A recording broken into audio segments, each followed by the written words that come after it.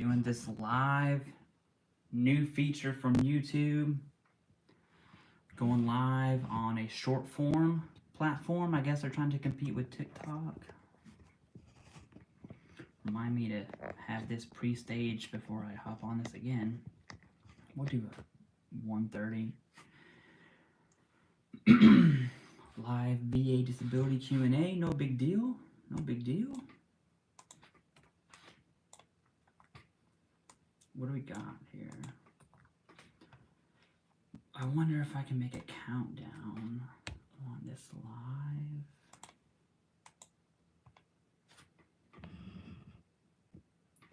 What's up, David? What's up, David? Yeah, this is a new feature, David. You might want to look into it to reach a more broader audience. It's really good for VA home loan stuff and real estate stuff. It's just going live from your phone on YouTube, kind of like TikTok. So, might want to look into that. Eli Riddle, thank you for being a member, brother. I hope you're doing well. I hope, I don't want to give your business out there too much, but if you have any updates on your situation, please let me know. I am very in tune to your situation, and I feel it sucks, right? It sucks giving advice, seeing veterans get denied when we know we have the evidence, and then they are forced to go to an accredited attorney, right? Which sucks. It shouldn't be that way, but I hope it works out for you, man. Ryan Street, what's up? Hope you're doing well. I'm doing as good as I can with 4 kids. I got some time right now to just kind of do whatever I need to do in the basement. I figured as I'm editing, I can just go live, answer a few questions here and there, and see what's up. But yeah, I'm going to be editing in the background, and I'll be answering some questions. Primarily VA disability questions, but y'all know you can ask me whatever you want. It don't matter. I'll tell you this, for members, Eli Riddle, because you're here in the chat, what I'm going to do, and I've thought about this a lot, but I don't really give anything to members, right? Because I try to make the playing field even. I'm not a claims consulting company at all. But what I'm going to do for members is make a video of every disability I have and the evidence I used for each disability, and I'll be pushing that to members and patrons as well. So that's not, because I don't want to make content separate for members, but hey, if it's my personal stuff, I feel like obligated to give something. So that's what I've kind of came up with. That's what we're going with, at least. Okay.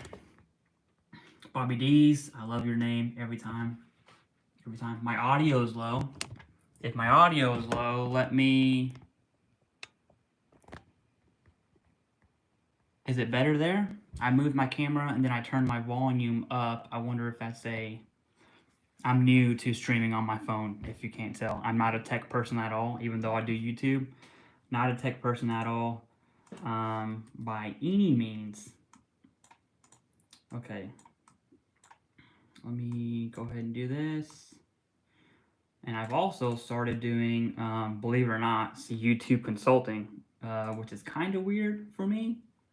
But whatever. I have a client. I'm coaching him on YouTube, so I'm trying to make money that way too. Ryan Street, what's up? Bobby D's, how's it going? Rock it off. What's good? Shaquille Schroeder, what's up? What's up?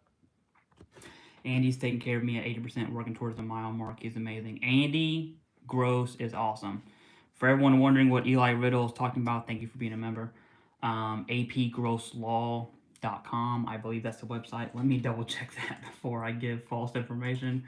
AP, and there's not a partnership. I don't get anything from this. Okay, so it's a genuine recommendation. All my recommendations are genuine. Yeah, apgrosslaw.com if you're looking for an attorney. I get nothing from that partnership at all. He's just a good dude. I am interested in working with genuine people. So Dr. Sharma, he's just a good dude, okay? Dr. Rasha Patel, she's a mother. She's a good person. You can tell just by speaking with them. So if anyone's curious as to how I make my partnerships, there we go. Oh, and David. David's also a good dude. We have a partnership as well. David's a good dude. I promise. All right, Benny G, let's get down to the questions. I'll kind of stop rambling. Is a personal statement considered new and relevant evidence in support of a supplemental claim? It can be, okay? On the VA's website, it actually lists statements as new and relevant evidence, but your statement has to combat the reason for denial, okay? So let's say for some reason, and I'm really making a stretch here, you have the in-service event and you have the current diagnosis, but for some reason the nexus wasn't made, okay? What I would recommend is you look at the rationale that was made on why it was less likely than not, and then combat that with a personal statement. Ideally, you have medical evidence combating that, okay? But to be technically correct, I gotta put this in view so I can do editing at the same time. To be technically correct, yes, a statement is good. Can someone let me know if I'm good? Can you hear me all right? Am I gonna have to get an iPhone extension for my mic and just use that? What's up? I heard that, dude. I have 2 kiddos and know the struggle. Yeah, man. 4 kids. I'm in grad school. I'm actually gonna stop grad school here soon. I'm on paternity leave right now, but I am really going full in on this YouTube stuff. I'm really trying to, because I'm not a claims company, right? So I'm not charging veterans, which I understand why people charge veterans to do claims now more so than ever. Probably the last 3 months, the channel has grown a lot, and people keep reaching out for help. And if I were to charge them for claims, there's a lot of money in that, and I see how people could go down that route, okay? Now, I am trying to remain pure. I'm not trying to. I'm not going to charge anyone for help at all, but I just got a lot going on, dude, so I'm trying to... Tim Robertson, thanks for coming up. All right, Jay Clinton. It was 18 days ago. Is that normal? Once I get through this section and get in NARSM, I'm supposed to be good to go. I don't see... Oh, I missed your first one. Hey, CivDiv, had all my CMP exams. I'm going through a med board, and the VA is saying they still haven't gotten anything back from the provider. QTC says the provider has not sent it back.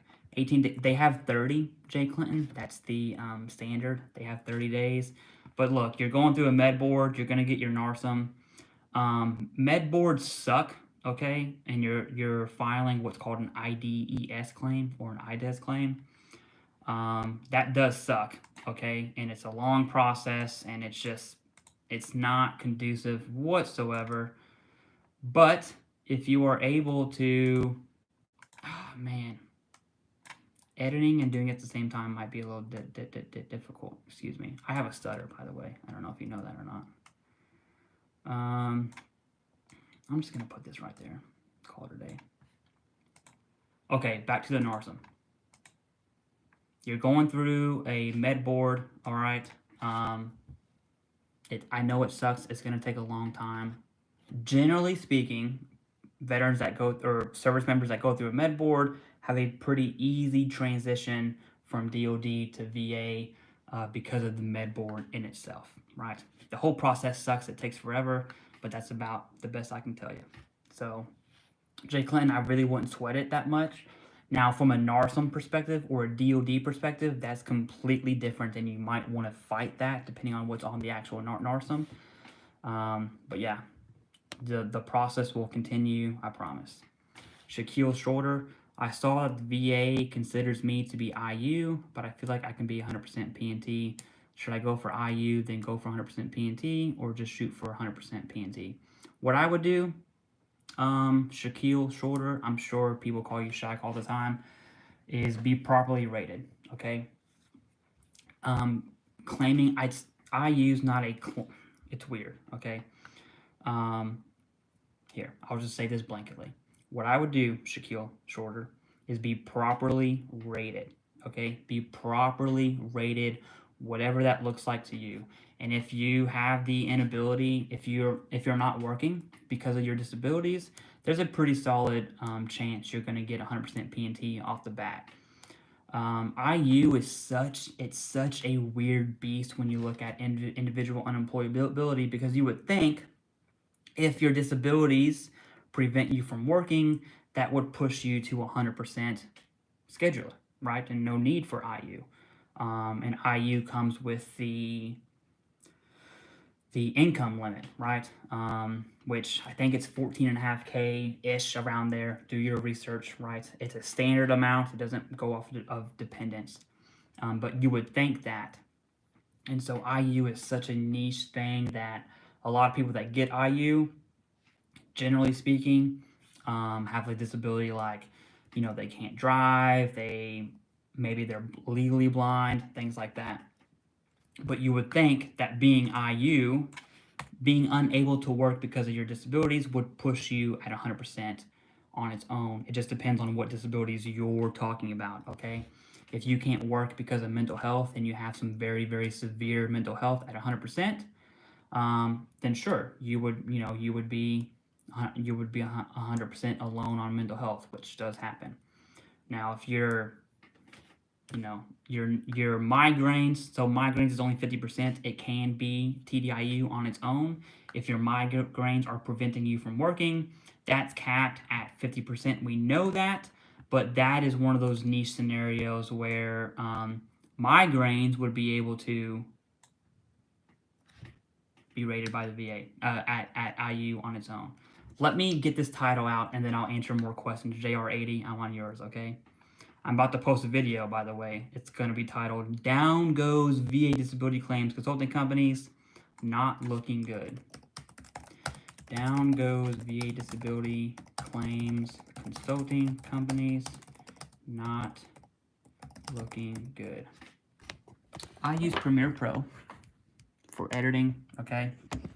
In case anyone cares, I really don't think anyone cares. But, hey, I figured if YouTube's going to push a way I can go live and answer questions here and there, I can do two things at once. So if you can bear with me, I will answer your question. Just hang tight.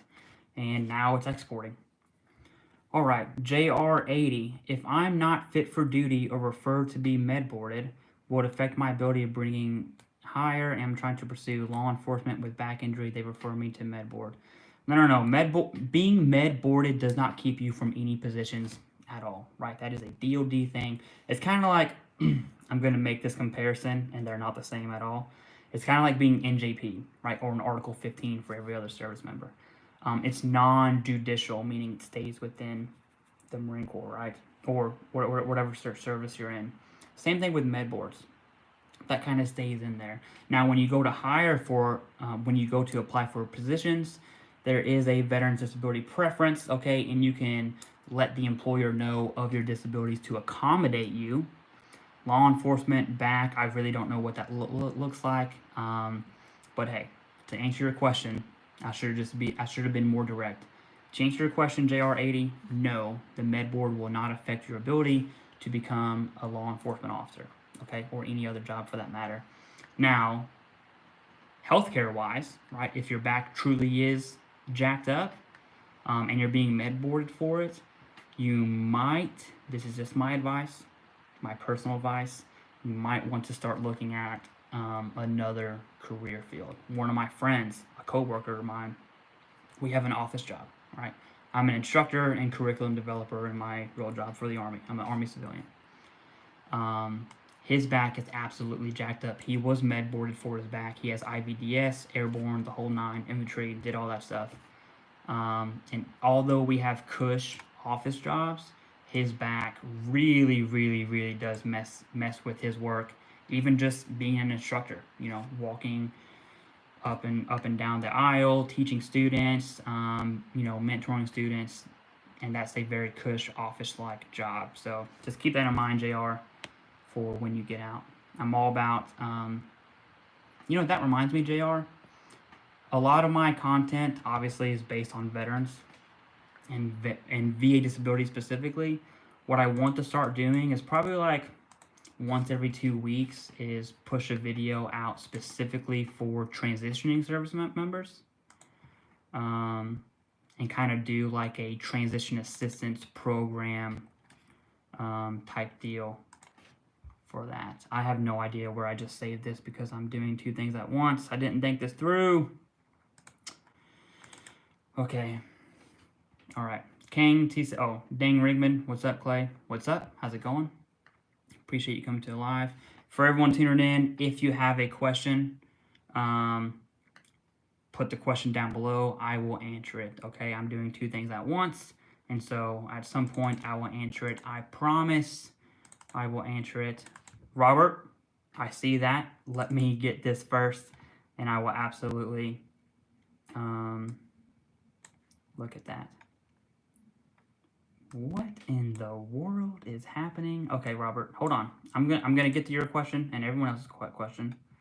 I just need to understand what's happening.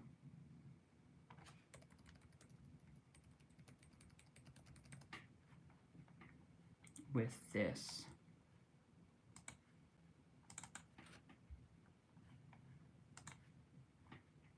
For some reason, the video I just recorded, this would happen to me when I'm doing a live. This never happens. The video I just recorded has no audio when I went to export it. I'm not a tech person at all, by the way. Okay. All right, Robert. Thank you so much, Robert. Robert Lithicum, I definitely appreciate that. Let me see if you have, it's hard for me to look if you have a question.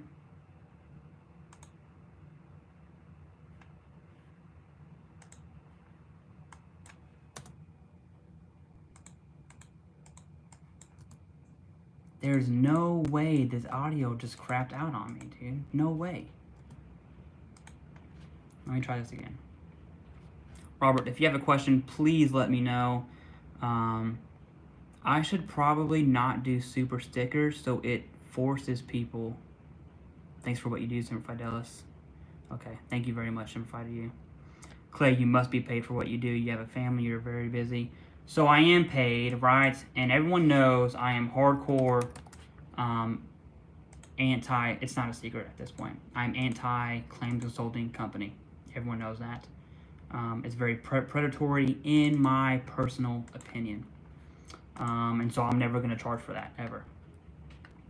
But there are ways to make money, right? Like YouTube ad revenue, not taken for veterans. That's kind of what I'm doing.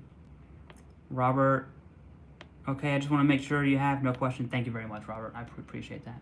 Yeah, I probably need to do questions only because it's hard to, on this new short form live thing on the phone. I don't know what to call it. I'll get to your question. Whoever just donated again, thank you very much. Let's go to Kang TC here. Hi, I have a question. If I got a favorable CNP exam but got denied, at least as likely as not, doing a higher level review, what are my chances? Pretty high, okay? I would like to see why the VA denied your claim with a favorable exam. It's not common at all. There would have to be some very serious competing evidence that the VA, that the rater has to be able to make that decision. So raters aren't medical professionals at all. They're just people, okay? Zero medical background whatsoever. So something would have to be in there that is clear as day, and I mean extremely clear, to even allow a rater to deny a claim that came back from an examiner favorable, meaning at a minimum, it was at least as likely as not, right? So, not common whatsoever. Okay, Storm Vet. Brother, I haven't seen you on here in a while, Storm Vet. Thank you very much. I appreciate it. Storm Vet's one of the OGs, guys. He's been a fan of this channel. I actually helped him personally with his claims on a one-on-one. And turns out it was pretty good for him, right? I won't tell your business, Storm Vet, but thank you very much, brother. I appreciate it. I hope you're doing the best. And don't forget, everyone, do not forget to seek health care. It's extremely important. JR80, thanks, man. Thank you again. Not for just coming to the live, but for donating. I appreciate it. Yeah, man, the med boards, the NARSUMs, you know, you might want to fight the DOD on that side, because once that's over, that's over. There's no going back. Now, VA disability is a different beast. But generally speaking, going through a med board, you're doing an IDS claim, it's pretty, it's passive. The whole process sucks no matter what, but it is pretty passive. And another donation, Jessica Carroll, $5 donation. Thank you very much. I appreciate it. Can 9/11 be a stressor? I was in when 9/11 happened and now having extreme anxiety. Thank you for your time. Anything can be a stressor, okay? Doesn't matter what event occurred. Anything can be a stressor. So I'll tell you, we just had a comment on a later video. Someone had said, can drowning be used as a stressor for PTSD, right? And with that same comment, they talked about how they were admin and they really didn't have my audio crapped out on this video. Dude, I'll deal with this later. I'm so mad. Okay, back to this. All that stuff happened, okay? He had a cush job and he drowned. And so I told him a story, a personal story. I was doing the Helo Dunker, which sucks if you know what it is. It sucks. You generally have a breathing apparatus with you when you do it. Well, the one I did, we didn't have a breathing apparatus, so we were just kind of on our own. I actually did drown from that training, and then I came to out of the pool with a bunch of scuba people in scuba gear looking at me. That's kind of all I remember, right? And so that for me was a stressor. Now I am rated for mental health, but for other issues. But if I wanted to, I could have used that as a stressor, right? And that I tell that story to tell you anything can be used as a stressor, right? Just depends on what does your evidence look like. Have you talked about that event with a provider? Did that affect your service? Is there evidence from your service where you could see that was affected, right? Ideally, you want a diagnosis and a treatment plan from service, especially all the way back in 2001, okay? Just depends on what your evidence is suggesting. All right, Derek Langford, I'm gonna get to your question here in a second. Absolute One, thank you so much, guys. This is insane. This is insane. Every time I do this, I started this channel because one of my really good friends, they started their own social media stuff completely outside of veterans, but they made it big time, okay? And that kind of motivated me to start this channel. I just can't believe I am doing a live and people are donating. Just a little surreal, okay? So I appreciate it, seriously. All right, Absolute One. Should I go back to open up a secondary claim on my primary claim? I broke my neck in 2019. That sucks. Recovered and now I have a whole lot of problems. I'm worried I'll have my rating drop through process. Don't worry about your rating being dropped. So you broke your neck. I'm gonna assume there's some surgery there.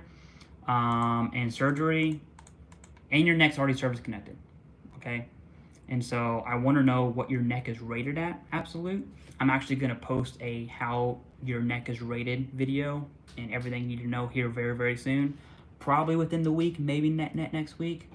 But be on the lookout for that, right? I want to know what your neck is rated at. Some common secondaries to go from your neck is migraines, okay? You could assume, right? You could see how having serious neck issues could cause some migraines. Very common secondary. Depending on how bad that neck injury was, there's also some neurological conditions that could be secondary. And then nerve damage is the most common, right? So your back has nerves, they crisscross through your shoulders, down your elbow, and that's where your cubital nerve, which is these two, right? And then carpal tunnel, which is these three. Cubital nerve might be these three, and carpal tunnel might be these two. Fact check me on that. But if you have nerve damage in your hands and your arms and your elbow and your shoulders, absolutely common secondary. Generally speaking, Absolute, I would go for it. In your case, you had a broken neck, probably require surgery. You're definitely going to have limited range of motion. I wouldn't worry about a reduction, okay? Plus it's what, been 5 years now? But Absolute, thank you very much. I appreciate that. Storm Vet, thank you. All right, Angela B, thank you so much for the donation and being a member. That's a twofer, Angela. I love you so much. Just wanted to donate for you helping us veterans. Still waiting on my C file. Yeah, man, the C file is going to take a while. That is something that I wish the VA would apply a process, change the process, and making that easier. The reason why C file is hard to get, not hard, takes forever, or like your CMP exam results, you have to request them specifically, is because when it comes to disability claims, it is a legal procedure, not healthcare. Healthcare, you can go on your Blue Button report and download your VA medical records. I could do that right now in about 5 minutes. Let's just say 10 for, you know, the VA's website sucking in it all. But disability claims is a legal procedure, okay? It's a legal process. And so there's a different, you know, they have to redact a lot of information, and then the same laws or our ability to access those documents aren't the same as the healthcare side of the house. So that's why it takes forever.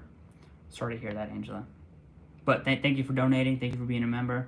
And yeah, when you get that C file, depending on where you're at, that can absolutely help build more claims. Okay, Derek Langford. For everyone tuning in right now, ask me a question, right? I will get to it eventually. I'm also doing some editing in the background, right here. You know what? That's my family. We have a +1 now, so that's 4 total. So I'm answering questions as I'm just kind of doing my thing here, all right? And for some reason, my auto cracked out on my laptop. I don't know what's going on with this, but whatever. Okay, Derek Langford. I have bad lower back issues. These issues did not start till years after service, ETS in 09. I was a gunner while deployed, wearing all the gear and hitting all the bumps and rough terrain. What's the first step I need to do to claim this lower back pain? Okay, Derek. This is the question you're asking in your situation is where most veterans find themselves right now, okay? And so don't, you know, I don't want you entitled to. I don't want you to think that, you know, you're alone, because that's where the majority of veterans find themselves in this situation. And I'm going to be real, okay? No output device is available. Do you want to open the hardware preference? What the fuck? I try not to curse on this platform, but this thing is really, really making me mad right now.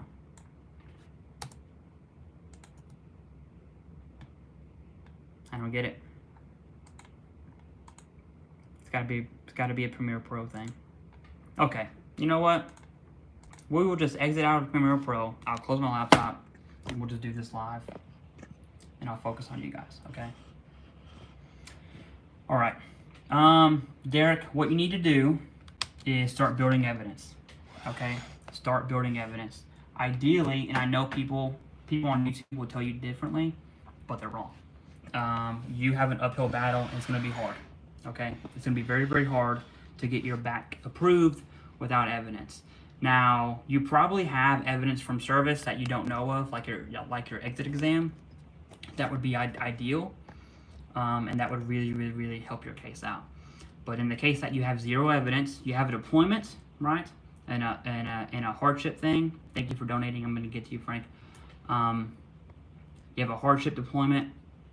Ideally, you have evidence in your exit exam at a minimum. But what you need to do right now is get a current diagnosis, okay?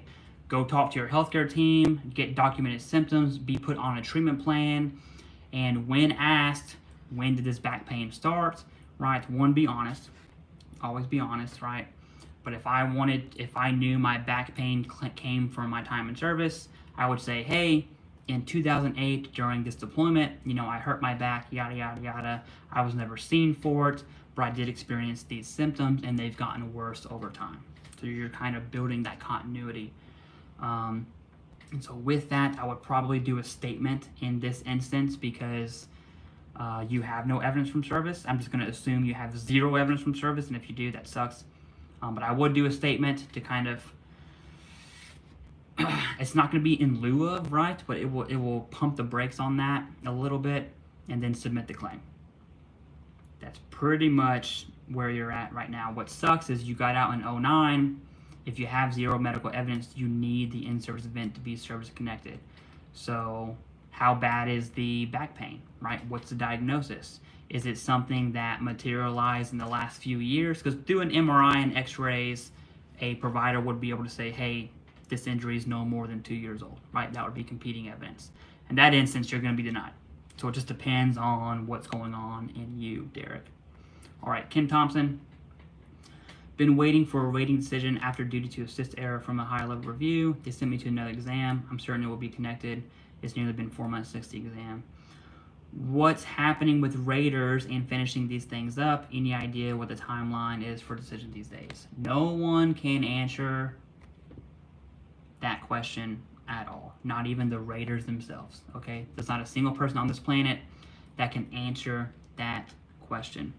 I know that's a sucky answer, right? But that's the only answer that I can give as far as timelines. Now, what's happening with raters and finishing these things up? Just depends, man. Just depends. Just depends. All right, Eli Riddle, thank you for being a member. Agreed, straight up dude who speaks to you as a human being. Yeah, he's talking about AP Gross. Andy Gross is the man. That's an accredited attorney. I also used Dr. Sharma for my secondary conditions and we're in the higher level review. Awesome. Vinny, thank you. Storm Vet. Yeah. Oh, Storm Vet, I finally see your HLR. Man, that was what, over a year? Here's an example of a higher level review. I'm pretty sure Storm Vet's claim was over a year in a higher level review. So that sucks. Eli Riddle, 3 conditions and should win at least 2 of them to get to 100% club. Doing for my kids and because my body's destroyed. Absolutely. One of the arguments I always, or not arguments, persuasion techniques I always tell veterans that if not for you, do it for your family, okay? Sky Shooter Clay, if I fax documents to the VA for a supplemental claim and they only received a couple due to a fax error, will they notify me about that? If they never got, I don't understand how they would know what they don't have, right? What I would do, Sky, is just call them and ask them, hey, did you get this? Did you get that? You know, I never received a confirmation for this. You should have a confirmation for the evidence that you submitted. If you're using a VSO, you could go through them too, or any accredited rep. But I would just call them and just ask them straight up. Chris Cunanan, hey Clay, about 180 days from separation, active duty, Army. Should I submit a BDD or wait to submit?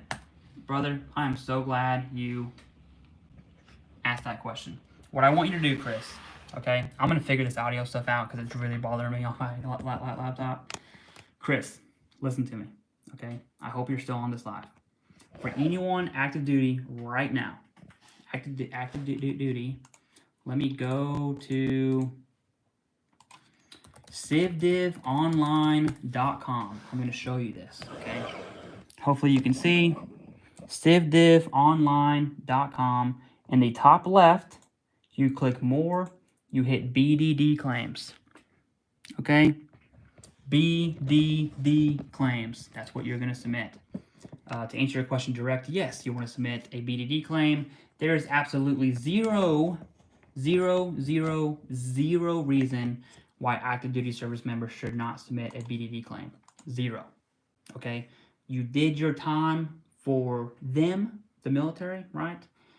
Take the last 6 months and do what's right for you and your family.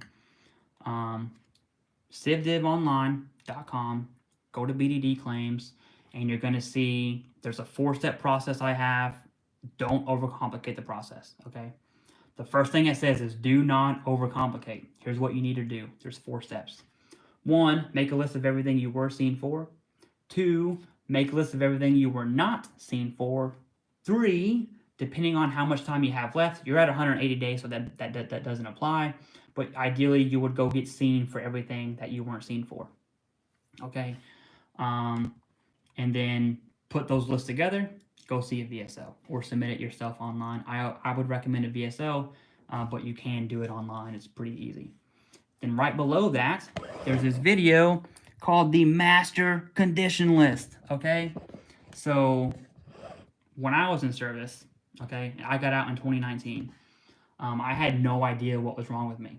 I didn't even know what tinnitus was, okay? I didn't know. I knew I had some mental health stuff going on. That's its own story, but I didn't know like what you could or could not claim.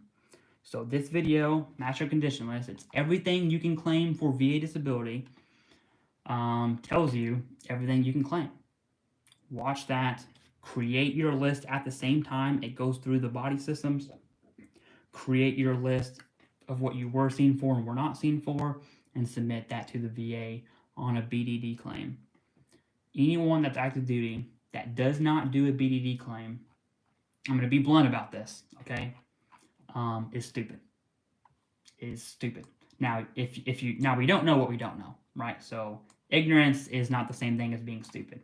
If you know about the BDD claim process and you choose not to do it for whatever reason, that is where you cross the line into I don't know. So ignorant to stupid. That's my rant on BDD claims, Chris. That wasn't pointed at you. But if you are active duty, submit a BDD claim. I can't stress this enough, man. George arguing, I'm sure I butchered that. Thank you for what you do. Thank you for coming to the live. I appreciate that. Robert, I read this earlier, but I'll go ahead and read it again because it's in order. Clay, you must be paid for what you do. You have a family. You are very busy. What you know and can share. Take a look. Took a lot of time and resources to acquire. Recommend you triple your prices. Brother, my prices are 0%. Zero. Okay. Thank you, Robert. I appreciate that. For anyone watching right now, I'm not in the business of charging veterans for their claim at all. Everything I do is free. In fact, my content plan for this year is strictly geared towards, okay, I'm figuring out what these companies are charging for, right? So I'm going to go to vaclaimsacademy.com. I don't know if that's the website or not. No, it's not. I'm going to go to this guy's channel. And I'm not dogging him as a person, okay? But the business practice, I'm not a fan of. I'm going to tell you what I'm going to tell everyone what my content plan is for this year, so people can understand how I make money. I'll tell you very straight up. This is VA Claims Academy online. There he is, right? Very professional dude. He usually has this really weird thing. I don't know what this is called right here, but whatever. Now, I'm going to go back. I'm going to scroll down to what he charges. I'm going to show you my content plan, okay?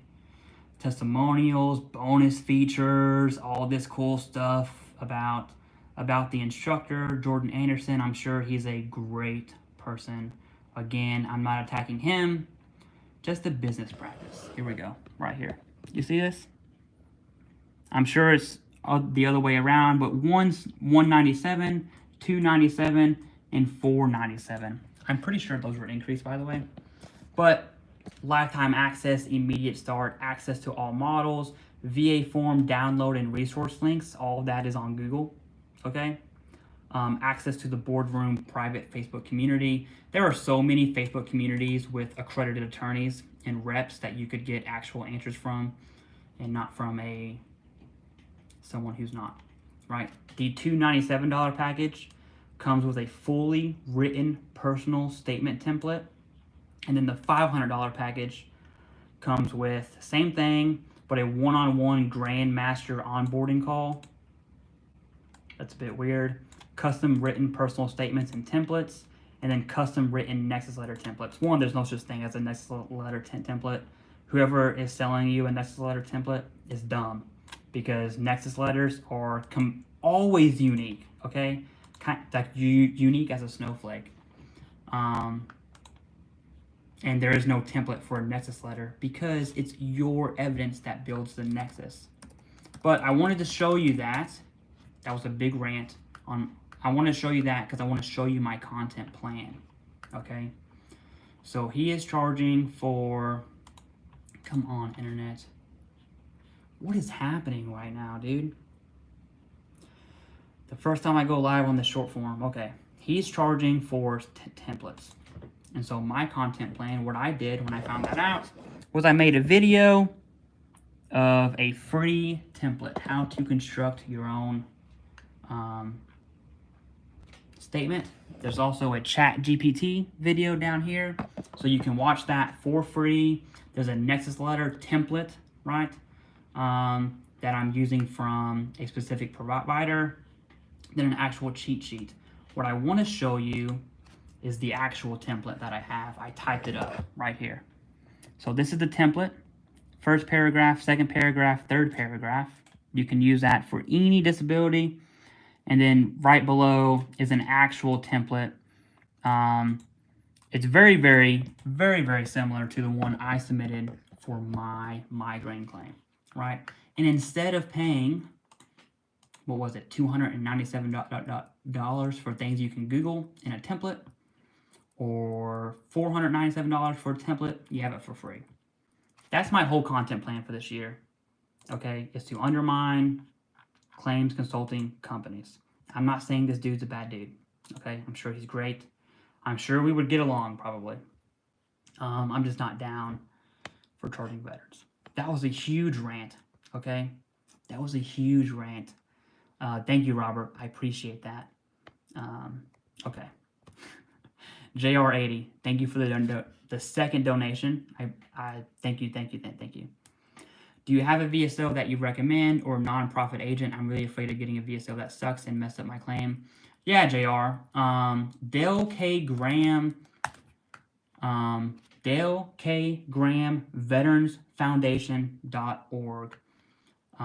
If you go to their YouTube channel, if you just search up DKGVF, you'll see my face because I used to make YouTube content for them. I've since ended that partnership for the only reason of focusing on my own channel, right? I've spoken to their VSOs. I've done a live with 2 of their VSOs, and they are absolutely solid. They have their own internal process that is very, very similar to VA Claims Insider and other claims consulting companies, except for their VSO, and they do it for free, right? So instead of submitting baloney claims, they actually go through building an evidence-based claim. I'll show you right now. I hope me showing you my computer this way isn't like too confusing, but you finish the intake form, you have an initial assessment appointment, collect evidence to support your claim, and then set up a claim writing appointment, right? And so that's 4-step process that they do. They are an accredited VSO. Here we go. This is better. Boom. That's their process. They are an accredited VSO. Go to delkgrahamveterans.org. They're based out of Oklahoma, but they will help you virtually, okay? So they have aspirations to becoming like a national level veteran service organization like the VFW or the Legion. Right now, they're super, super, super small. But that's who I'd recommend, JR. Okay. Clarence Richter, you're the man. Thank you so much. You're the man. I appreciate it. Jay Clinton, is there any large difference in OSTSD and PTSD? And my examiner said they were in essence the same thing and it would not affect my rating because the symptoms were the same. That's all mental health conditions, especially on the PTSD side of the house or the traumatic stress disorder. Let's just say TSD. There are tons of DSM-5 criteria to be diagnosed with ICDs and SCTs and all that stuff. Don't worry about that, Jay. I want you to worry about your symptoms, okay? What are your symptoms look like? And one of my best videos I ever made on my channel is I've got to find a way to oh, I can pull it up on my computer. Do we have spammers in the chat? Okay. I just pulled it up on my computer and I'm realizing that there are spammers in the chat. Am I gay? Nope. No, I'm not. Thank you for that. I'm probably gonna have to get a moderator at some point, huh?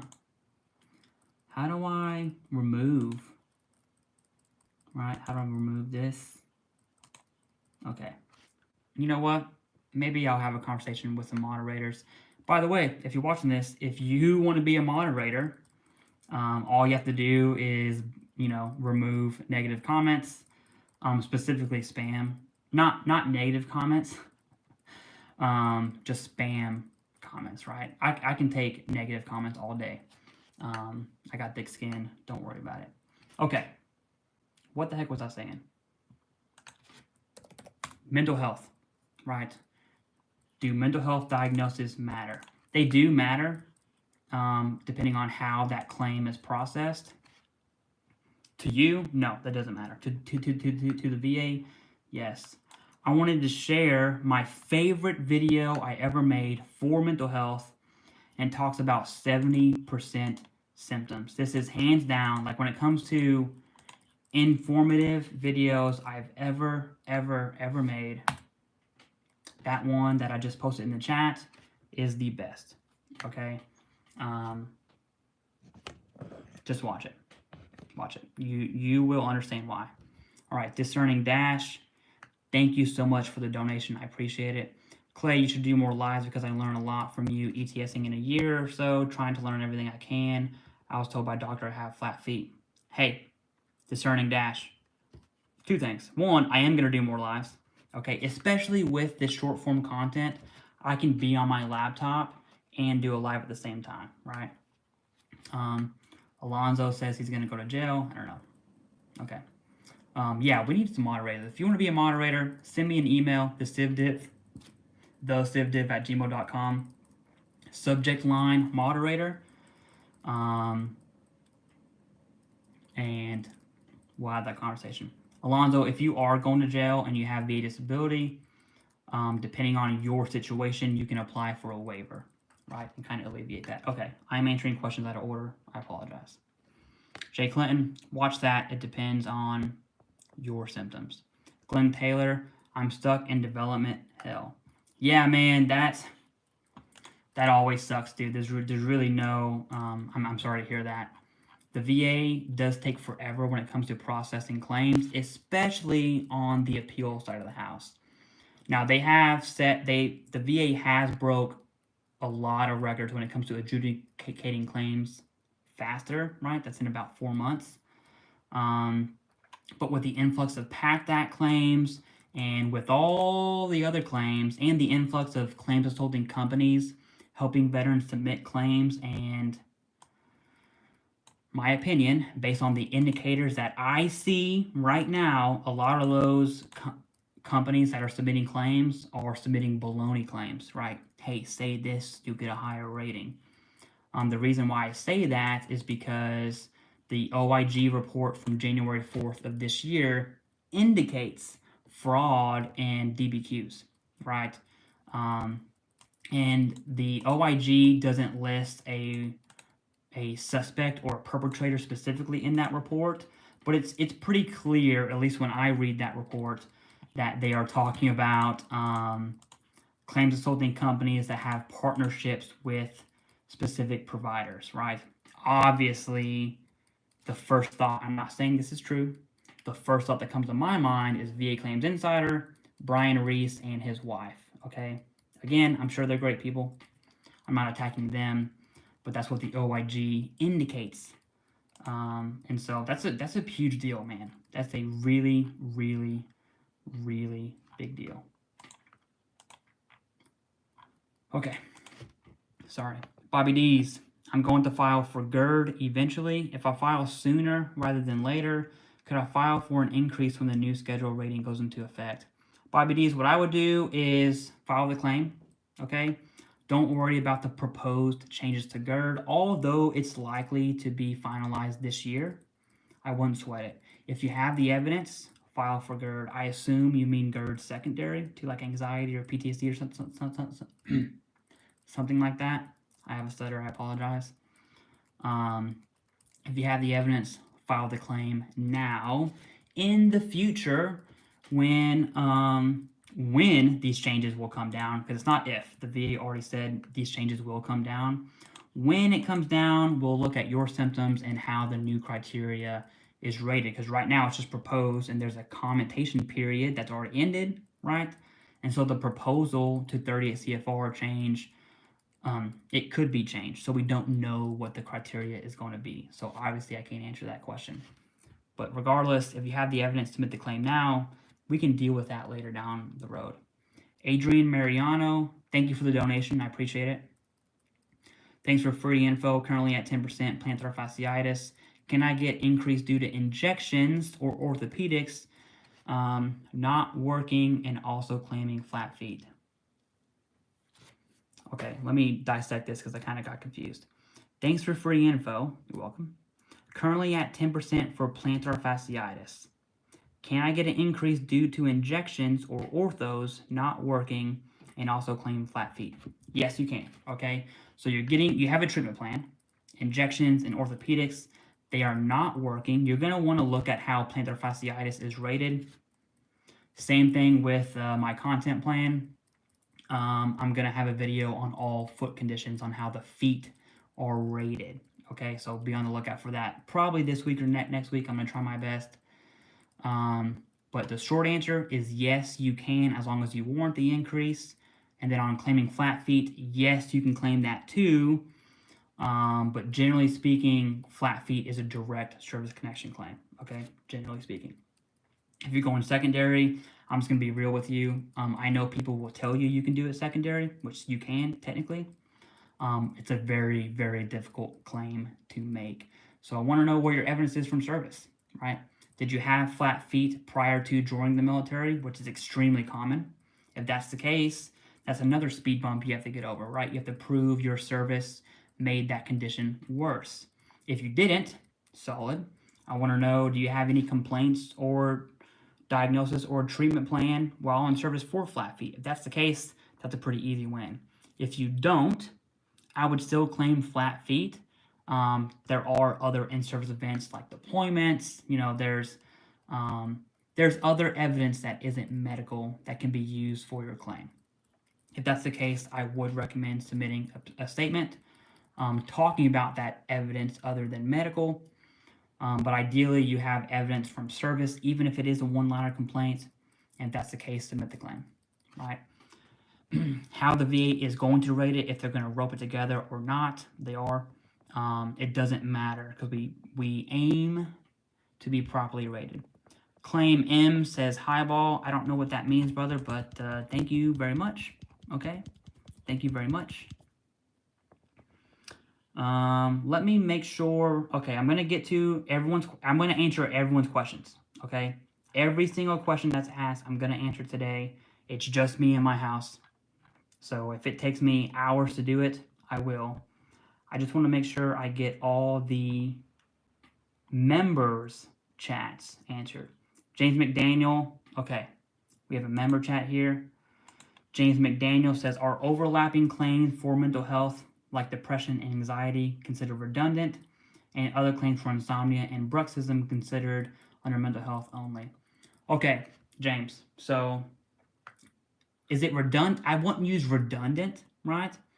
It depends on where you're at. So let's say you're not rated for any mental health. If you have a diagnosis for PTSD, severe anxiety, major depressive disorder, insomnia, and bruxism, what I would do personally is claim mental health, because all those are the same, and then claim bruxism, okay? Insomnia is roped in with mental health as the symptoms are the same. That's what I would recommend you do, right? That's one scenario. The other scenario is, hey, I'm already rated for something in mental health, but I was just diagnosed, I'm rated for major depressive disorder, I was just diagnosed with anxiety and PTSD and insomnia, or whatever the case, right? The only reason you could submit a claim or an increase, it's the same thing, okay? Personally, I would recommend you submitted a claim. Let's say you're diagnosed with anxiety, you're rated for depression. I would go ahead and submit a claim for anxiety and an increase for depression. They're going to rope it together, right? It's really just a forcing function. You can do either or just the increase. The answer is it doesn't matter, okay? Excuse me.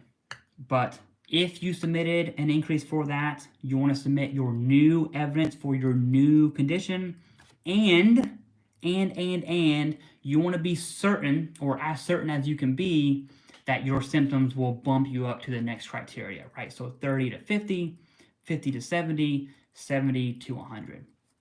Now, bruxism, I will tell you this, okay? And I know YouTube is good and YouTube is bad because there's so much awesome and really good information on YouTube, but there's also really, really bad information on YouTube because people take a niche scenario, and then portray it like every single veteran can take advantage of it, which is technically true, but it's going to apply to like less than 1% of all veterans. Okay, so let me explain that.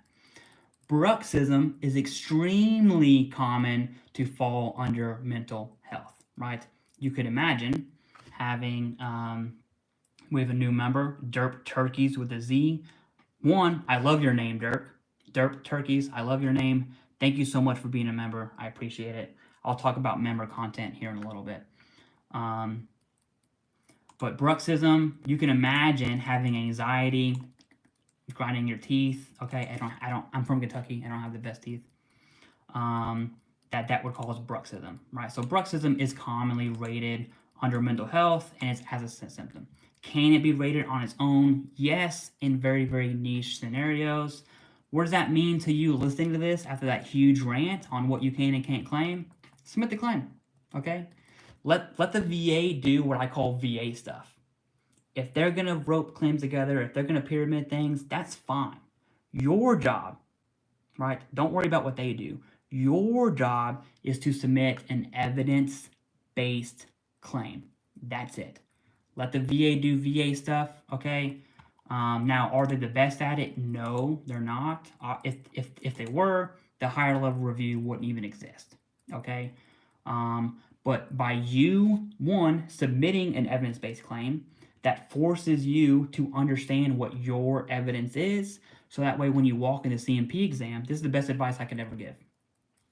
Submit an evidence-based claim that forces you to understand what your evidence is, and then when you walk into a CMP exam, you're able to talk to the examiner like you got some common sense, saying, hey, I know I was seen for migraines in 2012, right?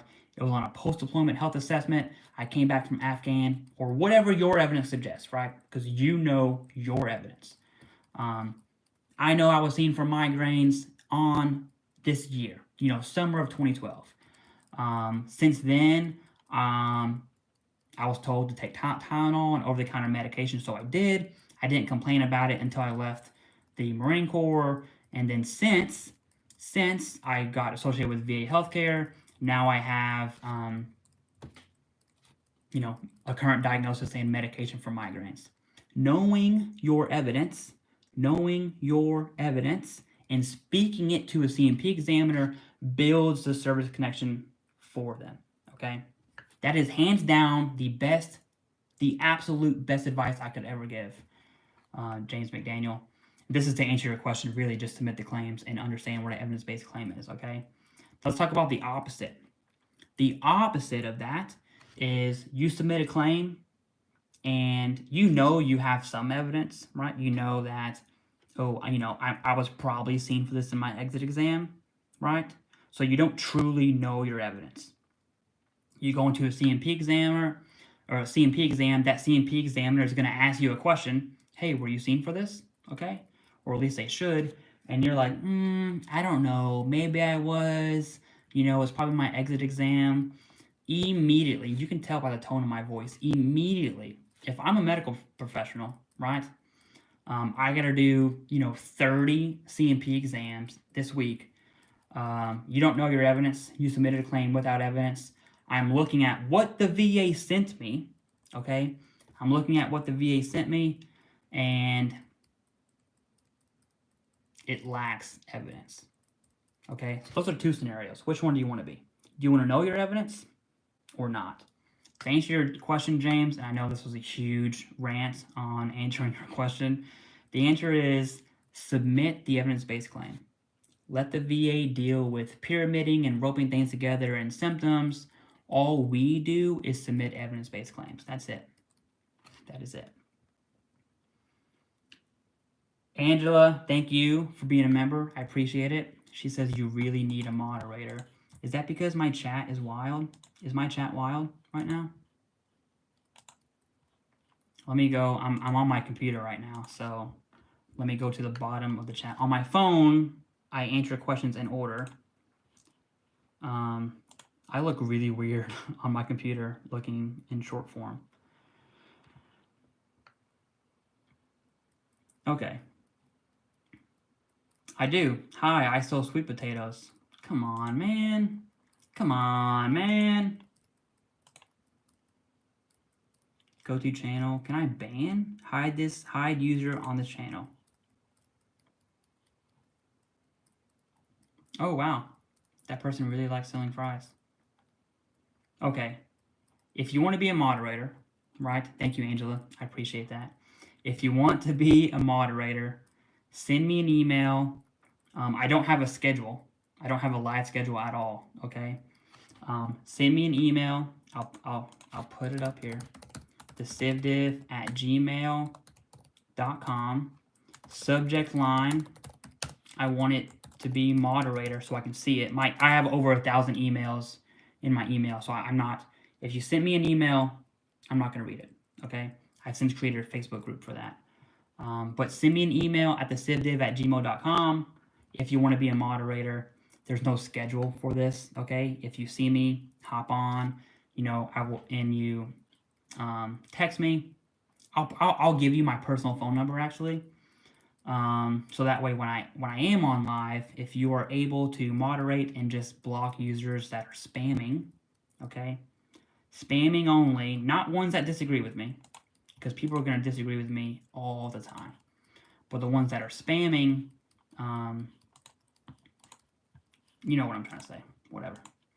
Okay. Thank you, Angela. I appreciate that. All right. Jeanette Santos. Hi, man, with a heart emoji. Hi. What's up? I love you, too. Fayaz Ansari. Hello, bro. What's up? SM says, hey, Clay. Jessica Carroll. Steve Carell. 9/11 be a mental health event. We talked about that. Blazing Gamer says smash. Awesome. Hi, Clay. Thanks for all you do. Thank you so much. I just came. Daddy. Did I read that out loud? Yes, I did. Okay. That would be an instance to moderate. MA. All right. Clarence Richter. That one got me. Good one on you. Okay. Just got to 70%. I just filed insomnia VA claim along with other musculoskeletal issues. I have a PTSD diagnosis on file. I was going to see what happens with the insomnia before filing for PTSD. Do you have any other suggestions? Have you had a CMP exam? Oh, get out of here, dude. Come on. I absolutely need a moderator. That was bad. The 9/11 thing for real? Okay. That was bad. All right. Moderator is on the top of my priority list, so send me an email. Okay. Clarence Richter. So you have a claim for insomnia right now. You haven't had your CMP exam. Thank you. Both chats are key. I would file for PTSD, right? It's going to come out in the exam for insomnia, and so they're going to ask you questions. They're going to see your evidence. And that should lead the examiner to the PTSD route. But hey, as a forcing function, I would recommend you submit that claim for PTSD right now. Don't worry, just like I told James, okay? Let the VA do VA stuff. Our job is to submit an evidence-based claim, period. That's it. That's the only thing that we have to do. That's about it. Okay. Let me get back to answering some members chat. I hope I didn't miss one. I hope I didn't miss one.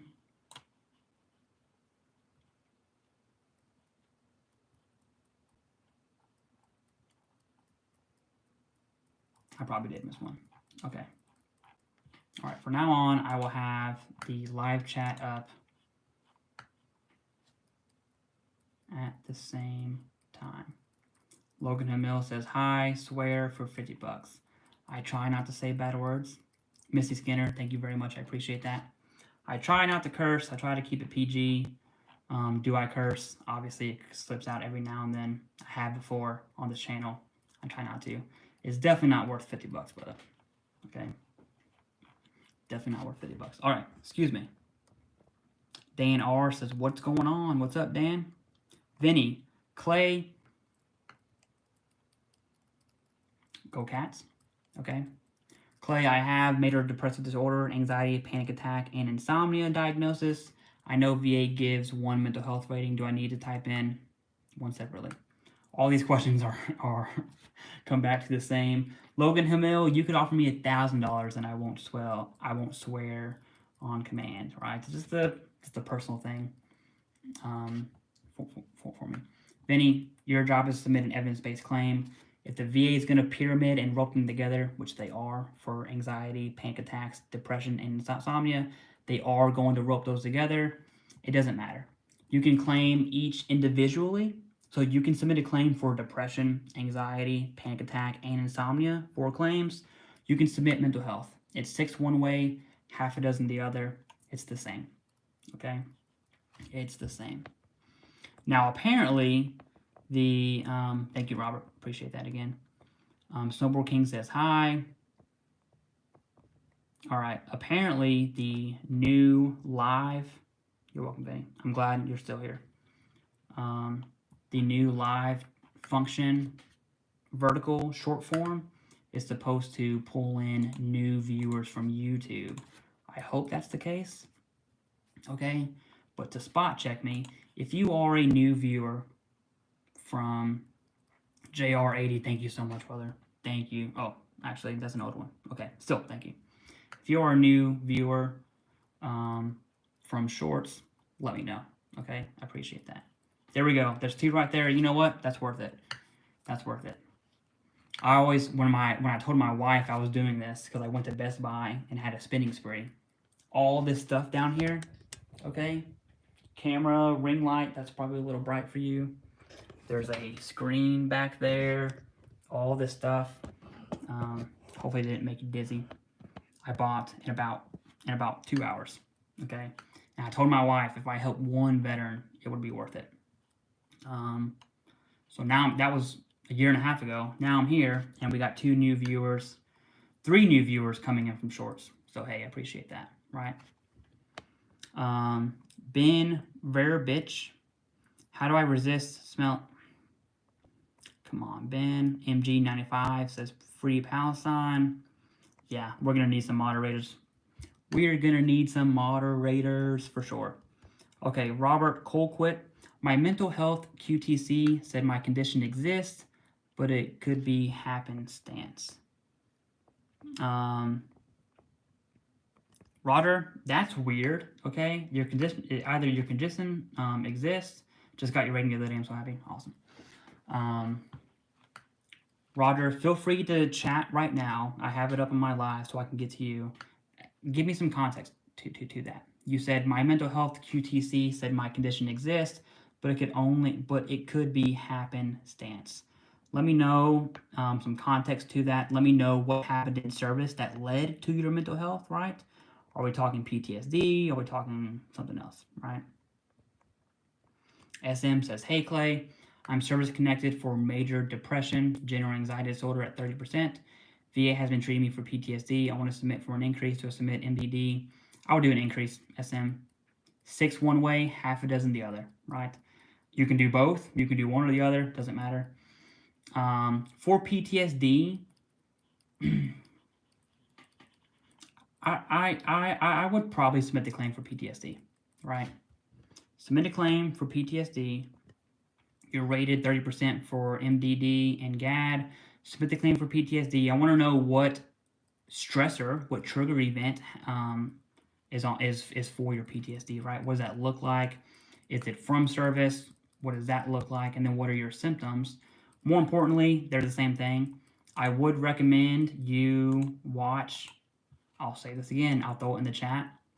My favorite video I've ever made is actually, in my opinion, when it comes to information, it's the best video I've ever made. There's 2 videos that I made that I absolutely love. For 70% mental health, it's this one. 70% mental health symptoms. That's because when we get out, we don't know what's going on. Okay, we don't know how to articulate what the heck is happening. Especially, I can only talk for myself. I was in the infantry, okay? for 5 years. Then after that, I was in the psychological operations community supporting SOF, special operations. And in those communities, the stigma is it's normal. Everyone's got PTSD, brother. What are you talking about, right? Are you going to complain about it, or are you going to keep marching forward? Are you going to do your job? And we do our job. So we don't know what's going on. We don't know how to articulate the symptoms that are going on. So that video, 70% mental health symptoms, you can use that concept for any disability, not just mental health, okay? But I would definitely give that a watch, especially because you're talking about mental health. But you could use that for any disability. And then the second best video I've ever made when it comes to information is, let me see it. What was it called? It was about the CMP exam. It was about the CMP exam, how to speak with a CMP examiner. Use this method. Thank you very much. This is it. So that mental health video, if you can apply that to your disability, whether that's mental health or something else, excuse me, I do have a stutter. Speaking to CMP examiner. So understanding your symptoms and then communicating your symptoms to an examiner. These two videos I just sent in chat are hands down the best, I'm biased, but the best VA disability videos you're going to find on YouTube, okay? You can apply the mental health one to your disability, not just mental health. And then the CMP exam is a mathematical formula. In-service event, current diagnosis, treatment plan, and continuity equals service connection every single time. That's how you speak to a CMP examiner. What you don't say is, I don't know if I was seen for that or not. My knee kind of hurts, but I mean, I can walk just fine. Those aren't things you say, okay? It's common because the communities we come from, all right? Like in my instance, from the infantry and the Marine Corps, and then the PSYOP community, we don't talk about these things, okay? Everyone's got PTSD, brother. Everyone's knees hurt. So you don't know what's actually going on inside your body. Okay, SM, I hope that answers a question. I know that was a very long rant, but whatever. We're here. We are in it to win it. All right. Best advice starting my wife. But my wife texted me, give me like 10 seconds. I'll be okay. Sorry about that. Let me know. Can someone in the chat let me know what happens whenever I back out? Like when I go to my text from my phone, do you see my face all up like this because I'm reading my text message? Does it go black? What does it look like? Yeah, or they say suck it up. Exactly. So it becomes a skill to understand your evidence and then communicate your evidence to a CMP examiner. And you have to, it freezes, okay.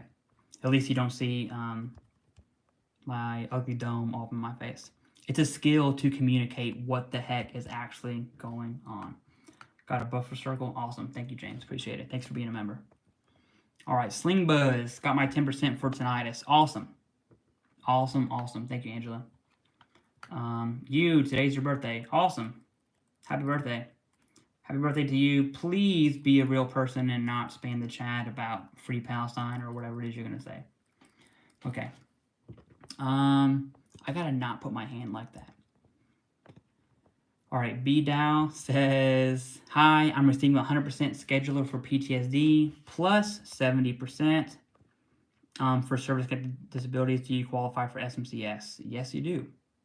Yes, you do. All right, Charlene Hank, CC Hank, what's up? I'm at 90% PNT, so I guess I assume you mean IU. I've been told I shouldn't try to get 100% PNT, but there are things you miss out on. Am I taking big risks to try it? I wouldn't say a big risk. I want to know. I gotta stop doing that. I want to know what your evidence is. Charlene Hank, CC Hank. I want to know what your evidence is. Generally speaking, okay.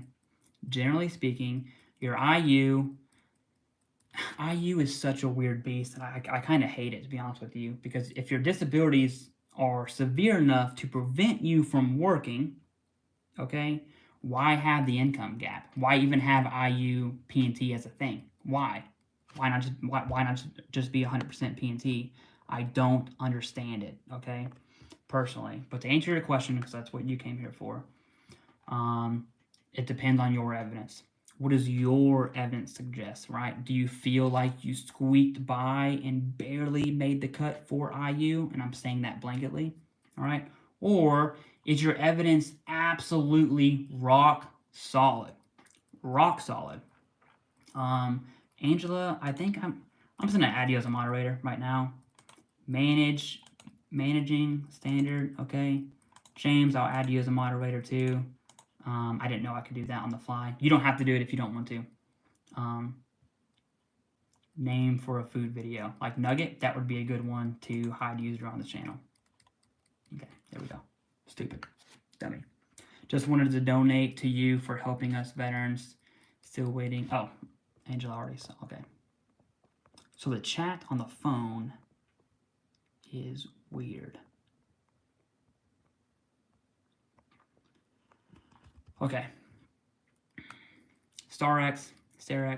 Hi Clay, any inputs on VeteranAI claims? I have an in-service eye injury, corneal abrasion in the left eye, and a year later I was diagnosed with astigmatism when I was out processing for the military. Yeah, if you have, vision is another topic idea I need to add to my list. Listen, if you have a disability from service, okay, you have evidence from service that caused that disability or that aggravated that, gather your evidence, submit the claim. That works for everything, okay?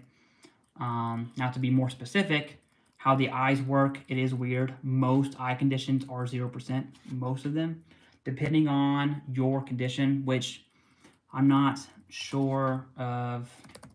I'll look up 38 CFR right now for you. Eye conditions, 38 CFR, schedule ratings of the eye. Okay, so most are 0%. It's rated off of incapacitating episodes, okay? Which means your eye condition is so bad you're unable to do anything, right? That's an incapacitating episode. That's a Borne style definition. So incapacitating episodes requiring 7 or more treatment visits for an eye condition during the past 12 months is 60%, right? And then it kind of goes down from there from 60, 40, 10, and 20. Now, there are other conditions like scarring or tuberculosis of the eye, glaucoma, which is 10%. So it just really, really depends on what we are talking about. But most are 0%, 0 or 10%, but in some conditions, it can be a higher rating. Now, looking at corneal abrasion, I don't even know what that is. I think it's scarring. Corneal abrasion. What is corneal abrasion? A scratch on the transparent layer of the eye. Okay, so probably going to be rated under scarring of the eye, probably. And that looks like it's going to be a 10%. It looks like it. Let me look at the, for anyone wondering what I'm looking at, okay? This is called 38 CFR. You want to use the eCFR version. Don't use a lawyer's link because they don't update it when the CFR changes. Don't use VA Claims Insider links when they don't update it. Anything that says sponsored, okay, don't click that. Click the eCFR link, .gov, and you just Google your condition, 38 CFR, eCFR. So for instance, I Googled eye condition, 38 CFR, eCFR, and now I can look at it. Looking at scarring of the eye, it looks like the most common rating is going to be 10%.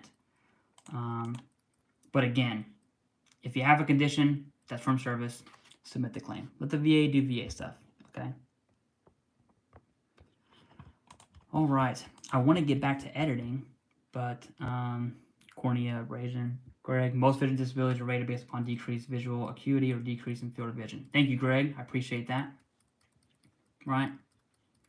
Greg, are you, can someone in the chat, just a few people, if you're on your phone, put a P, or if you're on a computer, put a C. So P or C, P for phone, C for computer.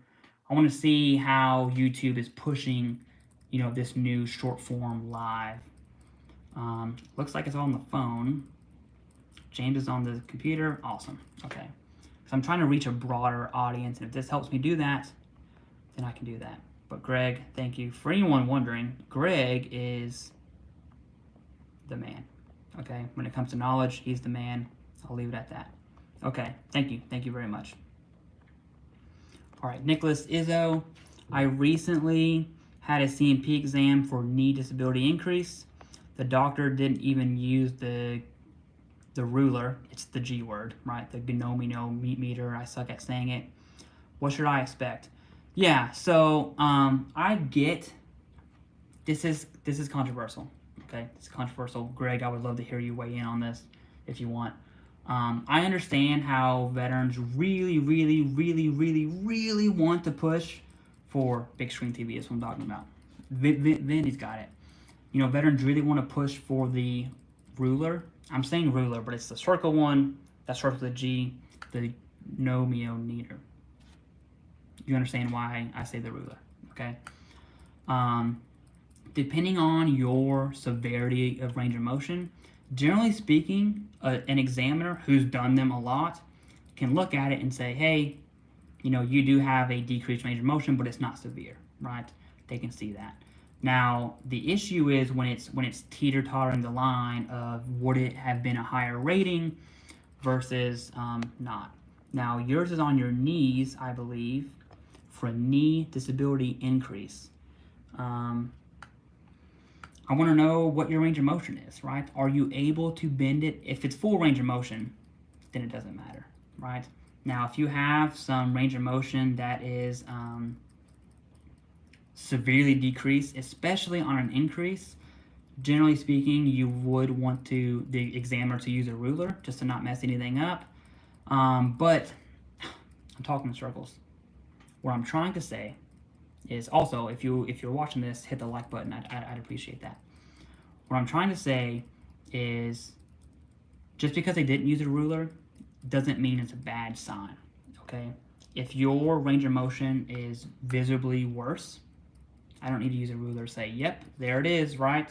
It's less than 90, okay? I don't need a ruler for that. And I'm not an examiner. I'm not a medical professional, but I know what 90 degrees looks like, okay? I know what 45 degrees looks like. So it's not an end-all, be-all. They didn't use a ruler, so I'm going to get denied. That's not the case. It's not a good sign either. I just really wouldn't sweat it until that decision comes back. Now, I guess to make it actionable, exactly what Angela said, to make it actionable, okay, to make you feel better is not the right word, to help you sleep at night, you could write a statement saying that the CMP examiner didn't do the proper process, okay. Derp Turkeys says, sorry if you already answered it, but is past diagnosis count as current diagnosis if I do a BDD claim, have ETS of 2 years? Derp, BDD claims are a different beast. I'm realizing that there's so many chats, the chat on my phone, I'm not able to access older chats, so I'm going to go real fast here real soon. So if I skipped you, just throw at the bottom. Generally speaking, BDDs, if you have a diagnosis from service, as long as that condition remains chronic, so you're going to have a CMP exam. Let's say, for instance, you hurt your knee. You have a knee strain, you had physical therapy, and then you had cartilage deteriorated from your knee, whatever that would be, right? And that was 4 years ago, and you're active duty. On a BDD claim, that's solid evidence, by the way. You're probably going to be service-connected, and then the CMP examiner will just make sure that condition is chronic, okay? So you had the in-service event, and you had the in-service event, you had a diagnosis years ago, so as long as that condition didn't magically heal, which you're active duty, you probably have a strenuous workload, so it's not probable that condition healed over time, right? And we're obviously talking about a musculoskeletal condition right now. I guess that's a long way of saying you're going to be fine, Derp. Don't worry about it. You will be fine. Okay. I'm going to try and go fast here so I don't miss any questions. All right. Garen Collins, how long am I going to have to wait for this higher level review? It's already been 4 months and no call. No one can answer that question, brother. I'm sorry, that's the answer. That's the only answer I can give you, but no one can answer that question for you, okay? We've had 1,000 different viewers on here. There's over 100 viewers actively watching right now. So if you could just hit the like button, I would love you forever. The best way to support the channel, right, is just by liking the videos. That's it. Garen, no one can answer that question. I'm sorry. Mr. Wilson, active duty here, retiring next year, diagnosis versus health. I don't know what your question is, Mr. Wilson, but I know BDD claims on the back of my mind. Go to CivDivOnline.com, okay? I'll show you a poopy version of it. Here, I'm going to turn my phone around. Free, there's no ads. CivDivOnline.com. Up here, you're going to click BDD claims, and you're going to see a 4-step process and then some videos, right? That's a quick answer to your question. Now, for BDD claims, all you want to do is make sure that you make a list of everything you were seen for and were not seen for. Given the time, go get seen for it. Submit the claim within 180 days. There you go. 10-year rule was removed. Okay. I want to make sure. All right. Sorry. How's that new baby? Hope all is well. B-Buck. I love B-Buck. Every time I see B-Buck's name, I'll always remember him donating a medical opinion from Dr. Sharma to a veteran. B-Buck, that was awesome. That actually worked in that veteran's favor, B-Buck. And that veteran, I don't want to give too much information, but they got a 70% rating for mental health due to your donation, B-Buck. So, dude, you know that you changed someone's life. All right, Mason Cunningham says he's new. What's up? What's your favorite colors? Obviously, this is Don't Forget About Me. Clarence, I got you, don't worry. Mr. Wilson says diagnosis ICD code, which is International Classification for Diseases. ICD, okay, I'll put that in the chat. Versus health conditions, are they the same when speaking VA language? Yeah, a diagnosis is a diagnosis, right? VA healthcare, you'll see something called SCT.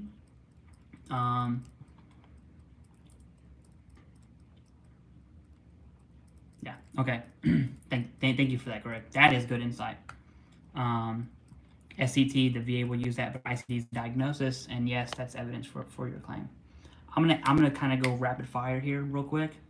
Wapitan is a new member. Thank you so much for being a member to the channel. Speaking of member content, okay, and I pride myself on being free, right? That is the one thing about this channel that I really pride myself on, is to give veterans another option, okay? That you don't have to pay for something. You don't have to. And so to the members that donate to the channel and support, thank you very much. And I don't have any member content. This is a long way of saying I don't have any member related content. So what I'm gonna do for the members, because I don't want it to be an unfair advantage, okay? Because then I won't remain free. That's the concept here. What I'm gonna do is make a video of everything I am service connected for. I'm gonna give out a lot of information about me personally, because then it makes me feel better when I give it to members. Then I'm going to talk about the evidence I used for every single one of my claims, and members and patrons will have access to that, okay? That's kind of, I'm in this weird catch-22, right, where everything I do is free, but at the same time I'm on YouTube making ad revenue, people are donating, like I get it, but hey. That wasn't a good ending to that at all. Greg, thank you very much. Okay. Ben Munoz, I was diagnosed with bone cancer after graduating in crunches from boot camp. Got operated on in Long Beach for that. What are the possibilities of a rating? You had bone cancer after graduating crutches from boot camp. Hey, you have the in-service event, okay? I assume that diagnosis manifested itself in service. Yeah, submit the claim. Submit the claim. You know, our job, Greg, thank you. Our job as veterans, okay, is to submit evidence-based claims. That's it. So if you have the in-service event, meaning evidence from service, whether that's medical or other evidence that's an in-service event, something happened to cause that condition, or it manifested during your service, in-service event, and a current diagnosis, right? Or at a minimum, documented symptoms that would lead an examiner to give a diagnosis for VA rating purposes. If you have those two things, submit the claim. That is an evidence-based claim. At a minimum, that's what you need to understand, okay? Let the VA do VA stuff, right? So, is that a good claim? Can I submit this? Can I do that? You know, what are they going to rate it at? All that's important, but that's VA stuff. Let the VA deal with pyramiding and roping things and diagnostic codes for rating purposes. Let the VA do VA stuff. You, us veterans, submit evidence-based claims. If you can understand that at a minimum, you will be, you know, if you were to compare your VA knowledge with other veterans, you will be ahead of the game by far, okay? Wapitan, thank you for being a member. I'm sure I'm butchering that name. Wapishin. Hey Clay, I submitted intent to file September of 23, but didn't get PTSD diagnosis until October. When should VA use for back pay? Yeah, it should be September 23. It's going to be your intent to file date, okay? Now, the diagnosis, generally speaking, when a veteran's claim isn't backdated to the effective date, two things happen. One, the VA made a mistake on the effective date, which is very, very common, or two, the diagnosis changed, okay? In your case, you're going to be back paid to September 23, so don't worry about it, right? That's not something that I would sweat. Okay, Crank, thank you for your videos. It helped me get to 100% P&T. Crank, thank you very much for sharing that, and I'm glad I could be a part of that process. Misty Skinner, I've been offered surgery for my lower back but don't want it. Would that keep me from getting my disability increased? No. So first, surgery is not a criteria on how the back is rated, okay? I'll talk generally other claims here in a second. The back is rated on three rating schedules, right? Range of motion, most common. Incapacitating episodes, which really is what that indicates to me, and then arthritis, right? Now, refusing or electing to not have a surgery is just as good as, I don't want to say just as good as getting surgery. Having a recommended surgery, okay, for instance, like sinusitis, having that surgery recommended for VA rating purposes mean it's severe enough to have that surgery, okay? And some disabilities have a rating, it's in the criteria on the 38 CFR.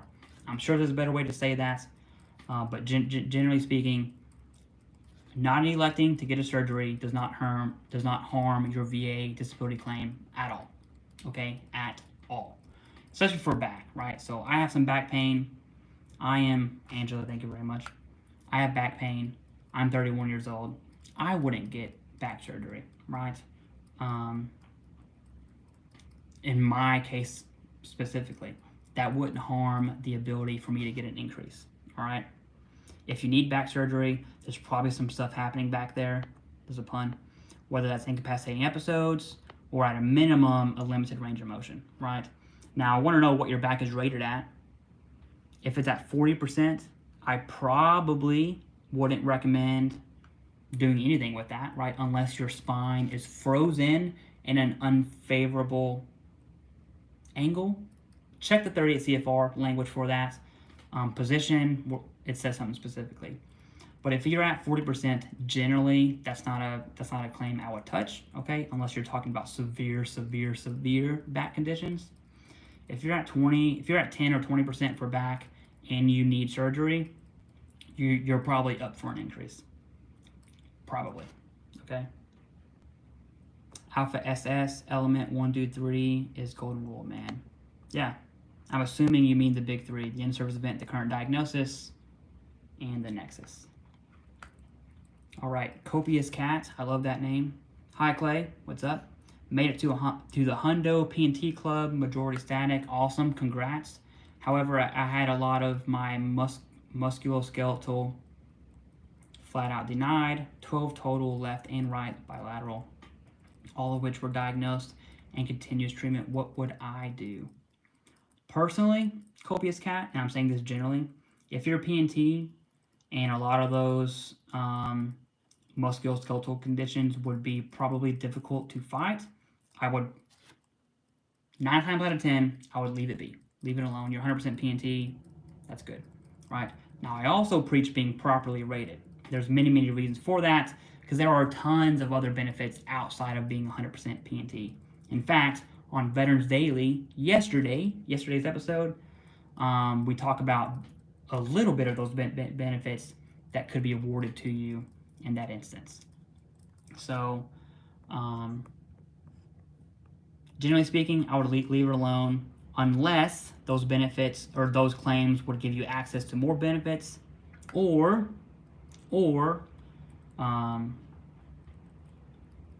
SMCs. I guess there's more benefits too. Excuse me, I do have a stuttering problem. All right, Tim Robertson, DD and being treated for, so depressive disorder and being treated for, what's the likelihood of getting 100%? I can't answer that without looking at your evidence. Man, these questions are coming in wild. Okay, this short form vertical thing is really good because I'm seeing a lot of new names here. Giovanni Cruz, after leaving the military in 2012, I received 100% disability.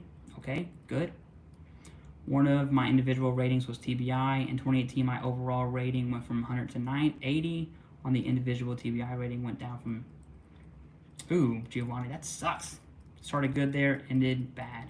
I want to know what evidence was used for that reduction, okay? That might be a case where you get an attorney involved, okay?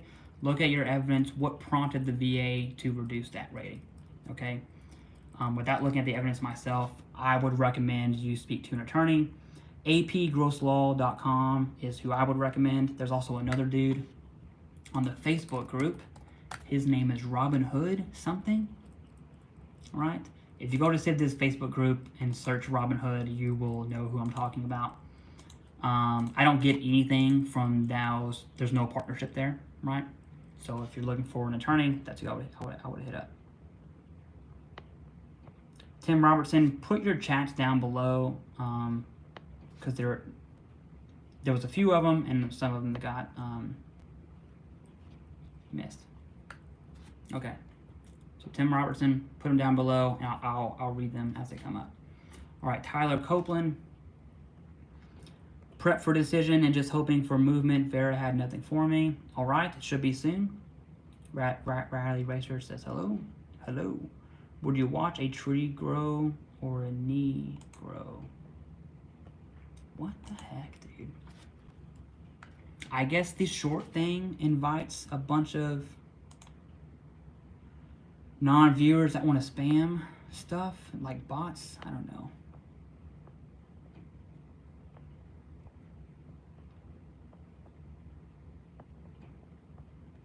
Okay.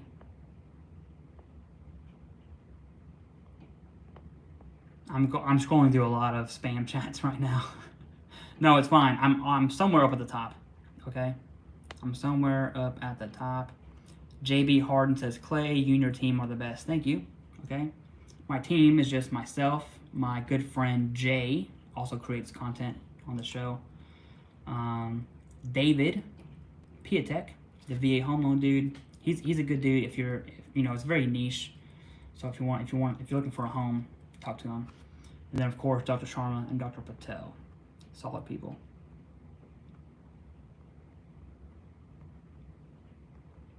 Man, YouTube's gonna have to do something about these bots. All right. I sent you my decision letter a couple days ago. Did you see it? James, no, I did not. My email, you know what? I'll pull my email. I'm not gonna show it to you. There's a lot of PII in there. I have over 1,600 unread emails. right now. Okay, 1,600, 1,600. Meaning, I'm not checking my email. There's no way I'm answering that many emails. So what I've done is made a Facebook group. Okay, you can create an account if you don't have one. You can post anonymously, redact the PII, and then when it comes to your decision letters, we can, veterans on there and accredited attorneys could give you advice on where to go from there. Am I a veteran? Absolutely. Yeah, I was in the Marine Corps. Best and worst times of my life. All right. Double. Hello, do you have a good contact for DBQ? Brother, I never recommend anyone a medical opinion or DBQ without asking you some basic questions first, right? Because I feel obligated. I would feel terrible to push you to a provider when you didn't need one. So one, have you been denied? And two, do you have the evidence to create the nexus? Okay, that's key. If you don't have the evidence to create the nexus, not a single provider out there can even write one to begin with, right? Then of course, if you've been denied, just saves you a bit of money, right? That's my personal opinion. Yes, you can get one if you want. Paul, I put in the work with personal statements, etc., and didn't pay anyone for getting 100% disability. I feel bad for fellow veterans who paid and are still trying to get a rating. Absolutely, Paul. Absolutely. The Facebook group name, you know what I will do is I'll just link it, okay? I will link it here. Let me do this. It's funny because I was going to edit and do this live at the same time, but then for some reason my audio crapped out, which I'm still butthurt about. Okay. Elizabeth Gillespie, thank you very much, right? Thank your dad for your service, that's awesome. If he needs help with, excuse me, I have a stuttering problem.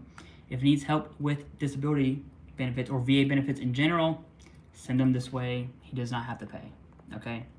I'm gonna go on a rant here, because Paul says, I feel bad for fellow veterans who paid and are still trying to get a rating. I do too, okay? Can't click it or copy it. Oh, that's because it's on the phone. All right, it's just called veteran benefits. That's it. Here, I will show you what it looks like. Veteran benefits. I'm sure that's backwards for you, but veteran benefits. Veteran benefits. Okay. If you saw my if you saw my notifications, okay. My notifications on my TheCivDiv page. I have a Facebook page that I rarely put content on. I suck at this. I need to be doing Instagram, TikTok, and Facebook more, but I just can't keep up with it. Okay.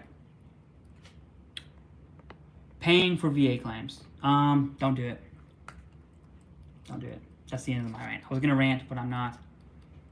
I need to skip down a little bit so I can actually answer some good questions. Alonzo says, I'm going to jail. What should I do? One, that sucks. I assume you have VA disability. Generally speaking, it's going to go down to 10%, okay? And that's what you'll be awarded once you hit 60 days in federal. Don't fact check me on there. 60 days I do think is correct, but it's going to go down to 10%, okay? When a veteran with disability goes to jail. Now, there's always exceptions. If your family is dependent on that money, and I'll tell you a story, and I'll be very general because I don't want to give this person's business out. A friend of mine is going to jail, okay, for more than 60 days. It sucks. It's a very, very, very, very terrible situation. But his family depends on his income. And so they are in the process of appealing to the VA to have the reduction, to keep the benefits while the husband is in jail because they depend on that money. Excuse me. My wife texted me. My wife is currently on a plane right now with 2 of our babies. Okay. But yeah, they're in the process of appealing that, and the VA can remain or sustain those benefits if your family depends on that money, right? They have 2 kids. They have a very good argument. Now, when that comes back, come back in about a month or 2, okay?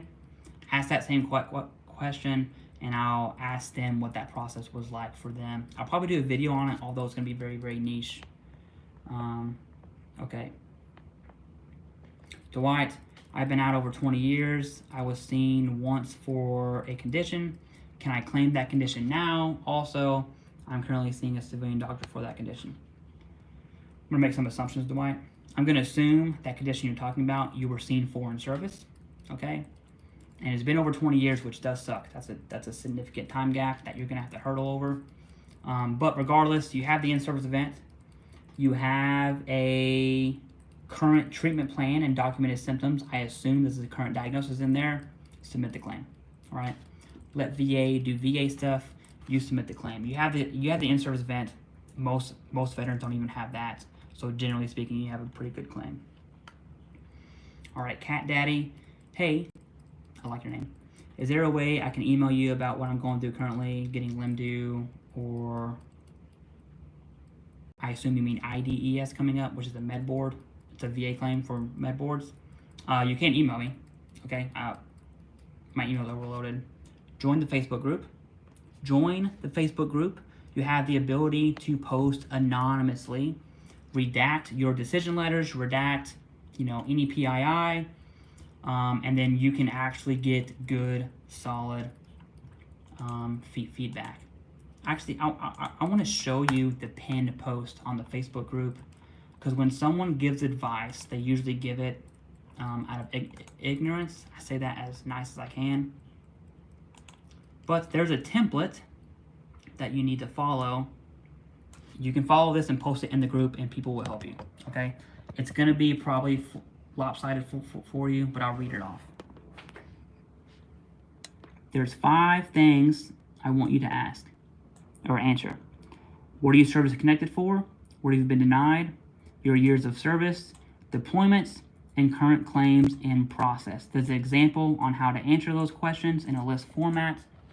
And so for your situation and your evidence, you can answer those questions. So that way, when someone gives you advice, they have a deeper understanding of what's going on in your situation. No 2 claims are the same, okay?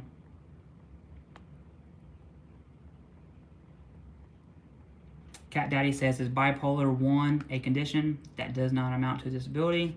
Bipolar is a disability. Bipolar is rated under the mental health schedule. Oscar Simon, okay, I'm gonna be faster here. Random question, my PTSD claim was denied. I was diagnosed with PTSD and did 2 CMP exams, but I don't think they used both exams. How can I see if they did? Look at the decision letter. It will tell you what evidence was used. They used both CMP exams, like 99% chance that they did. But hey, join the Facebook group, post the decision letter. It's really hard to give advice without looking at all the evidence. Jeffrey O'Hara, changes to GERD. Hey, they'll come down. I'll make a video on it here soon. It is going to come down. Okay, we just don't know when.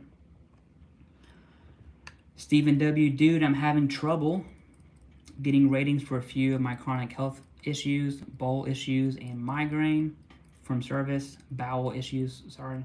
What's the name of the nonprofit? Might ask for help. Dell K. Grant Veterans Foundation. That's the name. That's accredited VSO. They have a national outreach. They'll meet with you from the comfort of your couch. Okay. You can go to Del K. Graham Veterans Foundation.org, accredited VSO. Why is it that you aren't able to click on links if you're looking at it from your phone? That's annoying. That's mad annoying. They should allow that feature. Okay. JR80 says, if I file BDD claim, will I be grandfathered in for sleep apnea, or do I need to wait until I get examined? If you're doing if you're doing a BDD claim, don't worry about any proposed changes whatsoever. Let VA do VA stuff. Your job is to be properly rated and submit evidence-based claims. Now, I'll answer your question, and the answer is, you're on a BDD claim, okay? Submit your claim. Once you're ready, you're going to be grandfathered in. 99.9% of 99.9% chance you'll be grandfathered in. Paul, on the flip side, playing devil's advocate, these companies may be hurting VSO funding and increasing ratings overall, leading to more payouts for the VA. Thank you. Okay. Ooh, man, oh man. Paul's, that's a great comment, Paul. Let's talk about VA claims consulting companies, all right? Arguments for and against, okay? Arguments for these companies. One, the veteran should have the right to choose who represents them. I can get on board with that, okay? That's my, cognitive dissonance. That's my conflicting information or conflicting beliefs. I do believe veterans should choose who represents them. Another argument that are for these companies that sucks is a lot of these companies will say VSOs don't do a good job, the VA denies. It's basically the argument of the VA sucks. That's kind of what they're building, okay?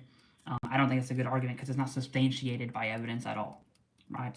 Speculation, rumor mill, sure, but think about it. We're talking court cases here. Arguments against is the predatory practices. Guaranteed, increasing your claim in 3 months or less. Not true at all. There's nothing true about that. And what a lot of companies will do because they have partnerships. I have a partnership with Dr. Sharma. I have a partnership with Dr. Prashant Patel. Okay, so I'm telling you what these companies are going to do is send you to a provider when you don't need one. Alone, I see you say hi. Okay, awesome. If you spam, I'm going to block you. What these companies will do is, okay. What these companies will do is automatically push you to an IMO, a medical opinion provider or DBQ provider. There's an affiliate with that, right? So they're getting extra money on the side, so to speak, or whatever the affiliate charge is. And although you didn't need one, right? Your claim didn't need one. That's another predatory practice. Another predatory practice is presumptive claims. There's no reason anyone should be able to, Facebook can't be found? What the heck? Facebook.com, let me go to my personal profile, searching groups, veteran space benefits. I don't know, it's right there. Veteran space benefits. Here, type it out exactly like this. I'm sorry, man. This, I'm not able to do links on the short form. Okay. Okay. Presumptives. There's no reason anyone should charge for presumptive at all, by any means. That's extremely predatory. And there are tons of actions against these companies right now. That's what the video today is going to talk about. Every single action going against these companies, because it is almost nationwide.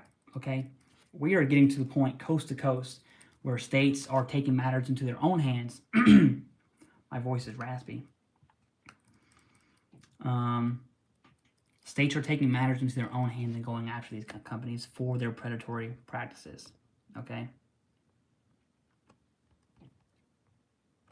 David Doughty says current diagnosis within 6 months. Oh, sorry. SB half. One is a claim filed unable to be added to. For example, I filed and received my initial ratings. I'm gathering my evidence to argue their findings, but also have a few new items I'd like to file. Can I file those? Okay. So what you're talking about, SB, is one, you want to do a supplemental appeal on a decision that was already made. You have to do that within 1 year. Meaning you're going to have new and relevant evidence that's going to change how they rated that condition. You can do that. If it's after the 1 year, just do an increase.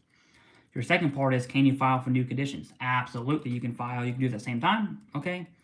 That's what the intent to file is for. The intent to file will give you an entire year to gather those evidence for your new claims. Now, if it's after a year from your decision and the supplemental claim time date has been burned, not a big deal. It will just be an increase of the time, but that could be wrote back to the intent to file there. All right. Vinny, can I upload my Healthy Vet medical record with a table of contents with reference page numbers, or I need to pull info and make individual docs and upload separately? Vinny, you don't have to. I see your other chat down here too. You don't have to upload your VA medical records with your claim at all. I would actually recommend you don't, unless there's very specific evidence you want to upload with your claim, okay? So not the whole document. It would be you're submitting a claim for lower back pain. You would submit the evidence for lower back if you want to do that. You can absolutely do that. What I wouldn't do is submit your entire medical record with a table of contents like you suggested, right? So if I'm doing, you know, a knee disability, I'm doing a claim for a knee condition, knee strain. The VA doesn't need my blood work, okay? So I'm not going to include my blood work medical evidence in there. To get your other one, Clay, I'm 30% for cervical. You're welcome. 30% for cervical. As secondary, do I file thoracic and lumbar separately or just claim thoracolumbar spine? Depends on your evidence, man. I'm going to say something that's controversial, okay? So just kind of buckle in, and I'm going to give you my recommendation. First, controversial. I know YouTube will tell you that you can claim musculoskeletal conditions secondary to other musculoskeletal conditions, right? Like flat feet causing back pain or knee pain or whatever. Or in this case, cervical causing thoracolumbar spine, which is mid or lower back. Yes, you could do that, technically. I'm telling you it's very difficult, and I've actually only seen 2 successful claims, right? Of all the denials, which is probably well over 100, if not 1,000. I've only seen 2 claims come back successful. I say that, Vinny, because prior to going the secondary route, I really want to know what your in-service event is for your back, okay?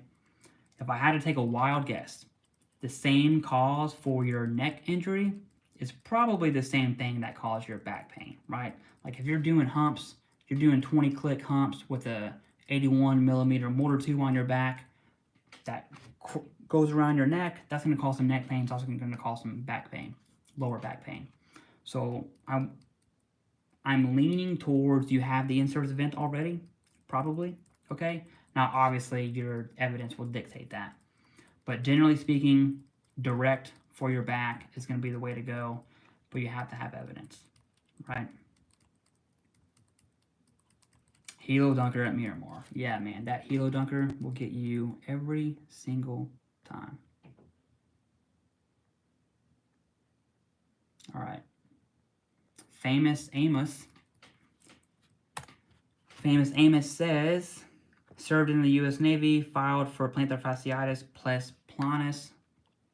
So heel and flat feet, both were denied, now currently in the U.S. Army.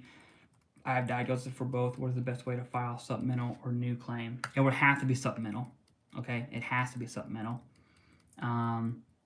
But there is, as you can see, Black McBain says nobody wins flat feet. They do, okay? They certainly do. But in your case, there's already competing evidence on the table, all right?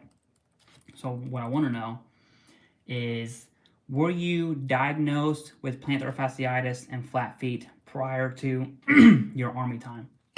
Right, so after Navy, prior to Army, I assume your diagnoses were in there. If that's the case, then you would have to argue that your service from the Army made that condition worse, right?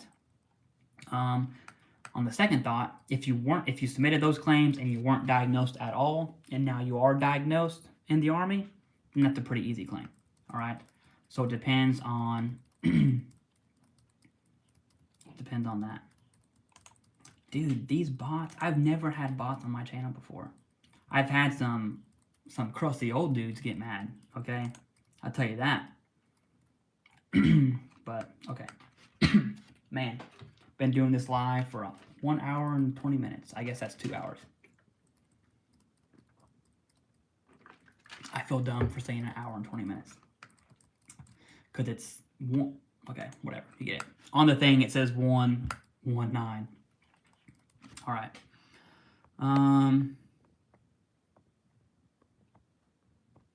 Let's go to Lester Fletcher. I live in Lebanon, Kentucky. Go Cats. And would like to learn from you. Do you do live events for education? That's what we're doing now, brother. Right? We're doing live right now. Usually I do it on my computer and I can pull the questions up at the same time. But YouTube is making a really, really strong push against TikTok. Obviously, they're competitors. And so I'm trying out this short form live feed, which I think the short form is going to be better for lives personally, just because it's easy access, right? It's not really like a podcast or something you would see on YouTube. Have I considered a Zoom event? I have not. In peace all case. So the thing is, I know there's I'm trying to say this in a professional manner. There are people out there that do webinars that you have to pay for to basically have a live Q&A. Okay, they call it a webinar. You know, Combat Craig calls it his supercharged bootcamp thing, which I'm totally not a fan of. So could I do a webinar and charge and do like a cover charge to get into it? Absolutely, and it would be rockstar. Am I going to do that? No, right? The lives are fine. I will answer everyone's questions in the chat, and those that don't want to wait have the ability to donate, and I'll answer your question right then and there. That's kind of like my middle ground, at least. Because I will stay, free access to veterans. Dominique Nevers says, can pes planus be secondary to degen foot arthritis due to cervical-connected crushed foot? It can, yeah. Didn't have pes planus during initial MEPS, joint guard after? Yes, it can. Not Dominique. It absolutely can. It absolutely can. All right. Sam C. K says, I'm new. Oh, yeah, these are all the... Okay, man, we're a little bit behind on the questions. What is current BVA direct view timeline? We don't know. No one knows that. No one knows that question at all. Or the answer to that.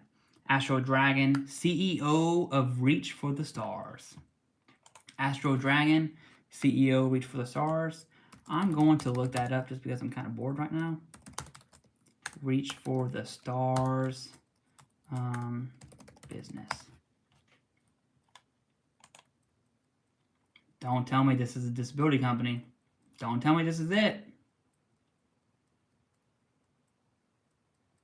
Oh no, that's right. It's not. It's not. It's consultations for businesses. Okay. I was gonna hammer you so hard, brother. Okay, you're good. You're safe. Safe. Okay, my evidence is very difficult to find from an on-base incident, and that place, all I could find was a witness statement. That's pretty good. With diagnosis of my PTSD, my evidence of the statement denied. Not sure what to do. Well, Astro, you could join the Facebook group and post your decision letter redacted. Okay, redacted. And I'd recommend you do it anonymously. You have the option to do it not anonymously, because there's no way, I will explain IBS. There's no way anyone could ever give advice on an appeal without seeing the decision letter. So everything you see on Facebook groups and on Reddit and on YouTube channels, anyone giving advice on appeals without, at a minimum, looking at the decision letter, what I want you to do is completely disregard whatever they have to say. Okay? Completely. So join the Facebook group and post that.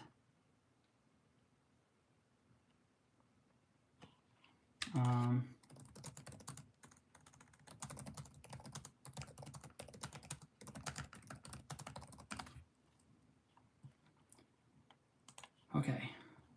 Sorry. Let's answer some more questions.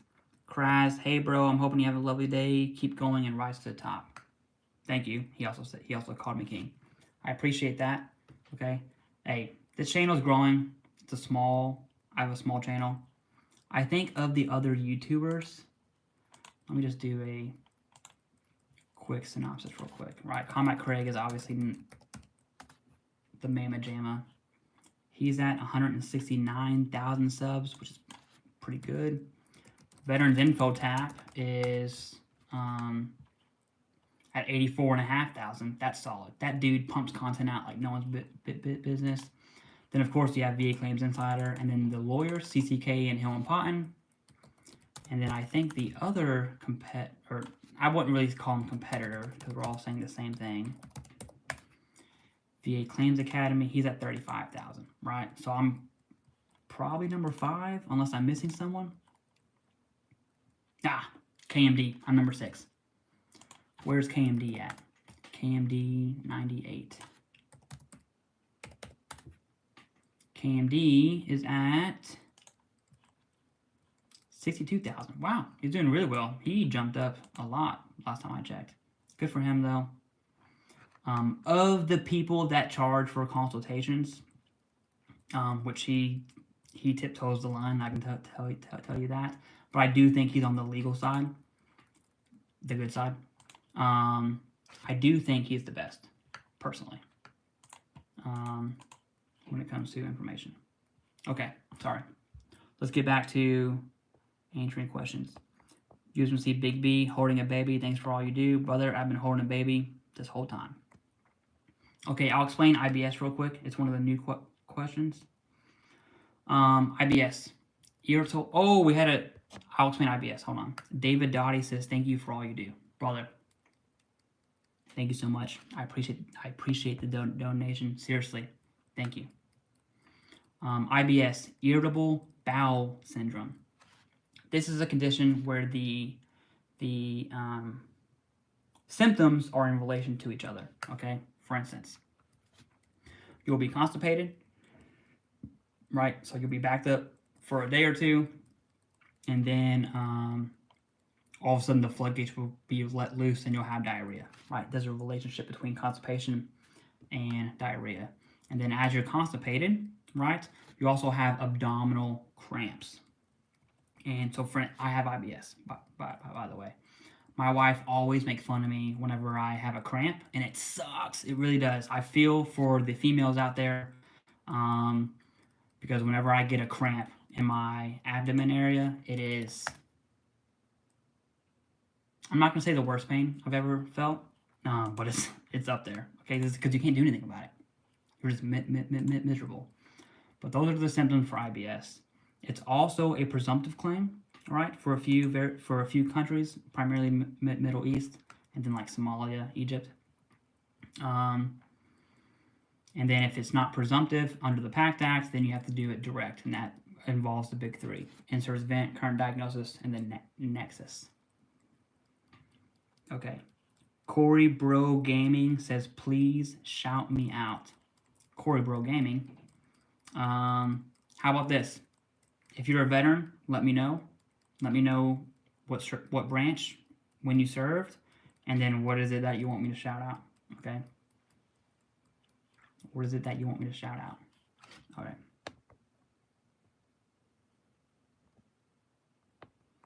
All right, let's get back to answering questions. Sorry about that. I have no issues shouting out another veteran at all. So, by the way, you know, when I'm watching this, if you're a veteran with a business or you do something, let me know. I'm going to take a look at it, okay?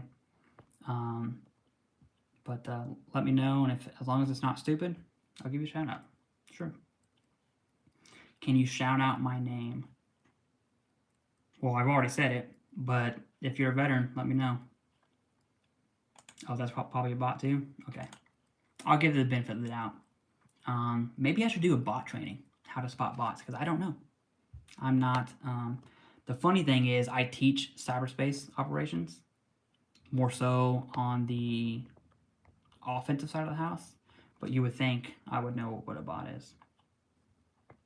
Okay. Greg, the man Greg, he's like my VA mentor, okay? At work, but wanted to drop in and say, hey, hope you're enjoying that new addition to the fam. I'm enjoying her, okay? Just had my 4th baby on January 31st. For anyone that does not know, my 4th kid, okay? We're doing great. She's doing great.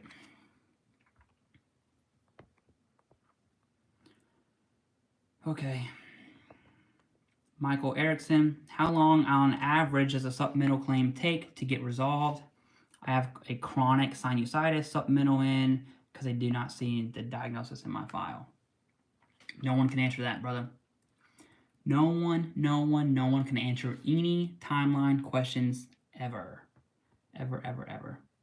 Chopper. All right. Michael Erickson also says, I have 3 that were deferred. What is the average wait time? Again, don't know. Can't answer that. Gaming Daily. VA said, man, this short form live has some pros and cons. Okay, I'm gonna have to skip down and get back on top of some of these questions, okay? Let's start here.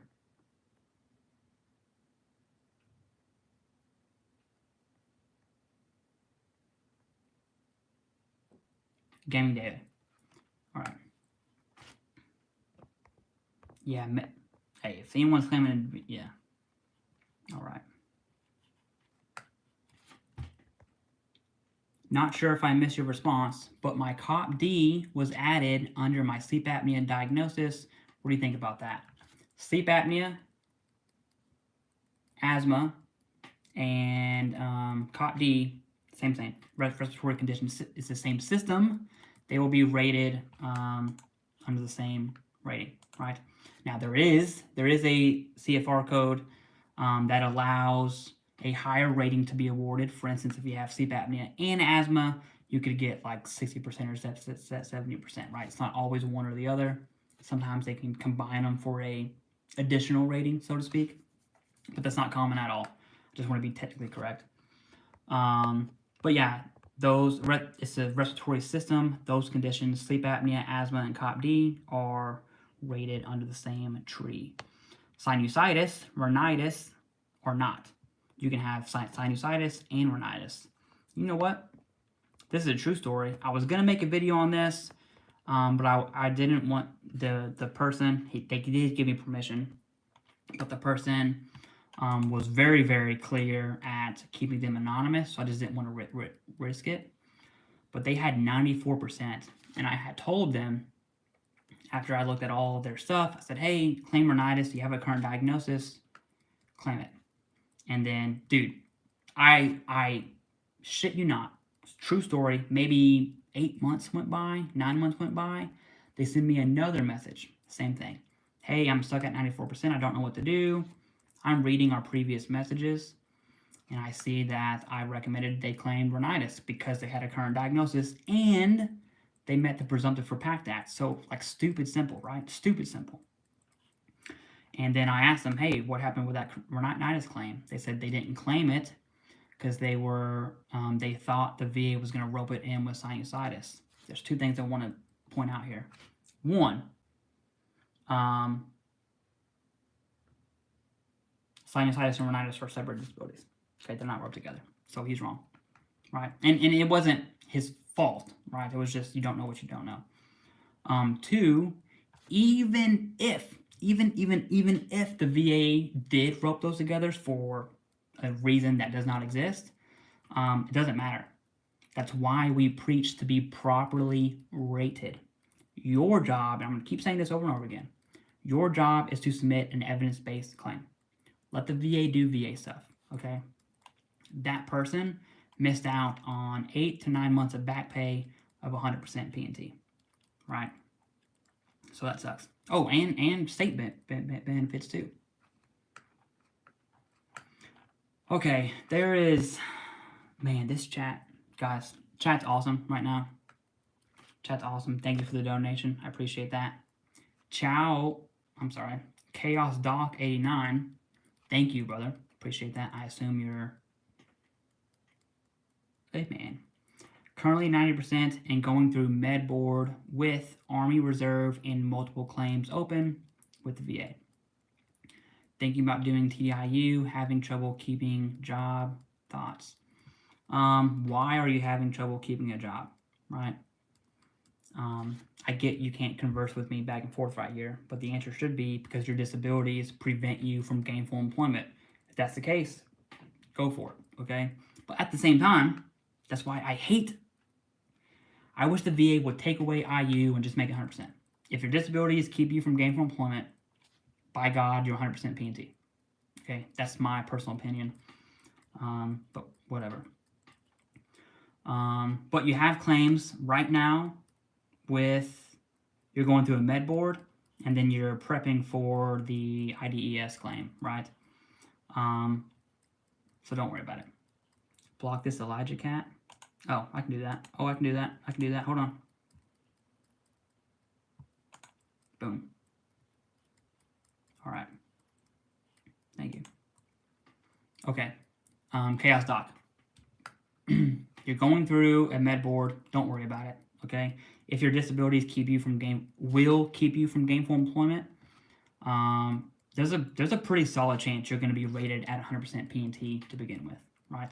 That's why I hate TDIU. I really wish the VA would take a solid look at that, and I want someone to tell me the arguments for the VA keeping TDIU, okay? If your disabilities keep you from gainful employment, what do you mean I'm not 100% P&T, right? Now, I understand the criteria for TDIU and what rates TDIU, and there are exceptions to that, but just get rid of it altogether. If my disabilities are so severe I cannot work, why have TDIU? Why not just make that person, IU, P&T? Get rid of the income cap. I don't get it. I don't. Okay. That's my rant. I go on rants sometimes. All right, Jeffrey O'Hara, I will get to that donation. Thank you very much. I appreciate it. I had hearing last March. How long until I get a decision? It's been legacy. No one can answer that. All right. Greg says, my 2 cents, TDIU helped a lot of vets advocated for VSO where they had no legit way 100% scheduler. Yeah, no, I totally agree with that, right? TDIU is awesome. I just don't know why there's the income cap to that, right? Why call it TDIU? Why not just award the 100% without the income cap? It just,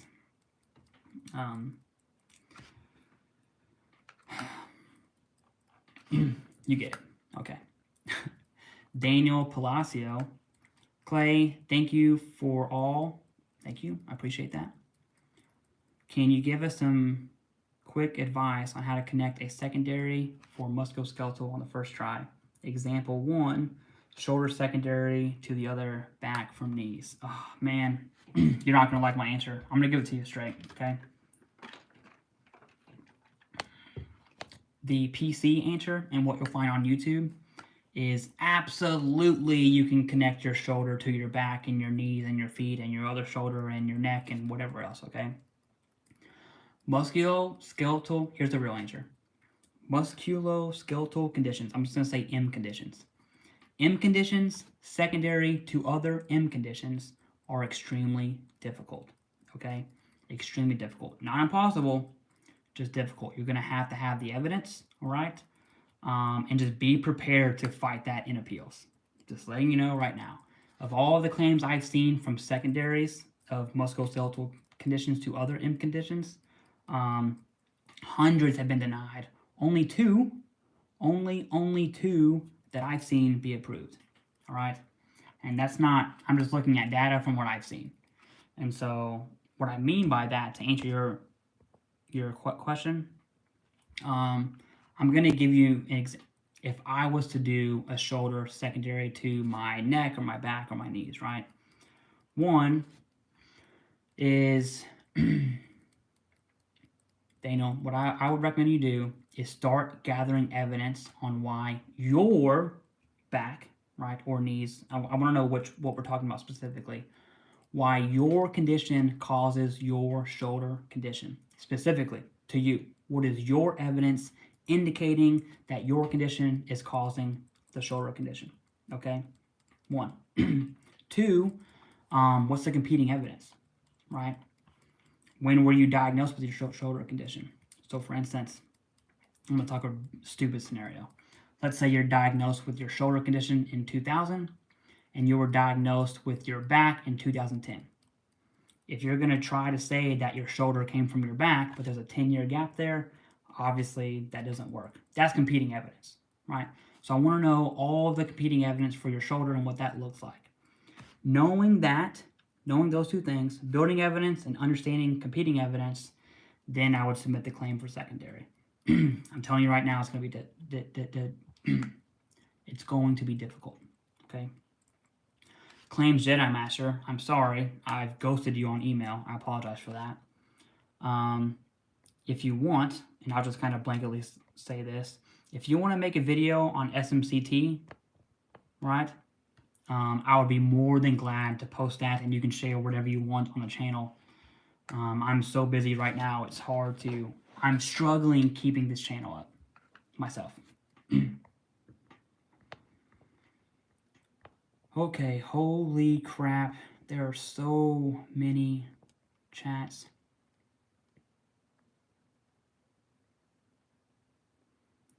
Let me... Seth Magadens. My CMP examiner refused to note that my headaches were prostrating. As such, my claim was denied, and my attorney sent it to HLR. I received a call from another examiner who noted symptoms, but I have had no movement since November. This is the current status. Yeah, no one can. I do want to hit on that, though. You didn't ask, but I'm going to hit on it. No one can tell you the timeline question. There's no answer to timelines, period. You mentioned something that I want everyone to be aware of. So this veteran, I'm not singling you out, okay? So this veteran submitted a claim for migraines, and the CMP examiner failed to mention the prostrating symptom. I'm going to assume the veteran told them that during the exam, okay? Which is very common. Now, what we see is the examiner didn't annotate that for whatever reason, okay? And now it was appealed, and now we find ourselves in this process, and this person's working with an accredited attorney, which I'm a fan of, right? But let's roll that back a little bit. When you started that claim, you started an intent to file, right? You have 1 whole year to gather evidence. So instead of relying on the CMP examiner to annotate your prostrating symptoms, what you could have done was went to your healthcare team, whether that's private or VA. If it's private, you want to give the VA access to those records. Go to your healthcare team, talk about your symptoms. If they are prostrating, what are your symptoms? That's going to, if you don't already have a diagnosis, that will start that will start a treatment plan, and now you have documented symptoms of your condition. So even if the CMP examiner fails to annotate that during a higher level review, you, or in this case your attorney, can reference the evidence that you have. Why? Because we submit claims with evidence. When you don't do that, you're asking the VA to deny you, or you're asking the VA to underrate you, right? We have to submit evidence-based claims. We do not have an option. Okay, holy crap. Let's answer some more questions. I'm going to do this for a while, by the way. Why not? I have 10% tinnitus, but not service-connected for bilateral hearing loss. I was a grunt. I went to a hearing loss checkup recently, and they told me I'm going to need hearing aids soon. Were you denied hearing loss? You said not service-connected for bilateral hearing loss. Samuel Diaz Ramos, join the Facebook group. Post your decision letter, okay? Now, I'm going to tell you straight up, hearing loss is generally 0%, right? Now, you do require hearing aids based on this comment, so it could be 10%, right? Just want to let you know that right now. The most common rating for that is 0 or 10%. But if you want to fight that, which I do think you should if you're not 100% PNT right now, join the Facebook group, post anonymously, redact the PII. We want to see the decision letter. J. Kia, I know I absolutely butchered that. Okay, I'm sorry. Thank you for all you do. Thank you so much for the donation. I appreciate it. More than anyone could ever know. You know, I never thought I would. I know you don't. If you don't have Facebook or social media, if you want help on your claim, you can create accounts, right? We're letting dummy accounts in there, and then you have the ability to post not anonymously. If you don't worry about it. Okay. I gotta somehow get down to answering more questions. Where are we at? Jamie Moreno, 100% PNC can apply for caregiver benefits to take care of the parents. No. Needs to be the veteran. The veteran needs a caregiver. Not the veteran is the caregiver. I had surgery in 2019 for chronic sinusitis and still have issues and was denied, waiting for appeal.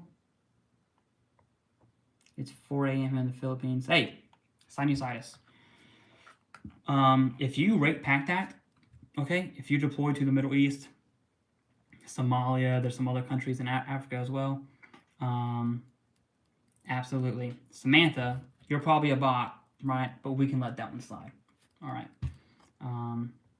You can. Okay, Jeffrey O'Hara, you are Pact Act. You were denied sinusitis in 2019. And if you didn't submit the appeal, I think you did. If you didn't, submit it. If you already did, we're in the waiting game now, okay? But hey, if you have a chronic condition, if your sinusitis is chronic, that's going to be service-connected at a minimum. Now, you want to understand how it's rated. We have a video on sinusitis, actually. And I know you can't...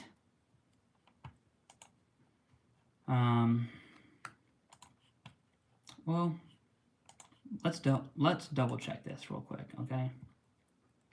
I'm going to post a video, a link in the chat. Can someone tell me if they're able to click it? What does it look like to them? This is a new feature on YouTube, so I don't know. If you're on the computer, I know you can click it. Are you able to click it on the phone? No, you can't click on the phone. Why would they do that, dude? Why can you not click links on short form? Whatever. There's a video, sinusitis. I have a playlist. The playlist is called... I don't even know my own channel. I can't keep up with it. I'm barely hanging on to this channel with everything else going on. It's called VA Disability Ratings. You can find it in there. Okay, sorry.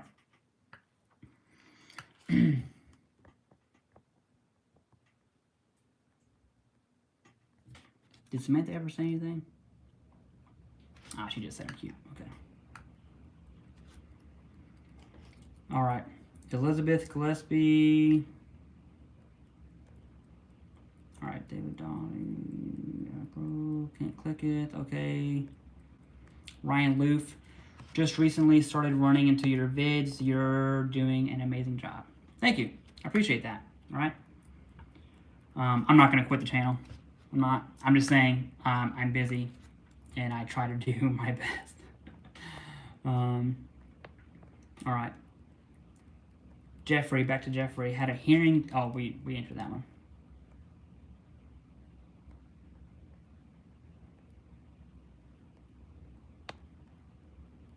Does every claim need to have a specific in-service event? Specific, don't wear a cowboy hat.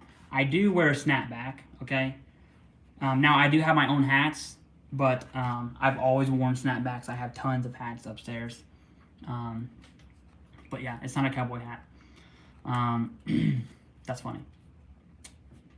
Shoot, what the heck was the question? Oh, Paul, P. Saul K.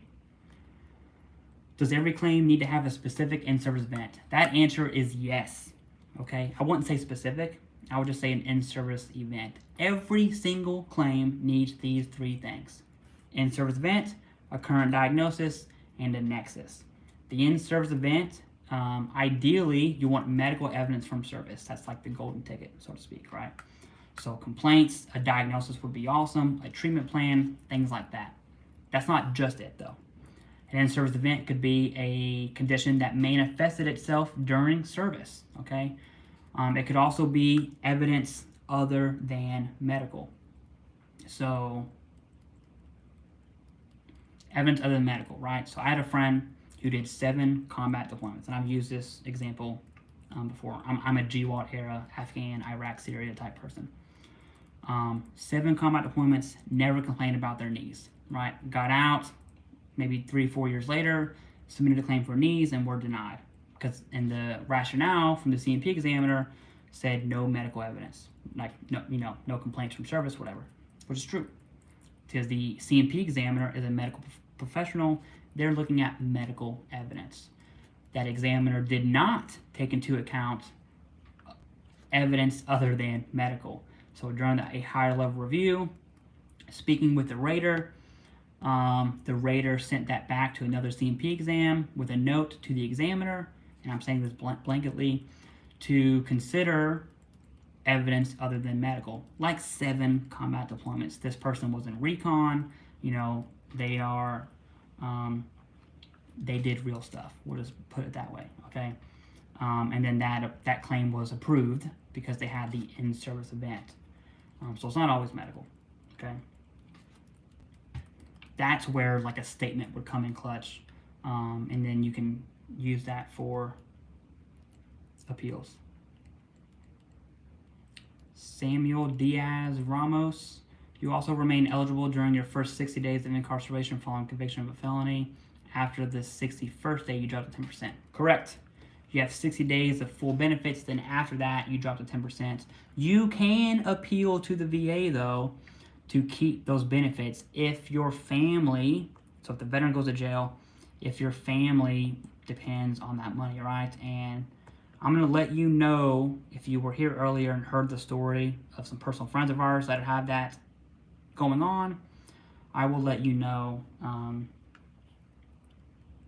what that turns out to be, right? But I really do wish them the best. I am legit praying for them. Okay. Jeffrey O'Hara, you hired a lawyer. That's awesome. All right. James McDaniel, use that template. It helps. All right. John Rios with the donation. Thank you, brother, so much. I appreciate that. Knowledge is power. Keep doing what you're doing, Clay. Thank you. I appreciate that. I am so down with this short form live thing. It's it's low maintenance. It's easy for me to do. I'm on my computer. I can do other things as well, which is funny because I actually wanted to figure out what was going on with Premiere Pro.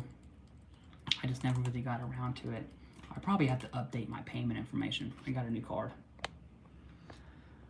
Okay, I don't want to miss any question. Washington football fan. I'm single. Should I be with TRICARE? I'm 100% and get my care at the VA. I would prefer community care. First off, TRICARE is insurance, okay? So if you're retired, I assume you're retired because you asked that question that way. TRICARE is insurance. VA healthcare is VA healthcare. It's for you. You're single. So you could solely rely on VA healthcare if you wanted to, right? That includes community care. It depends on what your VA facility is like. So I'm in the DC area, in just tier groups. If I requested an appointment, I could get it within the month, okay? Now, let's say that wasn't the case. If I requested an appointment and I got it 3 months down the road, then I could request community care and we would be given community care, right? So as far as do you need insurance, TRICARE, Washington football fan, totally up to you. By no means, I don't know your situation, so I'm not going to recommend what you should or shouldn't do. But I will tell you that you rate VA healthcare for anything and everything. All right, and you're single, so. All right, Michael Erickson, Clay, I was recently awarded 90% and I have not received a decision letter yet in the mail. I'm looking for explanation on a few decisions. Is there another way to see this? There is, Michael Erickson. One, it'll come in the mail very soon. Two, the fastest way is going to be downloading the VA app, okay? Veteran Affairs app on your phone, and you can track your claim, and then your letters will be posted there first. It's in no particular order, right? But you will have access to your decision letters there before they come in the mail, right? And that has been the case every time. Dale K. Graham has 6-month backlog to be seen. Yeah, that part does suck. When you do sign up with them, you fill out the power of attorney, which is a, is it 2122? Power of attorney? Yeah, 2122. So when you sign up with Dale K. Graham, they do have a backlog. They're very popular, as you can see, because they are actually a good VSO at what they do. I'm gonna go upstairs and get my wallet, but I'll take it with me. They're actually a good VSO, okay? But you'll have the intent to file date saved. Okay, Seth Magadans. I'm gonna trip talking to this. How does Pact Act work for asthma when it comes to getting your asthma service connected? So it's not just asthma, it's all claims that are covered under Pact Act. First thing, it really gets under my skin because it takes away from what the Pact Act actually is. There's no such thing as a Pact Act claim, okay? There are conditions covered under the Pact Act, which is the piece of legislation passed by Congress, signed by the President, okay? Pact Act claim doesn't exist. Now, if you submit a claim for a condition covered under the Pact Act, that's different. That's what we're talking about here. So asthma, sinusitis, doesn't matter what it is, it's all the same. So we know every claim needs 3 things, okay? Every claim needs 3 things. If you're watching this, hit like. I'd appreciate it. The best way to support the channel is to hit like, right? It lets YouTube know that we don't suck. Excuse me. My throat, man. Been talking too much. 3 things: in-service event, current diagnosis, and a nexus, right? In a presumptive condition, the in-service event is you meeting the time criteria, right? So Pact Act, on or after, 2001, whatever date it is, in various countries. Boom, check mark. Current diagnosis. That's the biggest factor in a presumptive. Do you have a current chronic, which means it's bad enough, diagnosis, okay? Diagnosis. Not, I feel like I have asthma, right? Or I wheeze when I go up the stairs. Do you have a chronic condition that's been diagnosed? Yes, check mark. Then you need the nexus. The thing about presumptives, yes, there's still a nexus, okay, is that nexus is no longer medical in nature. It's presumptive in nature. The VA says, it's service connected, right? Now, that's Borne style. It's backed by data and tons of evidence to actually push, and then of course the Pact Act being passed by lawmakers, that's important too. So you still need the big 3, it's just different. Now, what does that mean to you? 1, if you meet the criteria, the time criteria and placement for Pact Act, solid. The only thing you need to do when it comes to submitting a condition covered under Pact Act is submit that claim with a current diagnosis. And I'm telling you right now, I just made a video, the thumbnail says no one cares. It was kind of a rant.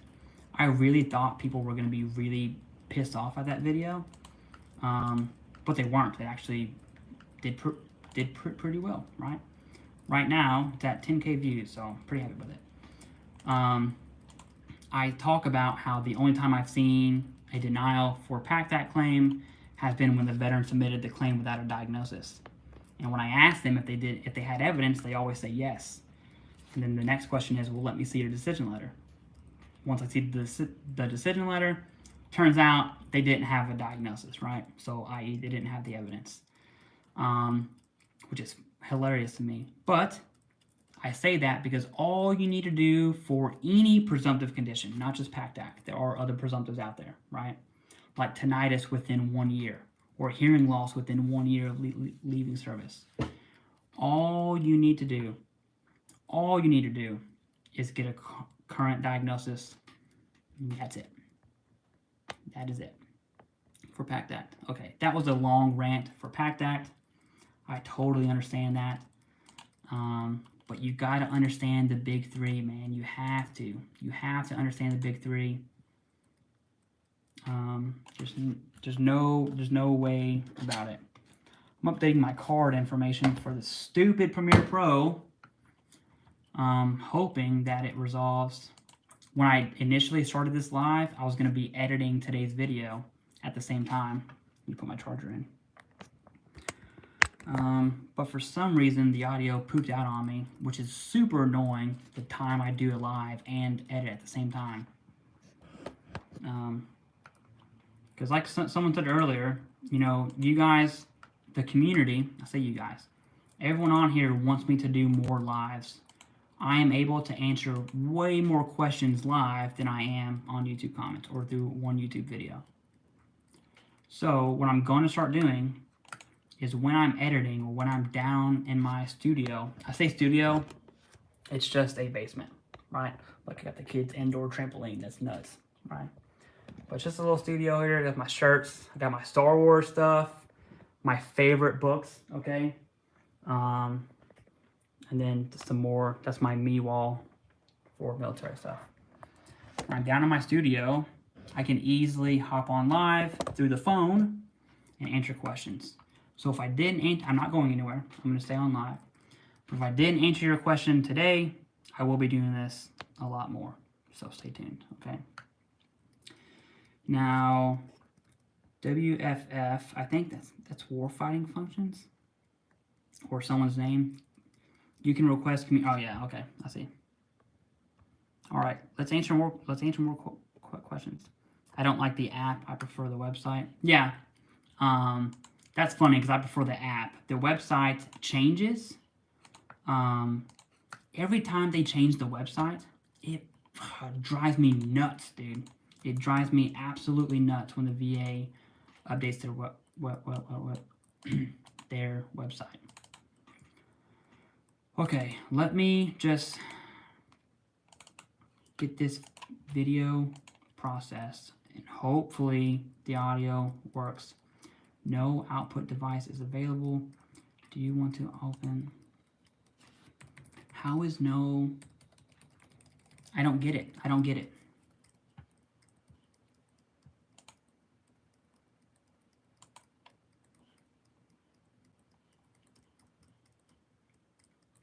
Default output, no device available.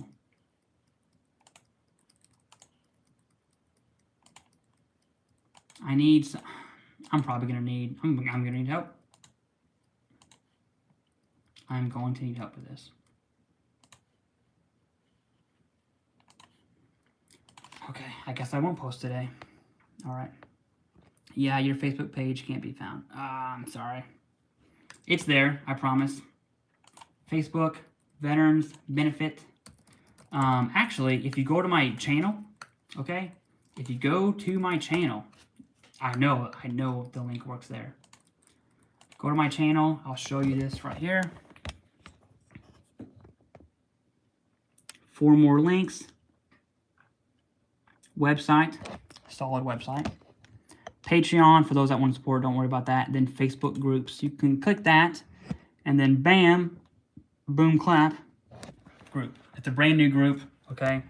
There are a couple accredited attorneys in there that help answer questions, and then myself and Jay frequently answer questions on there as well. Jay's the other creator of the channel. All right, Claims Jedi Master, what's up, brother? Spend the money to get a diagnosis, medical evidence, and specialty. If you have a cognitive problem, then get a psychiatrist or a neurologist. Spend the money and use correct doctors. Absolutely. I will. There's a warning there. There's a caveat there. not every claim is going to require having that independent medical opinion, okay? It absolutely is strong. That's why these companies are so successful at what they do, because they really push veterans to get one, which I understand, okay? But a lot of veterans don't need it. But it does make your claim stronger. But you do pay for it, right? So VA Claims Insider, always do I love Russia. It's a stupid bot. How are you going to go to a small channel like mine and be a bot? This is a waste of your resources, right? Anyways, yes, independent medical opinions and private DBQs certainly help. They absolutely make your case stronger, but they're not needed all the time, okay? But that's why these companies are successful. If you want to know why they are successful, that's why. That's why VA Claims Insider has made an empire, because they're good at what they do. It's just, you know, although I may disagree with them, that doesn't take away from the fact that they are good at what they do. Hello from Germany. What's up, big dog?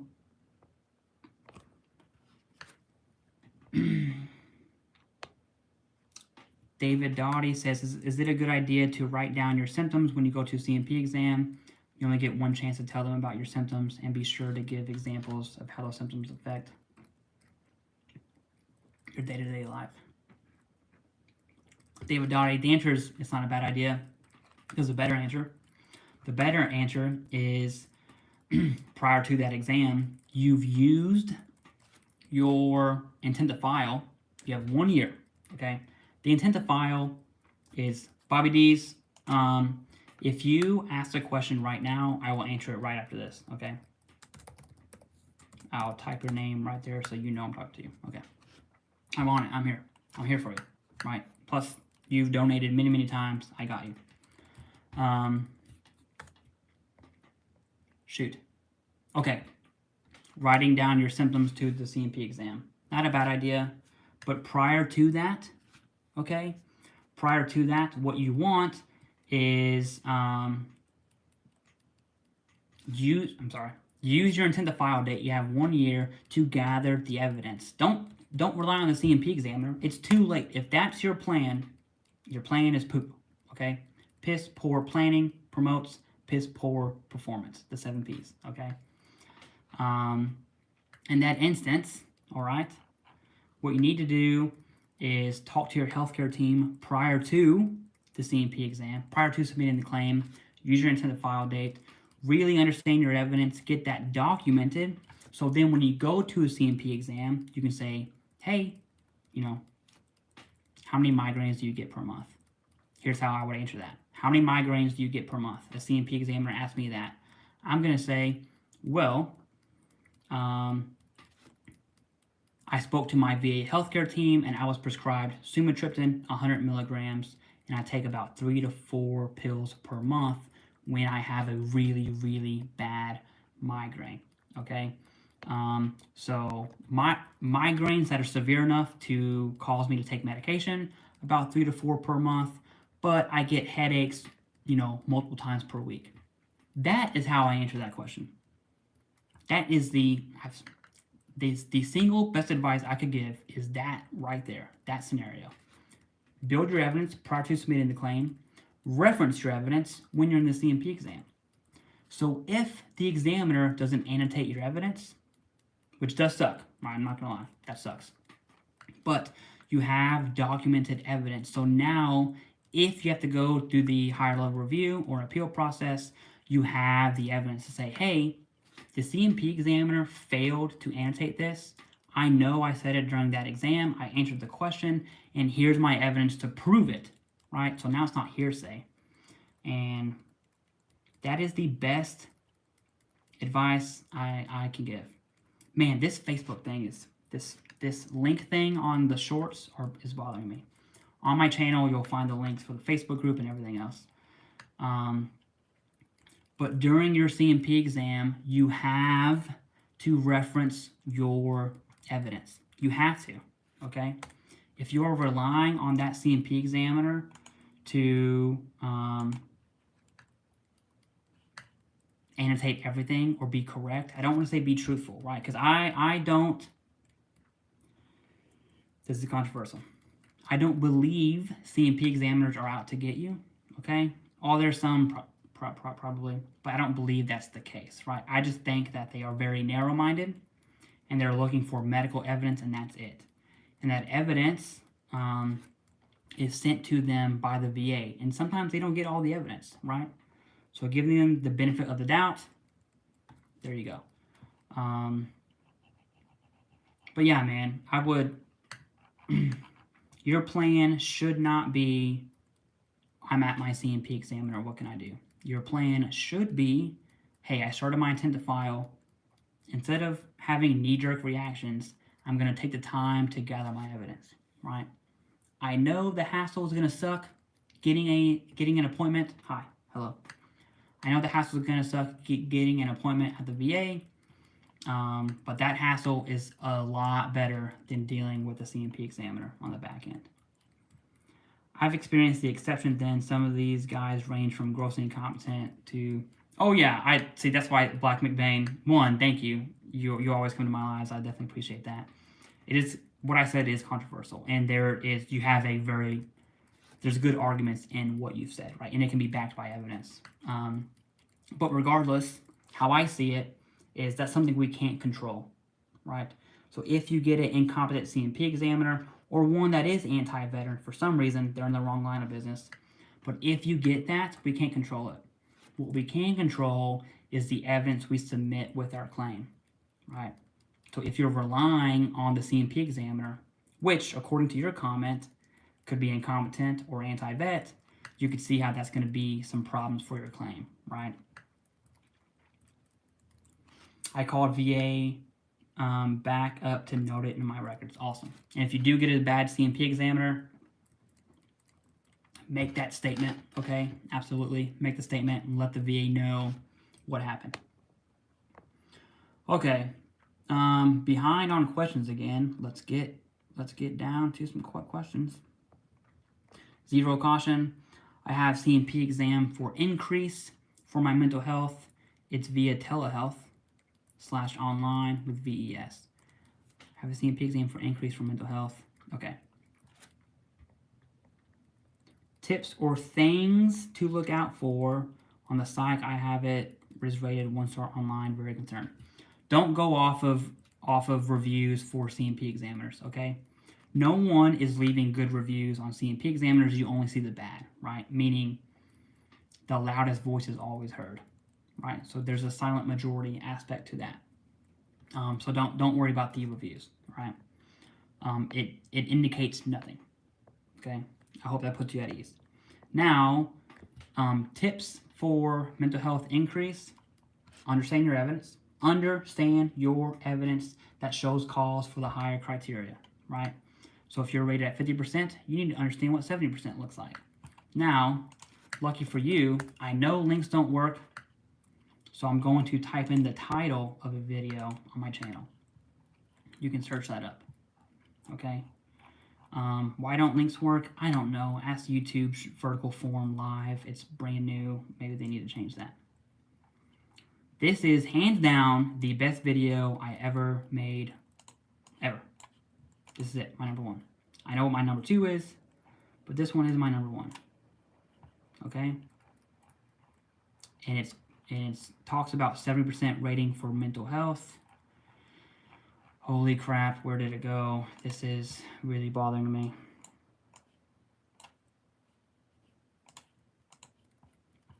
I'm gonna get it, just give me a second.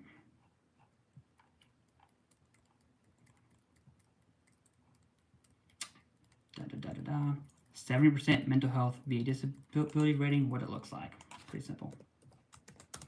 70% mental health via disability rating. Is there a hyphen there? What it looks like.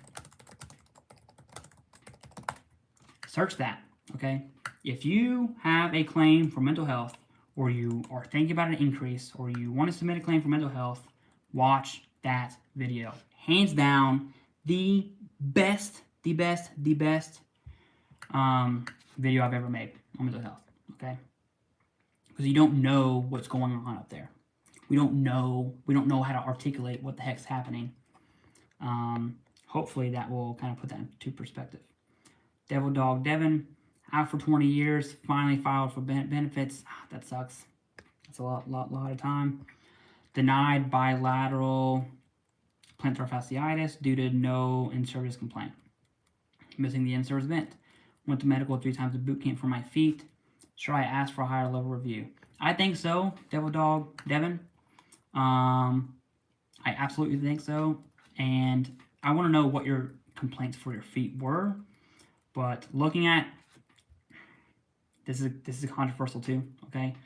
But just reading your comment, you've been out for 20 years.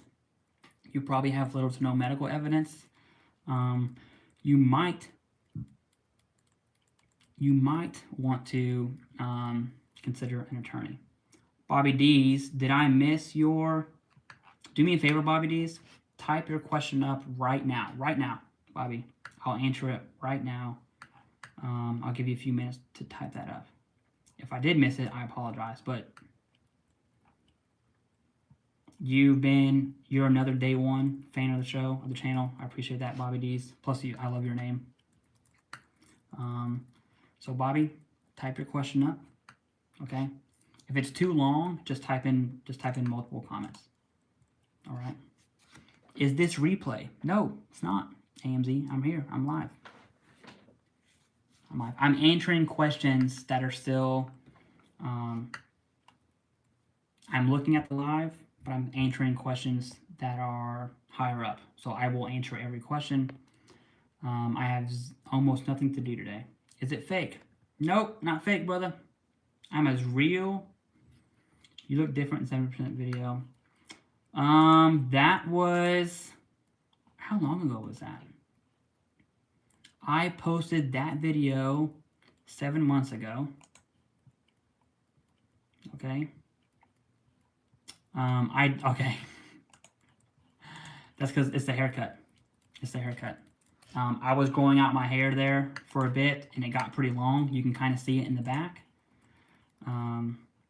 But I decided to, look, I got that skin fade now, right? So, whatever. All right, Bobby D's, I'm waiting on you to ask your question. Please ask your question. I definitely don't want to, especially for a day one of the show, day one fan of the show. I put it in twice. I don't see it. I promise. I'm going to show you the chat, okay? This is Bobby D's right here. I don't see, sorry to bug, but did I miss answering your question? I don't see it anywhere. I'll tell you what, Bobby. You have my email. Send me an email of the question, right? Because then I know I'll get it. I'll have my email up right now. Send me an email of your question, and I will answer it. I am not going to let your question get missed. Don't worry. I'm here for you. Seriously. So send me the question in an email, and then I'll get a notification, and it'll pop up.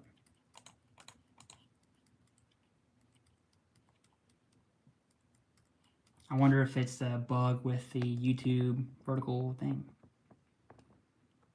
Okay, sorry. Killian, afternoon. Hope you're getting some sleep. Killian, hey, I see your message. Okay, I see your message. This week I am answering. I got you. This week I will respond to your message on Patreon. I absolutely got you. Thank you for donating. You didn't have to do that. Okay, I appreciate that. But I will absolutely respond and look at. I don't want to give your information out. I got you. All right. That goes to everyone else for one-on-ones. If you have a current one-on-one with me, this week and next week for one-on-one stuff, I'm going to be knocking those out. And then after that, okay, I have most of my emails are people requesting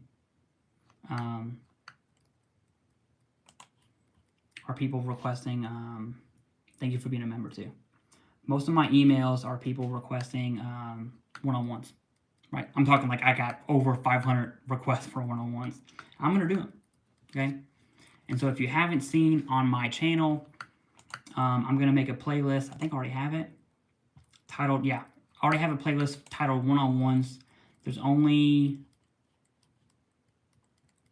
one up there right now. I did 2 of them. Let me go put that video in that playlist actually right now. But I'm gonna be doing one-on-ones. I'm gonna make them accessible to everyone for free, right? How I'm gonna be doing a drawing, just so you know, if you want one-on-one help with your claim, if you want to know what that looks like, you can watch any of the one-on-one videos I have. There's only 2 of them out right now, okay? One-on-ones, there we go. Let me just do this real quick. All right, the one-on-one video is titled Marine Veteran with 40% VA Disability, Potential for VA Mental Health Disability Claim. If you want a one-on-one in a shitload of people, I try not to cuss, but a lot of people request one-on-ones from me, and I'm going to be doing a lot more. I want to do one. There you go. My Patreon link is on my channel. Thank you for that. I'm going to be doing a drawing because I want to level the playing field because it's free, right? And so how it's going to, don't do it yet. Don't do it yet. Because I'm going to make a system, all right? I'm going to have people share my content, my long form videos, any long form that you want on Facebook, Instagram, whatever, okay? Screenshot that you shared it on the platform. Email me. The subject line is going to be 1-on-1, no hyphens, no anything, 1 space on space 1. And then I'll put those emails in a folder. And then every time I do a one-on-one, I will randomly, I have a random number generator app. I'll randomly select a veteran to do a one-on-one with, right? I will reach out to you. I'll request the requirements, right? Because I'm going to have to see some evidence, like decision letters. And then we'll do the one-on-one. So it's going to be free. And I don't get,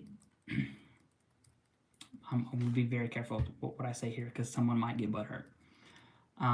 What I get out of it, right, from a selfish perspective is 1, content, and then 2, obviously sharing my stuff, right?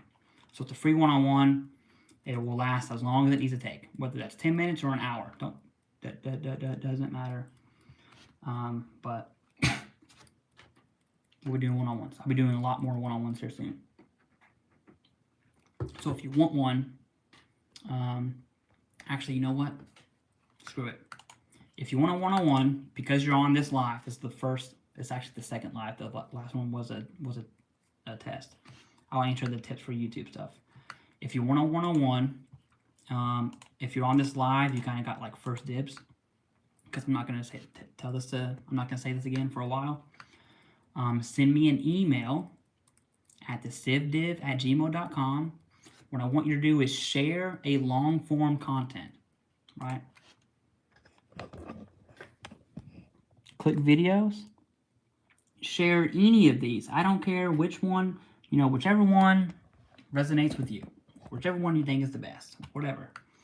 Share them on your preferred platform, whether that's Reddit, okay? Whether that is Facebook, Instagram, I don't care, right? Share it on a platform. Screenshot that you shared it. Send me an email with the subject line, 1-on-1, no hyphens.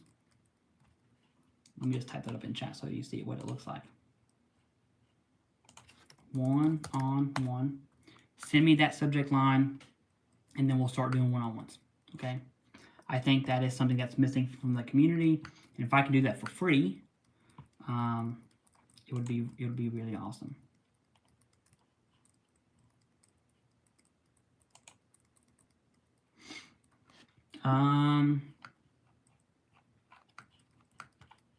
Bobby D's, I am looking at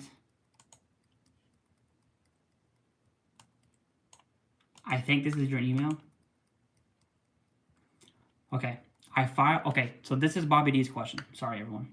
I filed for pes planus, but on va.gov, it isn't listed.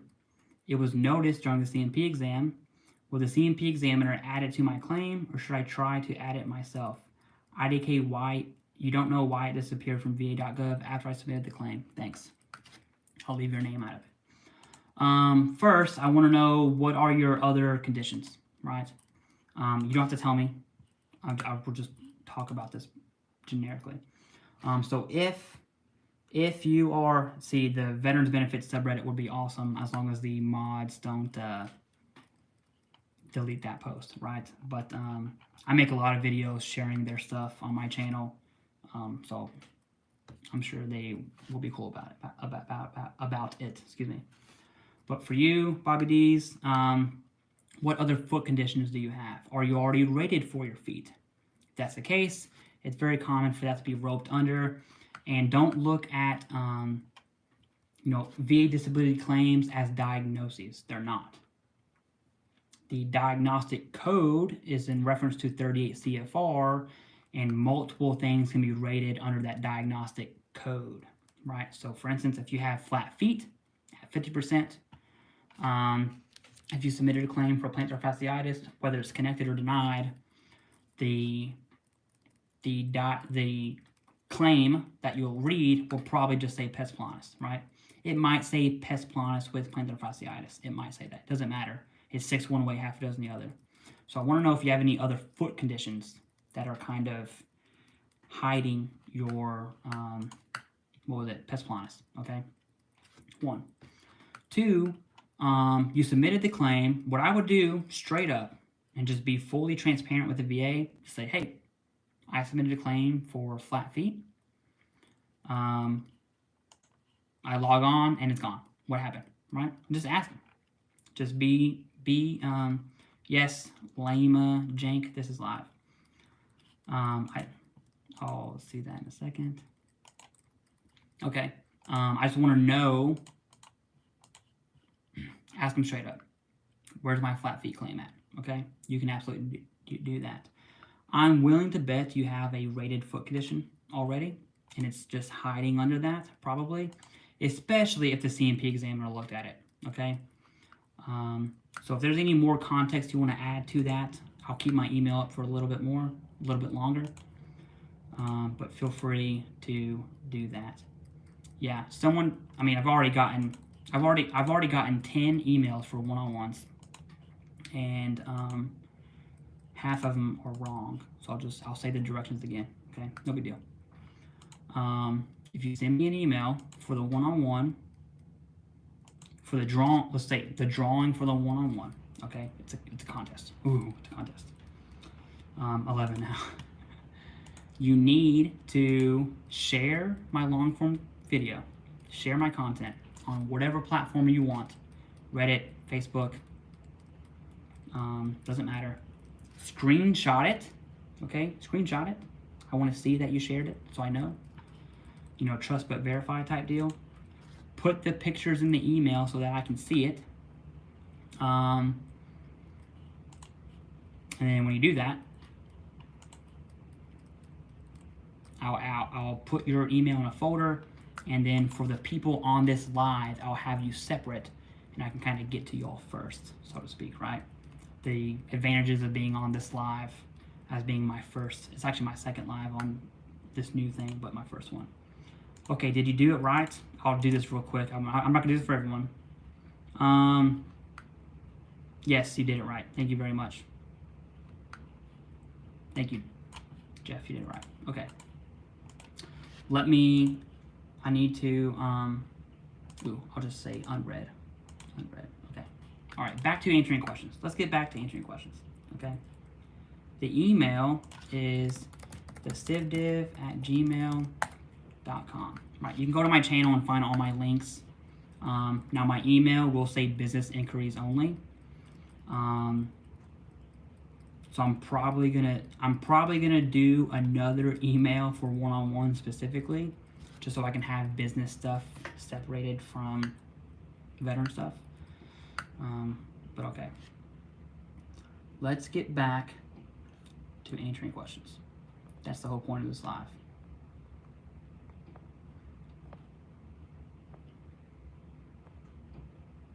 Sabrina Spot. Just wanted my tinnitus claim a higher level review. Thank you. You told me to file HLR and I did it myself. Awesome. Okay. HLRs wouldn't exist if the VA was perfect. So it sucks that they do exist.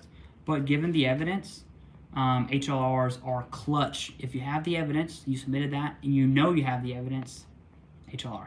Okay. If you submitted a claim without evidence, go look at my No One Cares video. All right. Because I do about a 10-minute rant on how stupid that is. I try not to, be aggressive. All right, Sarah P. If I'm having trouble finding my medical records for my gastro, will my medical records for my PCP suffice? They will, absolutely. I want to know if the medical records you can't find, if those are your in-service records, your service treatment records, excuse me. If that's the case, that's an issue, right? Now the VA is going to be able to pull your service treatment records anyway, so don't worry about that. I'm going to assume you've never filed a claim before, right? If you did, they already have them. But yeah, if you have current medical evidence with your PCP, absolutely. Now, if that primary care physician is private, you need to give the VA access to those records or give those records to the VA yourself. Either or works. All right. Marvin Jenkins. Okay, responding to someone else. Awesome, thank you. I love seeing veterans. You're a civilian now. First one was BDD. Yeah, so have you been, Sarah P., have you been denied for that gastro stuff? Or you just want to submit a new claim for gastro? And if you had it in your service records, that's fine, submit the claim. If the evidence is current and it's from, you said civilian, I'm going to assume that means private. You're going to need you are going to need to give the VA access to those, and if you don't, they simply won't have them. All right, Jesse says, don't give up, brothers and sisters. It took me 7 years. Have your captain or people you deployed with write you battle buddy statements and get your C file short at 50, went to 70, 90, and 100% PNT. Congrats. Congrats on you not quitting. Claims Jedi Master, I know we spoke before on the phone. If you want to create a video on SMCT, that would be awesome. Okay, that would be awesome. I don't know why I'm looking at my computer. All right. Veterans on the road. I had a car accident in '94 and it was not documented in my medical records. I'm at 80%. 20% of that was for my back because I also had an accident when I was in boot camp. What do I need to do? So your car accident wouldn't be documented in medical records. That would be like a safety report, right? So if something happens to a service member, that unit has a safety reporting officer, and that's not the actual name of it. But their job is to, we've been streaming for over 3 hours now. Their job is to write safety reports, right? So that car accident would be in there in your personnel records, probably. And then if you went to medical as a result of that accident, that's still medical evidence right there that you can use. Okay. Or if you have if you had insurance, right? If you're able to use the insurance information to prove the accident happened, that's another avenue, right, of evidence other than medical. If you're watching this right now and you're new, hit the like. I'd appreciate it. I'm answering questions on VA disability claims. This is the best stream I've done, by the way, so far.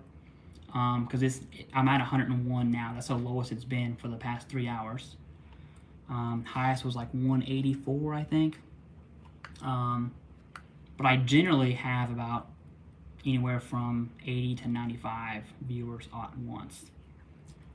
Today I've had lowest 101, which is right now, highest 180 something. So this is awesome. 90 likes, 91. Okay. I'm answering VA disability claim questions. To claim MST, do you need to have a PTSD diagnosis? MST is military sexual trauma, and that is a very different beast, okay? Now, let's just talk about claims in general and not PTSD due to MST. Do you need to have a diagnosis? Yes. Every single claim needs to have a chronic diagnosis, okay? Every single claim. Doesn't matter what you're talking about. If you jump in the hot tub, I hear that helps with increased viewership. That's not going to happen. I don't have a hot tub. I will tell you this, and this is definitely way too much, TMI. As a grown-ass man, right?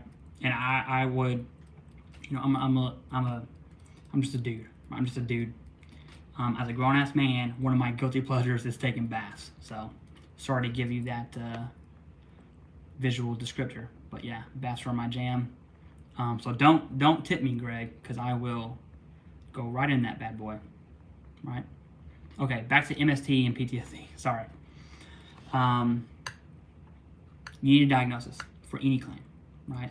Now, specifically PTSD, yeah, you're going to want to be seeking treatment, one, for healthcare, but two, for disability reasons and evidence reasons. Seek treatment, all right? Talk to your healthcare team, get a diagnosis, be on a treatment plan, wherever that looks like for you. Is that going to be hard? Absolutely. PTSD by itself is difficult. MST, it's not something I understand, okay? It's something I could never understand because I just haven't experienced that, right? But that's a long way of me saying, yes, you need a diagnosis. We submit evidence-based claims, period. Doesn't matter what claim it is, we submit evidence-based claims. Now, I do want to talk about evidence for MST because I did run into I helped one person. When I say I helped, I just had a conversation with them, and I don't charge. I helped one person with an MST claim, and it was approved. And I honestly didn't think it was going to be approved, just based off of the evidence that provided. This Marine had zero medical evidence and almost had zero evidence other than medical. Okay, two things: medical evidence, that's like the golden ticket, but then there's other evidence, right? Like lay statements and stuff like that. On this person's PTSD due to MST claim, the evidence that they used that really pushed their claim through for service connection was, in the Marine Corps, we have these things called annual fitness reports, okay, which is called FitRep. It's like an NCO ER for the Army. I'm not sure what the Air Force calls it, but I'm sure it's something stupid.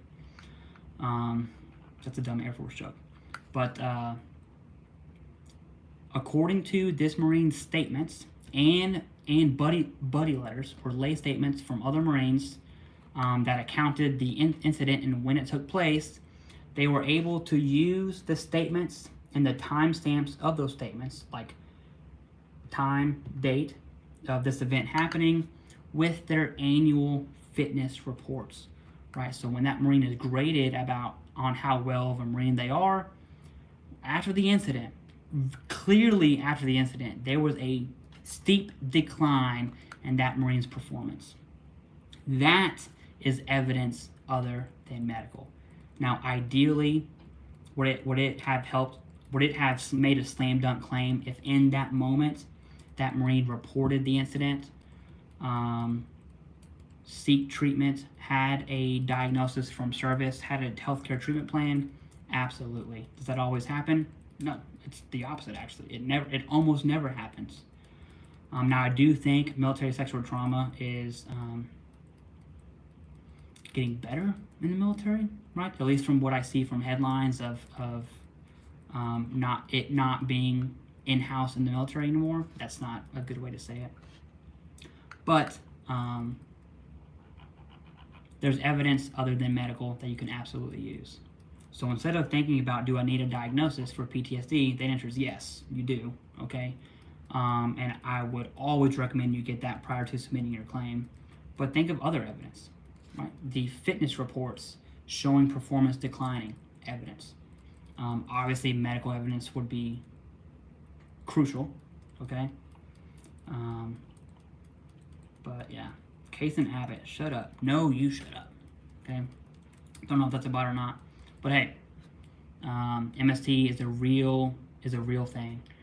If you're a bot, that's fine. If you're saying shut up because I'm talking about military sexual trauma, see, now I will cuss. You can go fuck yourself. Okay. Yeah, VA. Thank you, Greg. Perfect. VA refers to those behavior changes as markers, and if psychiatrist, psychologist links a current diagnosis of PTSD to that behavior change, then service connection can be awarded. Just a general FYI on MST. I'm looking for my phone. It's on live. I'm going to freeze and take a picture of this. Actually, I'll take a screenshot on my computer. Thank you. Thank you, Greg. If anyone doesn't know, Greg is like, I regard Greg as like my VA mentor. We'll keep it at that, okay? Greg is the shit. He's awesome. Okay. That's enough on MST. Let's go down. Tylee Clinton says, can I yell pizza rolls? Stupid. I guess people don't think it's live. Well, because it is a new thing on YouTube. I haven't even seen it from people I subscribe to. But if you looked at who I subscribe to on YouTube, it's wild. I have my personal hobbies. I'll share something personal, actually, since I'm looking for a question. As I look, a way I'd see, this is what I share on my Patreon and to my members. A way I deal with my mental health specifically is actually dance. Believe it or not, I dance competitively, West Coast swing, no shit. There's a big competition in Virginia coming up next week called Mad Jam, and I'll absolutely be doing that. That's how I deal with my mental health. Artistic expression, or whatever you want to call it. It really does help. No bullshit. It absolutely helps. Okay. Marvin Jenkins, it's really odd. I can get a range of my private medical records in 2 weeks via email from the government. It takes months. Marvin, I'll tell you why. Okay. This gets under my skin. At how the system is made, but there's a reason for that. So healthcare is healthcare, disability is disability, and we understand, most veterans understand those are separated. Active duty folk have no idea, right? Which also needs to change. But I say that because healthcare records are easy to get from the VA. You can go on va.gov, look at your healthcare records. They'll be forwarded to eBenefits or whatever the site's called. You can download what's called a blue button report. Super easy. No, I cannot. Super easy, download blue button report. That's healthcare, right? There are regulations and standards in place to allow us access to our healthcare records and prevent others from accessing our stuff. Now, disability, not healthcare, right? We've said that. We've made that, we agree. Disability is legal. It's a legal procurement. It's a legal document. It's a legal process. A VA disability claim is a legal process.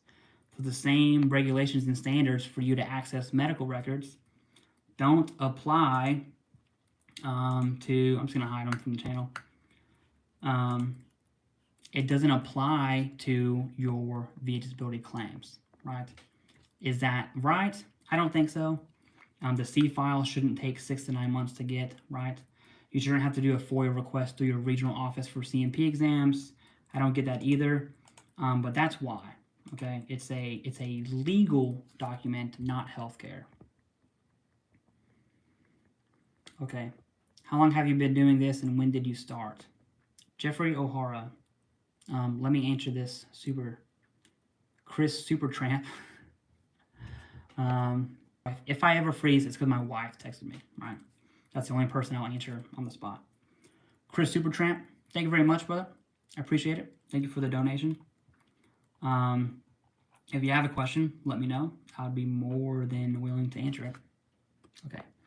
Jeff, I know I froze. If I freeze, it's because I am answering a text from my wife. Okay. I started YouTube summer, like midsummer of 2022. Yeah, December 22, less than 2 years ago. Monetized the channel relatively quick, in about 2-3 months. Then it's been uphill ever since, right? I don't have a big channel. But hey, I do what I can. Okay? I'm on paternity leave, so if you're wondering why I've been cranking them out, it's because I'm on paternity leave. So I'll have the babies. I'll show you this little thing over here. It's my basement. See that? Put on some cocoa melon. Put the kids in that little playpen / baby prison. And then, yeah, I'll make content. That's how I'm doing it right now. Okay. Rachel, yes, we love us to miss Rachel. We also watch a lot of like baby Christian stuff on YouTube. I know that I get that's not everyone's cup of tea, but certainly mine. Okay. Questions. Sorry, let me get back on the reason why we do this live. Army Truth, I have a claim for chronic H. Required Terra memo. Will that be a Pact Act claim? Army Truth, it doesn't matter. Okay. There's no such thing as a Pact Act claim. Pact Act is a piece of legislation that was passed by Congress and signed by the President. There are conditions under the Pact Act, and those are the claims, right? So asthma, sinusitis, rhinitis, hypertension for Agent Orange exposure, Vietnam era. Those are claims. There's no Pact Act claim. But hey, you have a Terra memo. It just means they're looking at presumptive and toxic exposure risk activity. Don't quote me on that. That might be a little wrong, but Terra, presumptive. Okay. Wooden Box says, don't quit this channel. You're one of the best out there. I appreciate that. Just to be clear, I have zero intentions of quitting the channel, okay? I just may not, if I, like last week I didn't post at all. I'm actually doing intermittent paternity leave, so I was working all last week, and I just got a little busy. I'm not gonna quit. Don't worry about that.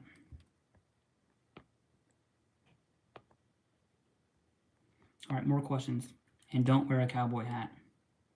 I will stick with the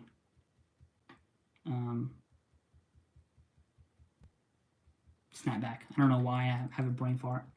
Sarah P says, VA hasn't scheduled my Terra appointment. Is that going to impact my VA claim? No. Generally, you'll see claims for conditions under the Pact Act. I almost said Pact Act claim, but I hate when people say Pact Act claim. I don't hate when people say that. It's wrong. Sarah P, for like sinusitis, rhinitis, asthma, stuff like that, you should have a Gen Med exam. That's what, when you get your CMP exam, it should say Gen Med, and it's pretty often going to be just looking at the chronic, I was going to say chronicity, the chronic diagnosis and the severity of symptoms, right? Because it's already, the Nexus is presumptive by nature. Okay, I had a brain fart. Bobby D's, right? So we had a hiccup with Bobby D's, so I'm kind of giving Bobby D's some special attention right now. Let's look it up. Okay, pest plant. Okay, so there are multiple foot conditions. All right, not rated for any, still waiting for decision. Thank you. Call you tomorrow. That's what happened. Hey, perfect. So there are other foot conditions. That's what I thought, Bobby D's. Which is kind of exactly what. Okay, I have. Damn. I didn't count, but there's at least 15 or 20 one-on-one emails. So thank you for that, right? I will get to those first. I'll do everyone on this chat. I will do first before I do anyone else outside of that. Once I get caught up. Key. But that's what I thought, Bobby D's. You had other foot conditions. And so what the claim says is kind of irrelevant, right? It's just a VA. It's a VA rating purposes thing. Which is really gets back to, our job as veterans is to submit evidence-based claims, let the VA do VA stuff. So, blanketly, that is the VA doing VA stuff. God's will. I'm attempting to have policy change occur when it comes to Okay, I thought this was spam. It's not. In biological men in need of TRT. In secondary conditions that TRT would benefit versus women who think they are. Okay. I should have. That wasn't spam. But I should have looked at that prior to doing that. TheCivDiv@gmail.com. If you want a one-on-one, don't email me no questions because I'm letting you right. I'm just not being mean. I'm not answering anyone's questions on email. I have over 1,000 emails. It's impossible. That's why I made the Facebook group. But if you want a one-on-one, send me the email. Subject line, one-on-one. For those of you that did it like that without spaces, that's fine too. I'll make a rule for both. What's the name or where did it come from? I'm going to answer more questions. I will answer this though. So CivDiv is a Marine thing. For instance, whenever you get out of the Marine Corps, you just say, hey, you know, you don't leave the Marine Corps, right? You become Marines, and we're a Marine forever. It's a narcissism type thing. Marines are narcissists, by the way. And so you don't leave the Marine Corps, you just join first. You join the CivDiv. First CivDiv for West Coast, second CivDiv for East Coast. Now I was East Coast, so I just said CivDiv. Right, I don't want to say first or second. So CivDiv is civilian division, like First Marine Division, Second Marine Division, Civilian Division. That's where it came from. Then I have the crowns, right? Marine things. I know it's stupid. I actually made this logo all by myself. I'm super proud of it. Hat hair. I'm not an artist at all. And I made that in about 5 minutes with a Surface Pro and one of those stupid pen things. And I was like, good enough for me. So CivDiv. Okay. Side note, I'm going to answer more questions. Excuse me. Everything I do is free on this channel. Okay. I do sell shirts and snapbacks. There are only 2 snapbacks left. 2. Okay. And then shirts. I have a decent amount of shirts from small all the way to 3XL. So if you want one, also send me an email titled merch. Right, that would be merch. I really don't broadcast selling shirts and hats. I should, to be honest with you, because I got to get rid of them. I'm not going to keep them forever. But hey, if you want to support, sure, you can. If not, hey, I'm answering questions regardless. Okay. Let's look at... Oh, Jeffrey O'Hara, I see your question of can you advise me? I'm not sure what you... 1v1 me, kid. Yeah, that's funny. Chair Force dude wearing Marine stuff. I assure you I was not in the Air Force. I actually have a tattoo I kind of regret, but at this point I don't really care anymore. It's a giant 0341, which is infantry mortars from the Marine Corps. So if that's not proof I was a Marine, then I don't know what is. I got that when I lap moved into PSYOP. Riley says, hi Dad, what's up? I'm only your daddy if someone's giving me child support. Okay. I'm sure it's a bot, but whatever. Hi LOL, can you shout me out? Man, these dudes, why are people coming to this channel? I'm a small channel. You guys are wasting your time and resources botting up the chat. I'll answer your question, Moonshoot. I just want to answer. I want to get back on track. What are your thoughts on the?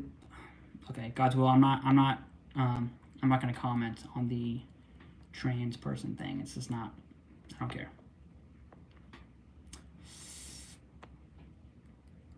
In DC area, the Gaithersburg, Virginia is better for primary care. Yeah, depends. I use the VA Medical Center in DC, and I will tell you this: I'm not a bot. Yeah, okay. Well, you're not a bot, so I'm not going to I'm not gonna hide you, but sure, give me some child support, big dog. Say hamburger. Hamburger. Okay, Piggly Wiggly, thank you. Holy crap, ADHD, lost my train of thought. Oh, I was gonna give props to the VA Medical Center in DC. I've never had an issue with the VA Medical Center in DC. Now I've heard some reports or comments that the VA in DC sucks. I haven't experienced that. I'm an avid healthcare fan. I'll tell you this right here. This bag, okay? You can see there's medications in there. There is at least 20 medications in there, right? I'm a fan of VA healthcare. Personally, I understand that not every VA is the same, and that sucks. I'm sorry. It worked out for me. Now, do I take all that medication? Absolutely not, right? I have a personal opinion about medication. I'm going to let you know, by no means am I telling you to not take medication. That's not what I'm saying. What I'm saying is you know you better than anyone else. And so there are some medications I do take, like sumatriptan, right? My migraines are rancid, dude, rancid. So I'll take sumatriptan and it will knock me out, right? I feel like I have like sinus issues and then bam, I'm just knocked out for like 18 hours.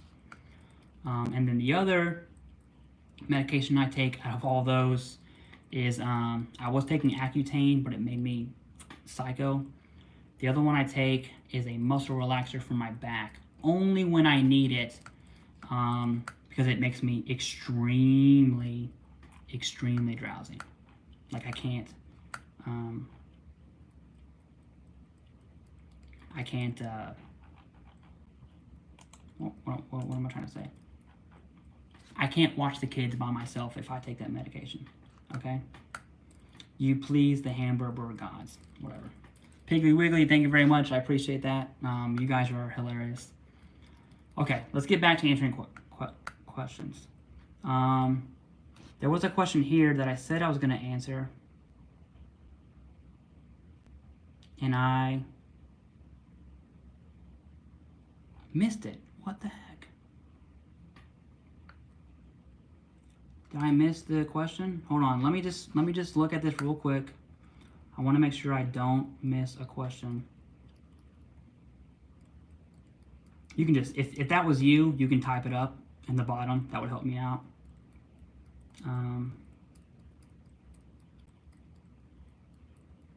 Damn, did I really miss that question?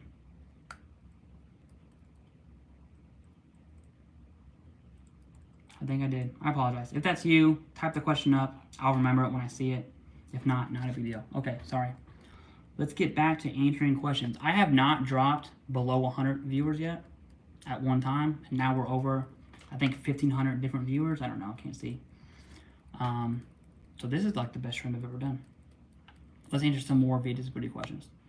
For those of you still here, ask me your questions on VA disability or VA benefits or any other questions really. I'll answer whatever. Okay. Blue Navy, is there a presumptive list for peacetime Navy vets or only Pact Act veterans 1987 service ended? There is, okay? So there's still the Blue Water Navy Act.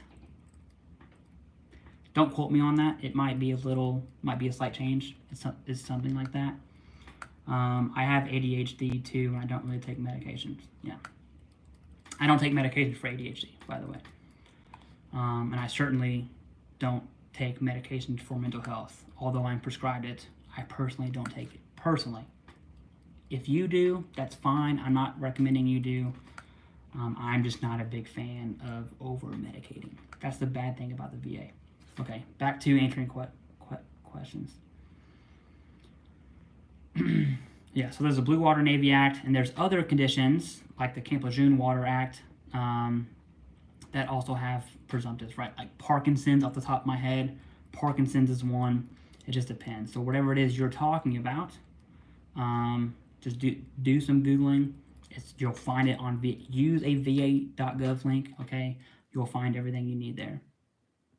Patriot Veteran. I had a CMP exam for total hip replacement 2 months ago. Still waiting to hear, trying to get to 100% temporary for a year now. How long do you usually have to wait? I hate answering this question. I really do. Francis, thank you very much. Thank you very much. I appreciate that. Thank you.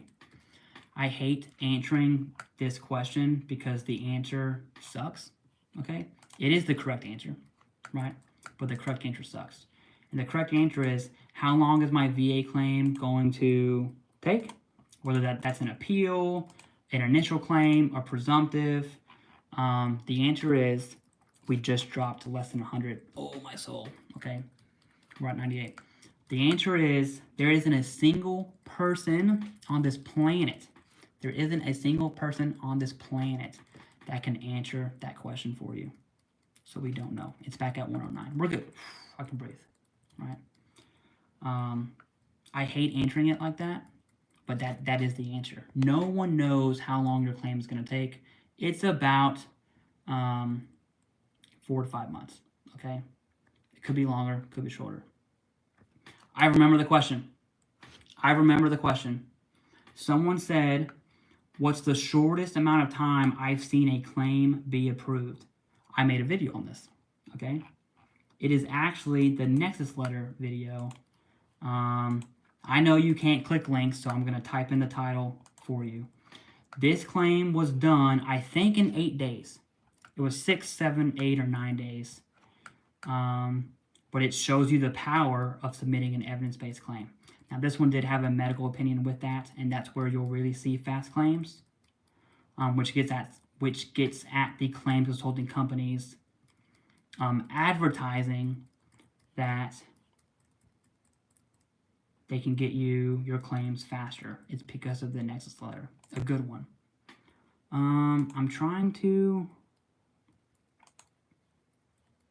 This is it. Okay.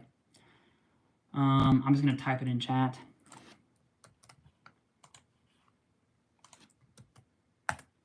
That is the title of the video. If you want to see a claim that went from, I'll put it in the comments.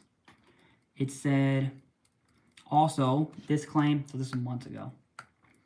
This claim that had this Nexus letter attached was filed on March 30th. Prep for notification on April 6th. And claim closed April 6th. So from March 30th to April 6th, I don't know how many days is in March. Let's look at March of last year. Yes, I'm not, whatever. 31. So March 30, 31, April 1, 2, 3, 4, 5, 6. 7 days that claim was closed. That's the answer. Right? And that's proof. That's with decision letter and all. That's not hearsay. That is actual hard proof. But that was a truly fully developed claim for that. Okay. Troy Dobbins, if you are a veteran, okay, let me know what branch you served in, when you served, and then let me know your YouTube channel, and then I'll check it out. You can post it in the chat. I won't blog it. And then as long as it's not stupid or crazy, yeah, I'll give you a shout out. I am in the business of helping veterans. It's not a oh, this is my channel, you know. It's not. We're all love. Quyen Vong, I butchered that. Quyenvong. I did not see your question. Post it in the chat and I'll answer it if it comes up. If you're still here, I hope you are. I just searched veterans benefits and it was the first one showing. Thank you, Jeffrey. If it's pending, I'll get to it when I can. Do you have to send money for you to see questions? No, Taco Cat. No. I see your question here. If you want it answered fast, okay, that would help. I'll tell you that. But the lives, this is the one bad thing I do, and I'll be straight up about it. Everything I do is free. I try to combat the claims consulting companies with free information. That's why I created CivDivOnline.com. Check it out. It's all free. Everything you need for your claims is on that website. But I do live chats. I will answer every question that I can. And for those that don't want to wait for the question to be answered, they have the option to do a super chat, like Easy Bimmer Coding here. Thank you, Easy Bimmer. I'm gonna call you EBC. I appreciate the donation. 100% P&T, not filing any increases, obviously. Will adding dependents trigger VA to look at disabilities? No. I shouldn't have to worry about reduction as long as I don't file increase or fraud. Correct. You're fine. P&T, I know, yeah, Jason. I'm on Team Jason. I know that YouTube will tell you that P&T, and Facebook groups will tell you that P&T can be taken away, which is technically correct, okay, technically. But I am telling you, I have a few friends that have been raters for, one has been a rater for at least over 10 years, probably 12 or 13, over 10 years. They have never, a good friend of mine, they have never seen a P&T reduction that was not due to fraud. Okay, or there's a second one. Sorry, I misspoke. Was not due to fraud, or the VA made a mistake. And when the VA made a mistake, it was like a 2-week turnaround on saying, hey, sorry, we made a mistake. You're actually 90, right? Or whatever the mistake was. Which that sucks, but hey, it's all about being properly rated, right? To answer your question, with a personal experience, I'm 100% P&T. I've been P&T for a bit, okay? I had a daughter November of 22, my third child. I submitted a dependent claim for that. I just had another daughter January 31st, so about 2 weeks ago. I haven't submitted a dependent claim for that for my fourth child, but I will, okay? I absolutely will. You know what? I will probably do a video on that, just a stupid how-to tutorial. I have some tutorials on how to submit claims if you want. If you're submitting claims, you should check that out. But I'll probably do a tutorial video on that because that's where I'm at. I'm not leaving yet, so don't leave the live. I'm not leaving yet. Thank you. For those of you that have been here the whole time, thank you. I love you. Appreciate that. I will be leaving. I'm going to shower probably around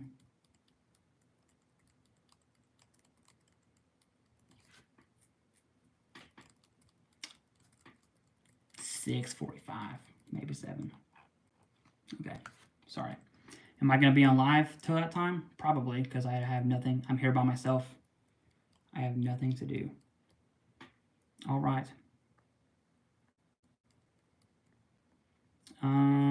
Okay.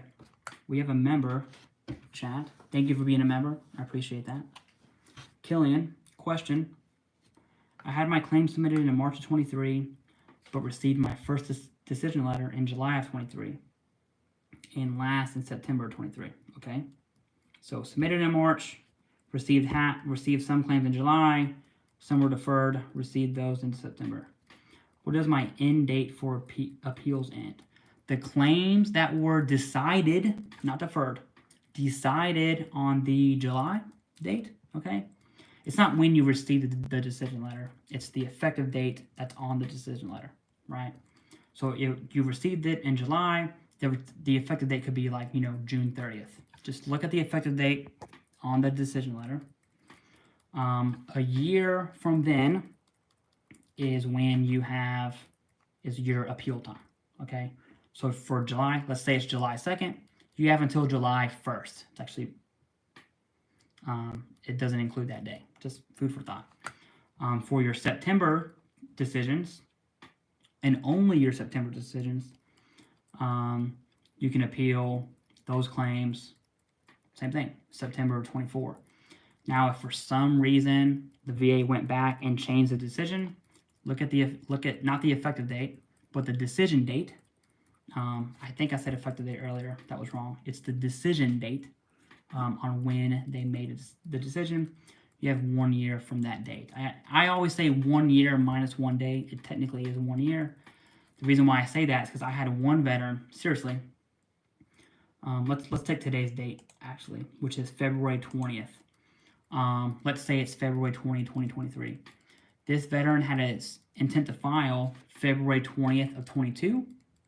That intent to file actually ends February 19th. It is 1 year, but think 1 year minus a day, so then you know it's minus 1 day from the current date, right? So whatever I'm not saying you're going to use all 365 days, but if you do, keep that in mind, right? It does happen. Someone got gypped a buttload of back pay, a year's worth. Okay, thank you for being a member. I definitely appreciate that, Killian. Food for thought. If you want to support the channel, the best way is to hit like and just watch my content. Surrounded by VA disability, I'm covering anything you ever need. The best way to support the channel is always watch the video and push like. Always. That's number one. If you want to show more support, you can be a member if you want, right? I always read member chats. If you can see during the stream, you can become a patron and message me, and then of course you can buy some hats and some shirts. This is a good quality shirt, I'll tell you that. One thing I've learned getting older, I'm only 31, so I'm not that old, is good quality clothing, right? This is good quality.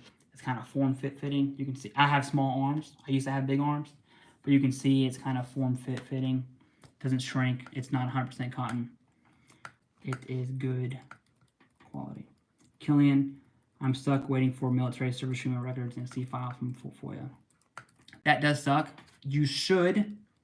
Looking at the dates, I don't know when you submitted the FOIA, but it sounds like you're going to get that pretty close. You know, you should get your C-file soon. It takes 6 to 9 months. I'm hoping you get that before. I will tell you this, Killian, and this is not my standard recommendation. I want to be clear. This is not my standard recommendation. There are some times I recommend veterans say, hey, you know, you're going to lose out on your effective date. Look, I'll give you an example. Let's say you have an intent to file. You use up the entire year to gather all the evidence, but for whatever reason, you don't have the evidence for claim X and claim Y. In that instance, I would say, hey, I don't normally do this, but in this instance, submit everything. What you have evidence for and the two you don't have evidence for. Why? Because then you can appeal, plan to appeal, and then preserve that effective date, right?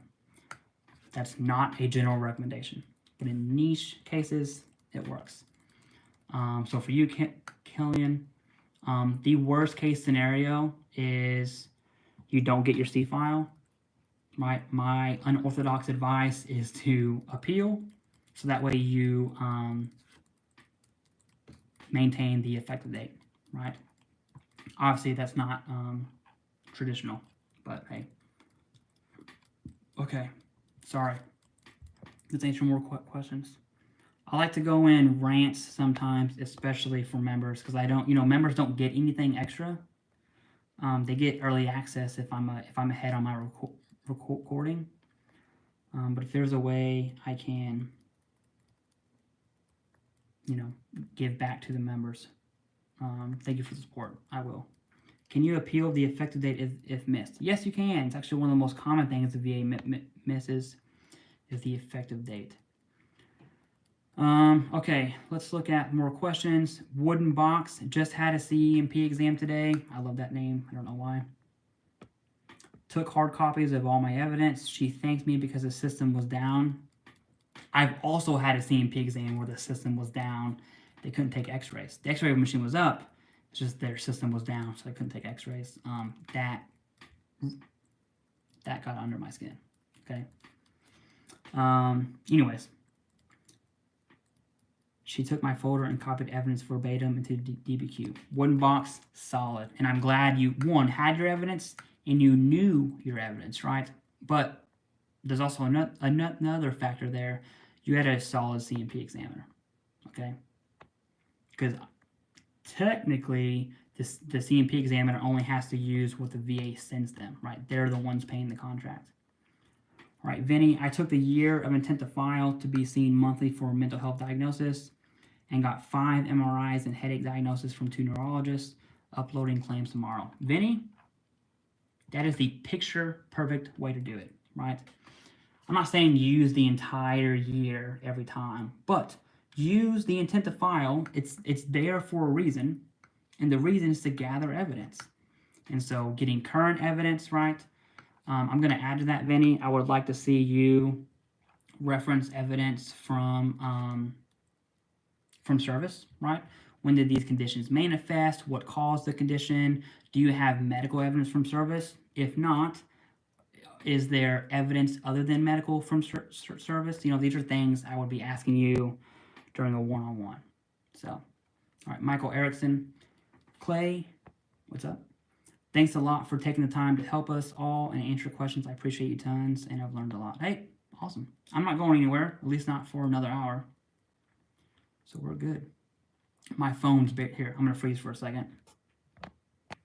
My phone's at 8%. It's on the charger, but slowly going down. So I guess when my phone goes down, I'll end the stream. Now, I'm going to get back to answering questions up here. But I have a real-life friend in my chat right now. Chris Gutierrez, everyone, is a real-life friend of mine. I'm going to answer his question. Okay. What's up, Chris? Thank you for coming to the stream. Appreciate it. My girlfriend just got 80%. This is her second time submitting. She resubmitted for 10% because of hypertension, but her percentage stayed the same. Pretty common. Hypertension is overwhelming majority is 0%. And it's one of those claims that, in my humble opinion, the VA needs to, if they're going to propose any changes for VA rating schedule, it needs to be hypertension, okay? Hypertension is serious. Hypertension will, it could lead to your cause of death. It could cause a billion problems. And it sucks. It affects your heart, your kidneys, your liver, everything. But that's my opinion. To answer your question, you said, what do you think, bro? First, Chris, I need to know what you should do, Chris, is join our Facebook group, Veteran Benefits on Facebook. Type it in groups, you'll find it, or you can just click the link on my YouTube channel to our Facebook group. On that group, I'm gonna show everyone, okay? I'm gonna show everyone exactly what I'm talking about. There's a featured post on how to, let me sign into my CivDiv one. By the way, it's not a big deal. I've probably had 400 friend requests on Facebook. I'm not going to accept them, just FYI. That's why I have the TheCivDiv Facebook page. I'm going to show you this template, Chris. Join the Facebook group. Here it is, okay? Make sure that's in key. Join the Facebook group. This is a template, featured post. Read this. Post anonymously. Redact your PII. Answer these 5 questions. What are you service connected for and the percentages of each? Where have you been denied? What are your years of service? What are deployments? I'm looking at presumptives. What current claims do you have in process? Do that, okay? Post that anonymously. If there's any denials, redact your PII on the decision letters. We are going to need to see decision letters. Something about the Facebook group is, you know, if I see someone giving advice on an appeal without looking at a minimum the decision letter, I do my best to kind of delete that comment because it's ill advised. Join the Facebook group if you want help with your claim. There are accredited attorneys in that group that do answer questions. Robin Hood's one of them. He's good. Okay, I've kind of like, I've read his Facebook posts or his chats in various groups. He knows what he's talking about, okay? So he's good. But hey, join the Facebook group, Chris. Because you said that your girlfriend's at 80%. I hope she'll be your wife soon. I don't want to put his information out there, but he just had a baby too. Very, very close to mine. Chris, I want to know what she's rated at 80%. Is there anything that she's underrated for? Are there any conditions that were overlooked? Are there any presumptives that were overlooked? What does that look like? She has hypertension, okay, which is a good indicator that there's more conditions there. Someone who has hypertension generally has other stuff going on, and that's what I want to take a look at, right? So that's for you, Chris, but for everyone else, join the Facebook group if you want help with your claims. If you want a one-on-one from me, if you're new to the stream, send me an email with the subject line one-on-one, share a long-form video, screenshot it, put that in the email, and then I will enter you in a drawing for one-on-ones, okay? And this live chat has first dibs at those one-on-ones. So I'll be doing you guys first in a random order as long as you give me the evidence I need. Okay, Jeff B, thank you, absolutely. Sarah P, I don't know, you said I'm currently, look for the exact rating percentage, I'm currently at 84%. I don't know what you're talking about. You said BDD. You're nervous about your CMP exam. What's the CMP exam for, Sarah? And I can absolutely guide you on that. Secret sauce, been a long time. It has been a long time, Secret sauce. I'm going to get back to answering VA disability questions. Say hola if you see this. Hola. I'm sorry, I'm white. I'm from Kentucky, but hola. Man, the live stream count is going down there. We've been over 100, up to 180 this whole time. Get that live stream count up there. Push like. I'm answering VA questions, okay? All right, let's answer some VA questions. Thank you. Back up to 112. What's your Patreon link, Clay? It is in Billy Wiggins. I'm pretty sure all of these, can I get a shout out, are bots? In the event that they're not, okay?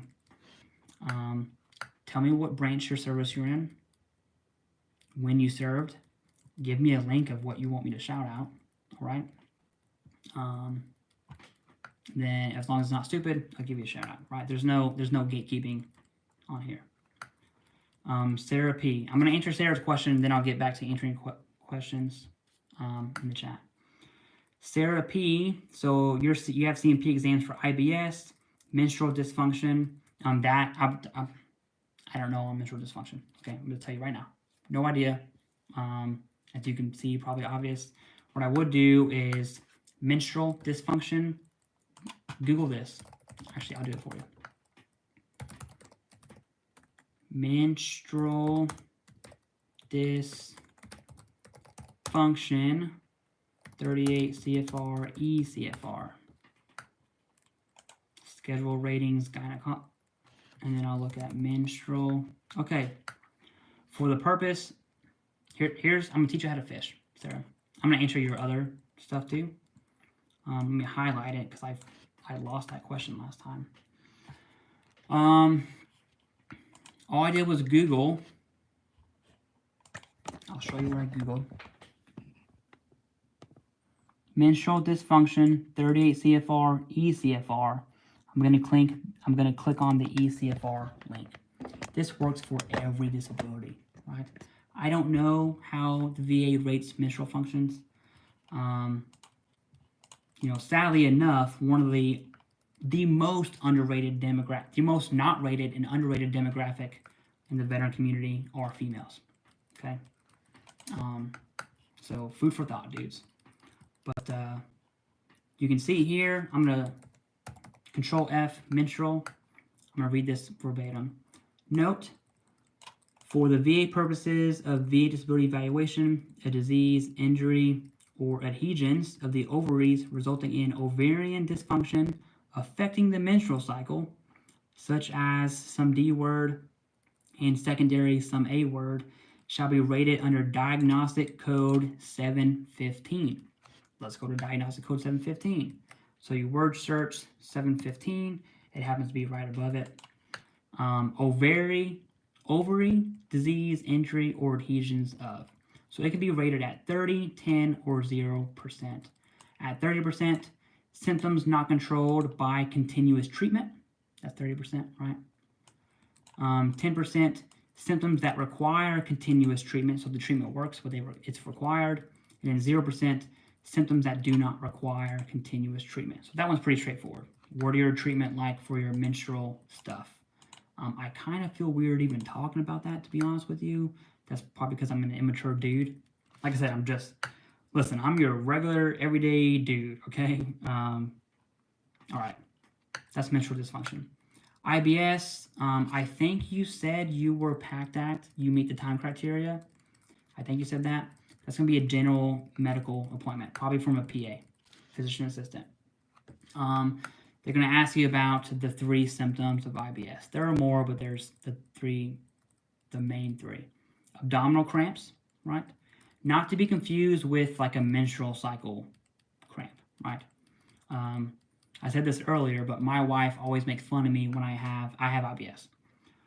It sucks. She makes fun of me when I get cramps, right? It's kind of like, ooh, now you know how it feels.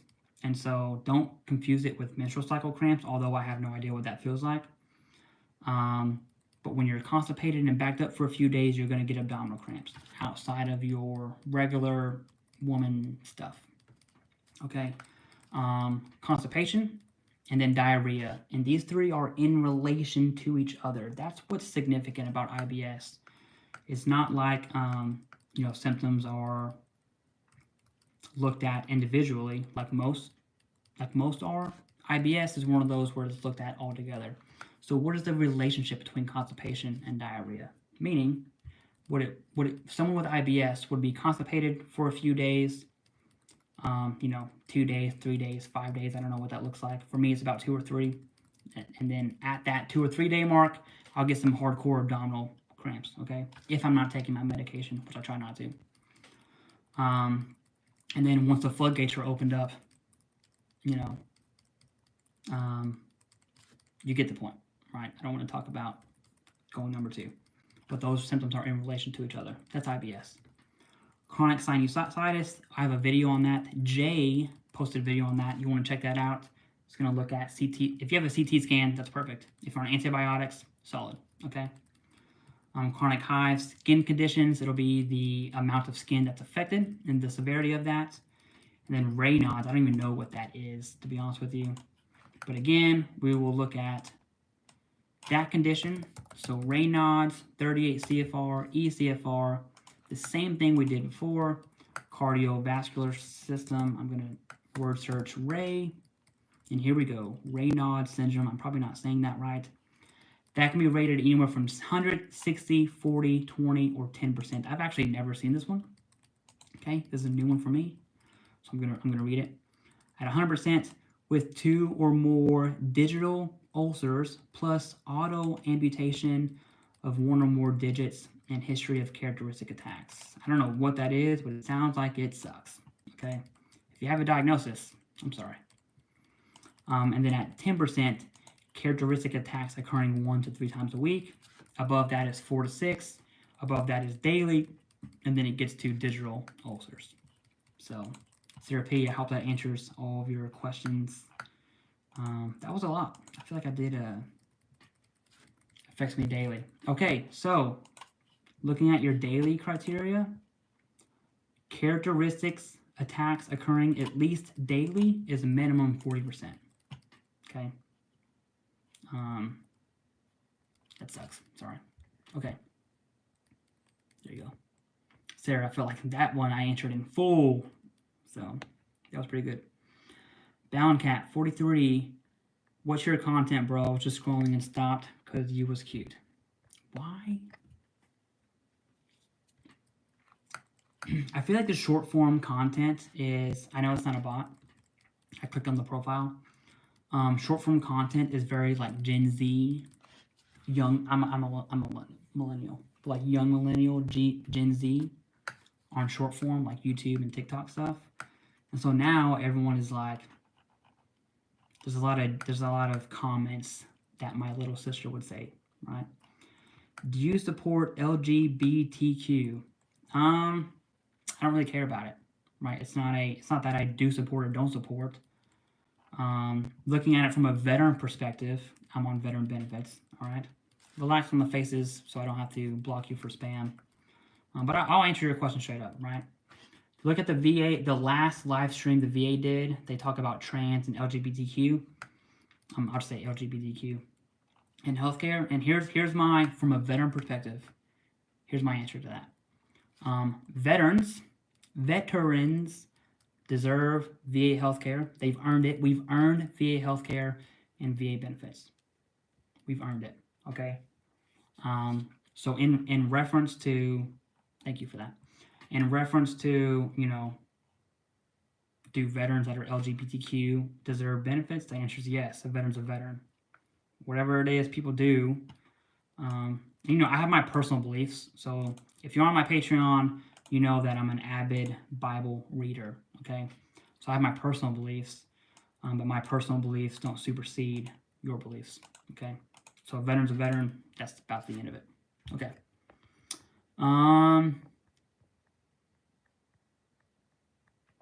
Vinny, nope, got you. Killian, got you. Kevin Krause, Poking Bears, taking away gun rights.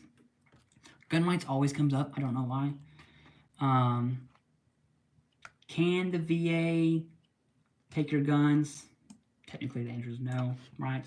Now, can the VA report to your state under certain laws?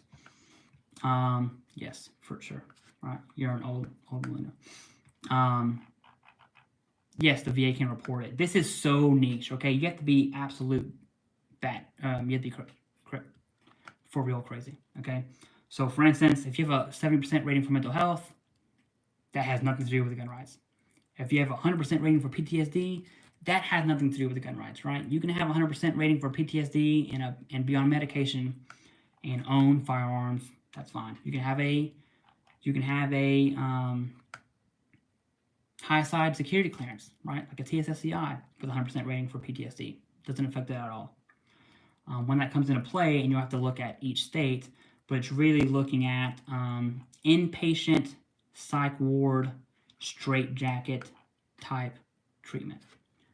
Just don't get rated incompetent. There you go. That was that's the verbiage. The verbiage the VA uses is incompetence. You know, like are you so disabled mentally that you are incompetent and you become a risk to others? That's when the VA reports to the state.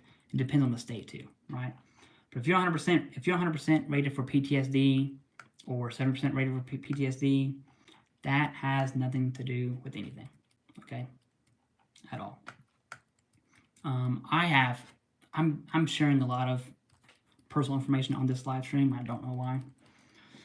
It just turned out to be that way. But for the members on this channel and for patrons, the patrons on Patreon, and members here, I'm gonna make a video of everything I'm rated for and the evidence I used, and that will be members only because I want to give you. You don't get anything if you're a member, right? You just get to support, and I appreciate that. So I'm gonna do that, and I've weighed the risk. It's okay. My evidence is airtight. I'm gonna do that. So if you want to see what I'm rated for, go ahead. But I'll tell you this right now: I have 70%. I am rated 70% for mental health. Okay. And if you want to look at my LinkedIn, you can see what I do for work. And then yes, I own firearms, right? Concealed in Virginia, right? Everyone should conceal completely outside of VA benefits. That is my personal belief. Would they take your gun after a failed suicide attempt? That I don't know, right? I don't want to say something that's not technically correct. It is by state, but I do think if you have a failed suicide attempt, and it is active isn't the right word. You might be put into inpatient, okay? And then from there, it just depends what that looks like, right? But I don't think a failed suicide attempt blanketly means take your firearms away, right? Say Emma the best. This is live, okay? It's a new feature on YouTube. I haven't seen people I follow use it, so I don't know what it looks like on that end. I want to be a user. I'm going to join someone's live at some point. But Emma the best. Hey, no more. If you do it one more time, I'm gonna have to block you there. Okay, sorry. Okay, don't block her. Thank you. All you gotta do is say it once. Don't spam the chat. If you spam the chat, I'm gonna have to. You feel me? I'm gonna have to block you. Okay. Sorry. Let's answer more questions. That's what we are here for, right? I get people think it's fake. It's not. My camera quality isn't that good. I'm on an iPhone. I'm on an iPhone, so my camera quality, there's no way the camera quality is super good. All right, Josh says, during my CMP exam, they awarded scar pain automatically without me claiming it. Just mentioned it in the exam because it caused me issues. Josh, I will tell you why, okay? The reason why you were rated for scars, although you didn't claim it, is because it's on the DBQ. So for instance, I just had a video. What was my most recent? Okay, my most recent, I try to do videos on specific disability claims. This one is for wrist conditions, okay? So I'm trying to go through the whole body system and for every single body system and make a video on it on how it's actually rated. In that video, you see the DBQ, so you should definitely check it out. A part of the DBQ is obviously range of, I have a gnarly scar here, so I don't want to use my left wrist because it sucks. It actually hurts. My left wrist sucks all the time. But range of motion, okay? A large part of that DBQ is range of motion for the wrist on left or dominant and non-dominant hand. Another part of that DBQ is surgical. It's surgeries, right? There's a surgical section. Then another part of that DBQ, there's many parts. Another part of that DBQ is scars. There's other conditions, and it's implying secondaries, okay? But like scars, carpal tunnel, cubital nerve, all of those run through here, okay? You have a plate and screws. I also have plate and screws. Yeah, I have a lot of hardware. I have 9 screws, maybe 8 or 9. But it's on the DBQ, right? So when you submit a claim for wrist, they're gonna have the CMP examiner is gonna be required to complete the DBQ. On that DBQ, all of those conditions can be roped into one, right? So I only claimed my left wrist. What I got back was left wrist strain, I think. No, it's actually, I had residuals from surgery was my actual claim, or what it came back as. I claimed left wrist. Residuals from surgery, carpal tunnel, and then scars. So I got back 3 on that. So yes, it does happen. Am I gay? No. Stupid. All right, scars are considered within the scope of that review. There we go. This is Greg is the man, okay? Greg is the man of that review, C38 CFR 155. If you'd like to know more about when the VA places unclaimed things and issued a grant. I am going to screenshot that, Greg. Thank you. That's a good video topic. Another example is like lumbar strain, okay? If there is a diagnosis of nerve damage or like radiculopathy from that CMP exam, which again happened to me. I got really lucky with my CMP exams, okay? Just FYI. But I claimed lower back pain. It came back as lumbar strain and radiculopathy in each leg, right? And it goes back to what Greg just said, because it's on the DBQ. Okay, let's answer more questions. Kevin Kraus says, multi-layer question here. Kevin, I actually think you're the... So we had someone spamming chat maybe a month or 2 ago and live about gun rights and really going crazy with it. I think Kevin Kraus was trolling him, and he's the person that talked about gun rights. So that took me like 10 minutes, Kevin, but that was a good joke. Thank you for that. Okay, multi-layer question. Is there a rating for VA? Is there a VA rating for obesity? If so, Are there several different ones based on BMI? Lastly, would showing a BK combo meal help my obesity CMP exam? Okay, Burger King. This is a little humor in that, but it's a great question. Kevin, no. Obesity does not have a rating, okay? Can it be recognized by the VBA? Absolutely. And you'll see that in intermediate steps, okay? It is actually, in my opinion, one of the best claims disability. I guess it's not a disability. It's one of the best, let's call it disability. It's one of the best disabilities to be recognized by the VA because obesity, depending on what that looks like for you, can lead to some serious issues like hypertension, okay? Hypertension can then lead to serious issues. Sleep apnea obviously is the fan favorite with the 50% for CPAP.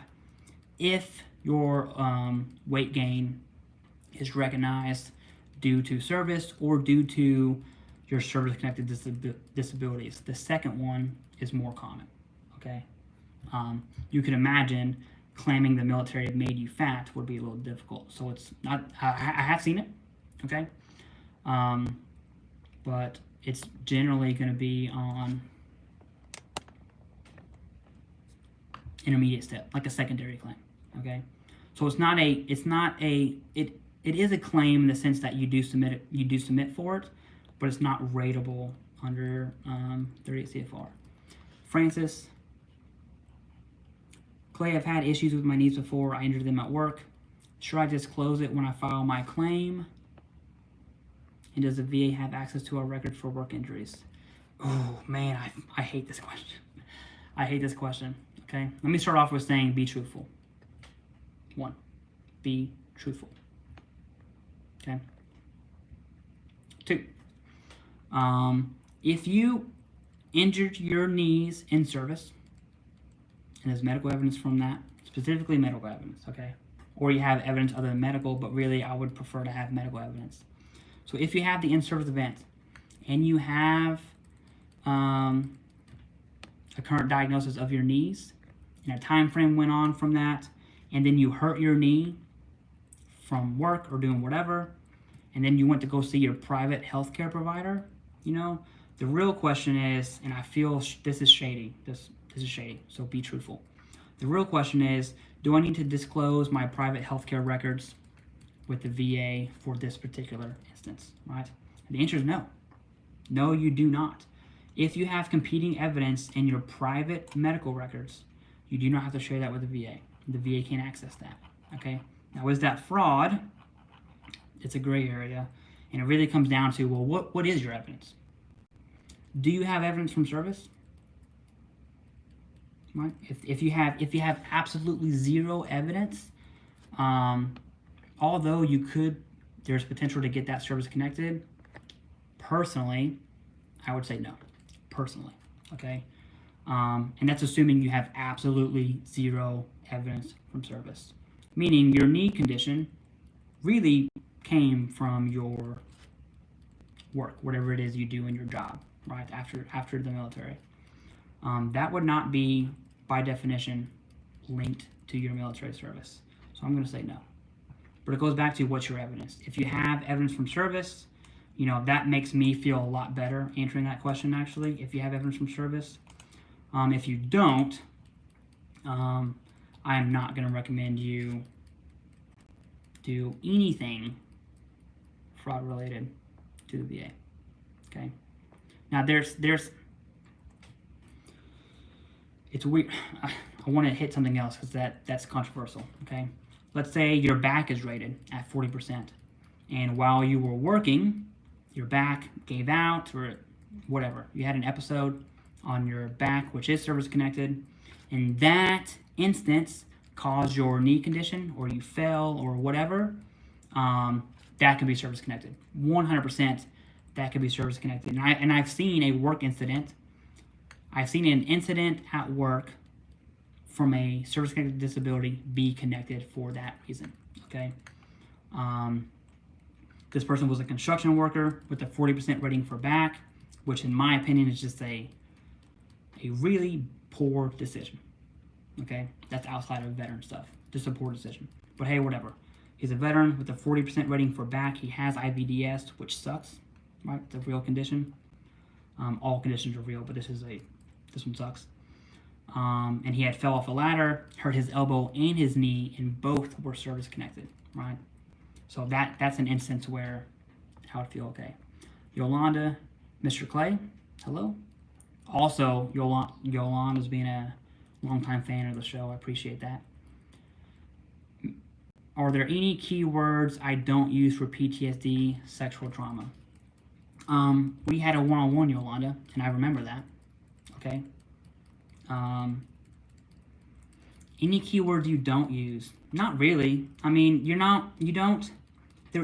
this is a misconception. There isn't a magical wand that a VSO has or a claims consulting has. You know, Brian Reese himself, or CCK, or whoever, doesn't have a magical wand on what to say, when to say it, right? Say the right things to be service connected. It doesn't work like that, right? In a sense, what you want to do is when you're talking to a CMP examiner, I have a video on this. I'm going to show, links do not work on the short form thing. Yes, it makes me mad. I'm going to show you what it looks like so you see it. This is an awesome video right here. Okay. Answer your CMP questions for VA disability claims just like this. You know what? I'll just copy that title in the chat so you can see it. I want you to watch this, Yolanda. Watch that video. What in the poop happened there? Oh, it's an ad. Watch that video. Let me get this, and then I'll answer your question in full. I copied the ad. Can you say hi, Paisley? Hi, Paisley. I assume that's like your wife or your daughter or something. Or you, that's fine. What up, Paisley? What it do? What it do, big dog? Okay, watch that. It talks about how to speak to a CMP examiner. So what you do say, here's what you do say for any claim, not just MST to PTSD. You do reference your evidence from service. You do reference your current diagnosis. You do reference your treatment records, right? And you show the continuity. So evidence from service plus current diagnosis plus continuity equals service connection. And I'll give you an example of that, right? Can you say we all need Jesus? Yeah.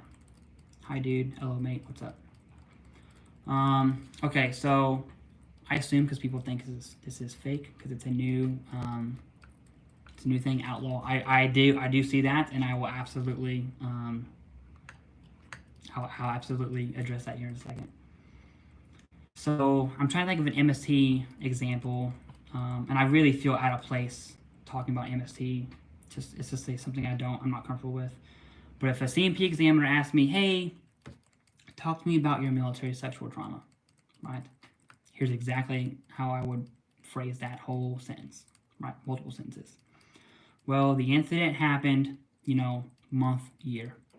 I was doing this. I was at XYZ. Here's what was going on. Here's what happened. Okay.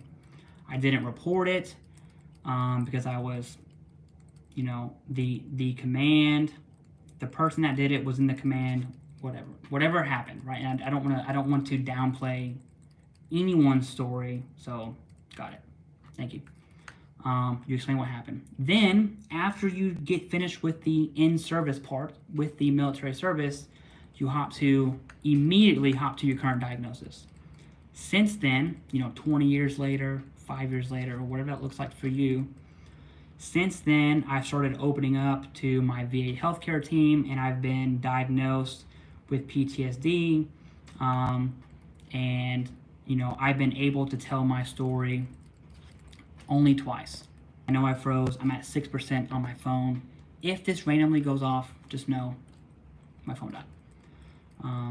So start with your in-service events, immediately jump to your current diagnosis, and then jump to your treatment plan, right? So after I talked to my primary care physician, my healthcare team, and my psychiatrist, I've been doing, classes in schools on cognitive behavior therapy. I think it's what it's called, CBT. I've been doing breathing exercises, but I still have reoccurring thoughts. Here are my current symptoms. That's exactly how I would answer a question of saying, tell me about your MST, right? And that template works for tell me about your knee pain, in service, current diagnosis, treatment plan, symptoms. That is how you answer a question from a CMP examiner. Here's what you don't say. Tell me about your MST. Oh, it happened. I didn't want to tell anyone about it. Don't say that. Now, Greg, my VA mentor, says Google Christopher Stoltz for a good example of will not do their VA claim. I'm going to screenshot that, Greg, and I will do that. I don't know that story. Maybe I can make a video of it. And finally, Outlaw, a $50 donation. Dude, thank you so much. We've been streaming for 270 minutes. I don't know how many hours that is. I can't quick math. But Outlaw has the highest donation. Dude, thank you so much. If you have a question, Outlaw, please put it in the chat. I absolutely, I want to know. I want to help you as much as I can. Says thanks for all you do, Clay. Outlaw, thank you. Okay. The crazy part is when I started this channel, I had zero intention. I didn't even know what monetizing a channel looked like. Zero intentions, right? I'm a federal employee for the Army. I'm an instructor and curriculum developer, right? That comes into play here in a second. So I am very comfortable speaking in front of a bunch of people, talking about some relatively complicated stuff with my real job. If you want to know more about my real job, just look me up on LinkedIn, Clayton Sims. You'll see me, okay? Anyways, when I first started this YouTube, I had zero intentions of monetizing it, and my one goal was had two goals. One was to inform and educate veterans, one. Two was to disrupt the market against claims consulting companies. So one of my friends got scammed, hardcore scammed, by one of these companies, okay? And I don't want to say who because someone, you can go on Facebook and probably narrow it down if you had the time to. So I'm not going to give you any more details than that because they've asked me, they've ensured I never give their name away, right? Good friend of mine. Anyways, whatever. And so ever since that happened, I was like, hey, I'm pretty sure I can do this. So in my job in the Marine Corps, my second 5 years, I was infantry. Then I moved to psychological operations, or PSYOP, in the Marine Corps. And a part of that comes with reading policy a lot, which sucks. But I got really good at reading policy. Translating that, when I got out, I had a VSO that was good, but not good enough. I knew something was weird there, so I started reading policy. And disability is really easy to understand. And then that's when I figured out that these claims consulting companies are charging a stupid amount of money for what? 30 minutes worth of work?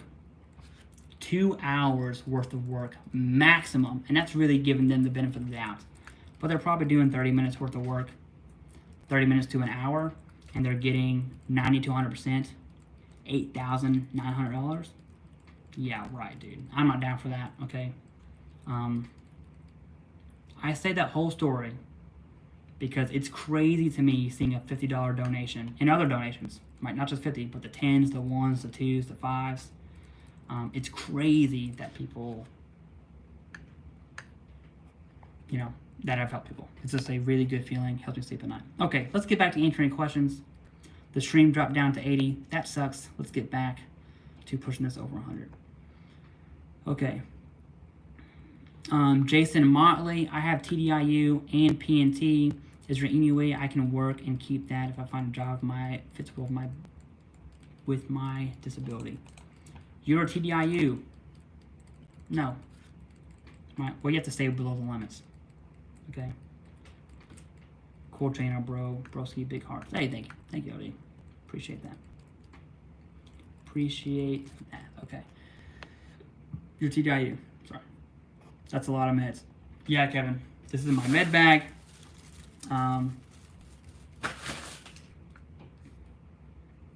You know, I would never recommend not to take your medication. Listen to your healthcare team.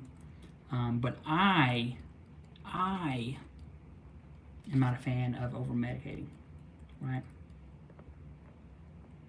Okay. You are still going? Yep, still going. 2 hours, or 274 minutes. Clay, I think you should set a time limit so get energized for the next session. Hey, don't worry. I have nothing to do. I'm actually going to end the stream at 6:15. I didn't think I was going to...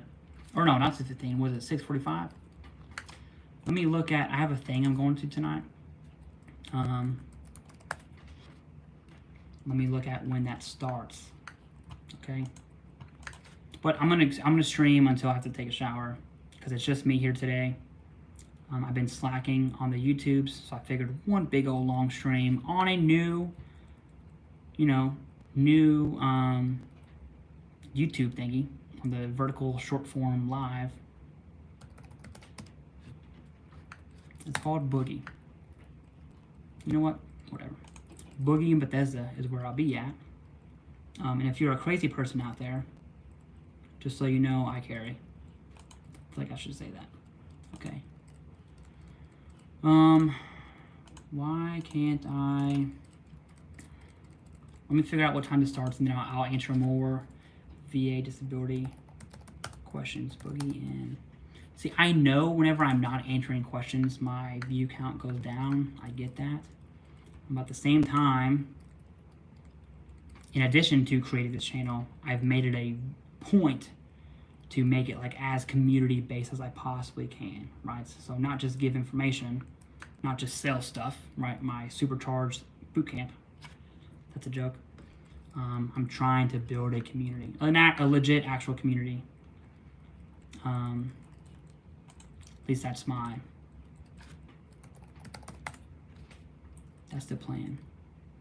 Where the heck? Why can't I get it? Boogie in Bethesda. Upcoming events. Today is the 20th, correct? Yes. Okay, let's see what time it starts. I'm going to answer questions here real soon.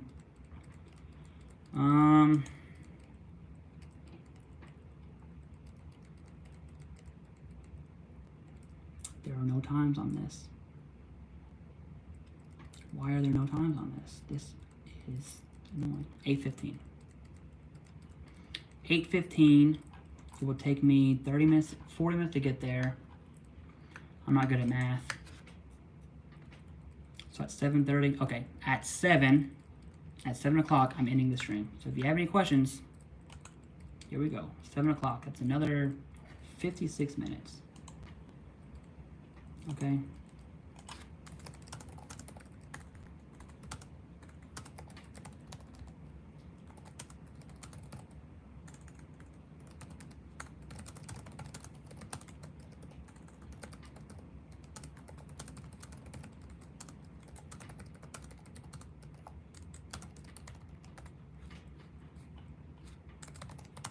Hope you feel better. Sorry, one of my friends messaged me. Okay, let's get back to answering questions right now. Right now, we will answer questions right now. Okay. Yeah, by the way, a personal hobby of mine, how I deal with mental health. If you're a patron, you know this. I actually dance competitively, and that is not a lie. I do West Coast swing. Pretty good at it, actually. I compete. It's a big competition called Mad Jam coming up next weekend. You can Google that if you want. Mad Jam. Okay.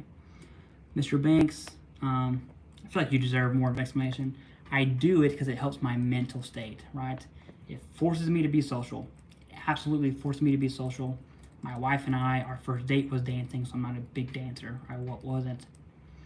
And then it's like, I don't know, man, not to be weird or hippie, but this like creative, artistic expression, for real, helps with my mental health. Not joking at all. Okay. Troy Dobbins, you never answered my question, so no. Have you ever heard of sleep apnea claims secondary to pes planus? Yes, I have. I've had I've seen sleep apnea connected to foot conditions, to knees, and to back. Okay, I'll tell you how. It goes back to obesity, weight gain, right? If you have and let me be real here, okay? Because a lot of people you'll see on YouTube, tinnitus will get you 90%, right? If you have anxiety at 70% and migraines at 50%, which is technically true. That's not a lie, but that is that is clickbait times 3,000, okay? Because most aren't going to. Because the question is, does your tinnitus cause your migraines and your anxiety? It's not a one-size-fits-all. The reason I say that is because if your feet, if your knees, whatever it is, causes obesity, like for real, causes obesity, you can absolutely link obesity as an intermediate step from your foot condition through obesity to sleep apnea, okay? Absolutely, you can do that. Is it common? No, it's not. Are you going to have to argue the VA as to what made you obese? Absolutely, okay? And I'm gonna be real with you. I'm not gonna sugarcoat this. If you watch my most recent video on No One Cares, right? Which is one of my favorites. Hard truth for veterans to swallow when it comes to your VA disability claims. I talk about sleep apnea and being fat. So the question I want you to answer, right? So you asked me, can you link your flat feet or whatever, your foot conditions to obesity and sleep apnea? The answer is yes. My counter question, and take this, I want you to take it personally, because this is what the VA is going to do. Are you fat because of a lack of exercise and a poor diet? Answer that. Be truthful, okay? Depending on how you answer that, and I'm going to assume you're going to say, I'm fat because of the lack of the ability to exercise. The ability to exercise, okay? What is the evidence for that? My wife texted me, give me a second. What is the evidence indicating that your foot condition, okay, is causing your obesity, right? Or aggravating to the point where it's contributing a lot. Only you can answer that. You have to get evidence. If you do the CMP examiner's word versus your word, that claim will be denied every single time. I know what YouTube is going to tell you, okay? But I don't want to. This is controversial, okay? Because we're all helping. All the YouTubers, we're all helping veterans, and I'm down for that, okay?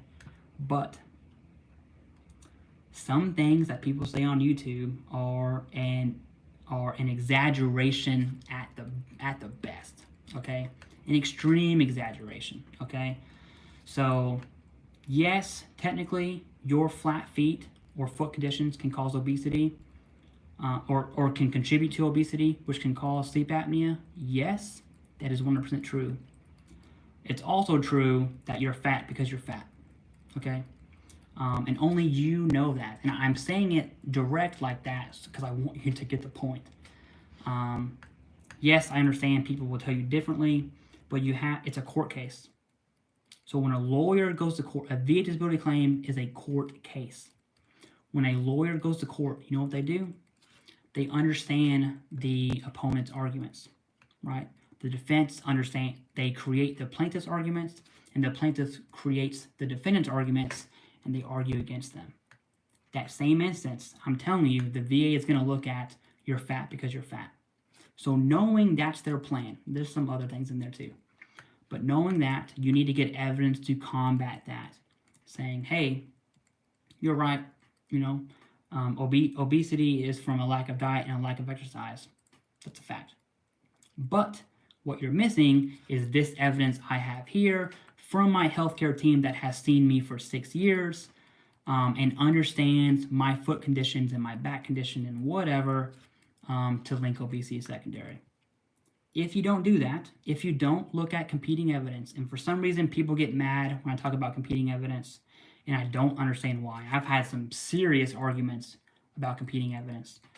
You have to look at competing evidence, okay? All right. Alec Y, thank you so much for the donation. Outlaw with a 50, dude, I am blown away. And that's not the first time he's done that, by the way, viewers. Outlaw, you're awesome. Thank you so much. Alec, thank you so much, okay, for the $20 donation. I appreciate it. It feels so weird that other veterans feel the need to donate to support. I love it. I just can't understand it, okay? Clay, you do a great job. Thank you. Invaluable service for us vets. I was able to get from 10 to 70 after watching yours and a couple other videos. Awesome. Awesome. And you know what? I know the goal, to be real, everyone wants 100%. I assume that's what you're looking at. But hey, if you're properly rated at 70% and you're capped out, solid, okay? That's still an awesome rating. There are tons of benefits that come with that. And if there are other conditions that you haven't been rated for yet, go for it with evidence. Don't just throw claims on the wall. Go for it, okay? Okay, that was a huge rant. I apologize for my rants, but I feel like my rants are pretty good. All right. Oof, Jeff B. Have you ever seen veterans denied for Pact Act presumptive? If so, why? I have, Jeff B. And the same video I talk about veterans being fat, okay? The one that says no one cares. You know what? I'll just type the title up in the chat after this ad goes away. Stupid ads, man. Right. Watch this. This is one of my. There's comedy in it too, but it's a hard truth. Okay. Watch this. I explain. Oh my goodness. I can't put links in this stupid short form thing, okay? Have I seen veterans denied for presumptives? Yes. There's one reason why I've seen veterans denied for presumptives. And every single time, there hasn't been a single time where this hasn't been the case, okay? And so I'm going to blanketly say veterans are, I'm not going to say stupid, right? But veterans are ignorant. Not in a bad way, meaning you don't know what you don't know. Ignorance, right? It's not a negative connotation. There you go, Jax. The only time I've seen a veteran denied a Pact Act, a condition covered under the Pact Act, is when they submit a claim without a diagnosis. Period. Right? Now, why would you submit a claim without a diagnosis? I don't know. I do not know. Okay? That is stupid. Right? Now, if you are ignorant of the process and you just didn't know, hey, no harm, no foul. But now we know we got to submit a claim with a diagnosis. So if you were denied a Pact Act claim, which is a condition covered under the Pact Act, go get a diagnosis, appeal it. Easiest claim you ever submit. Okay. If you are submitting a condition that's covered under the Pact Act, go get a diagnosis. Right. I say current diagnosis, but it's kind of misleading because it can also be documented symptoms leading up to the diagnosis for VA rating purposes.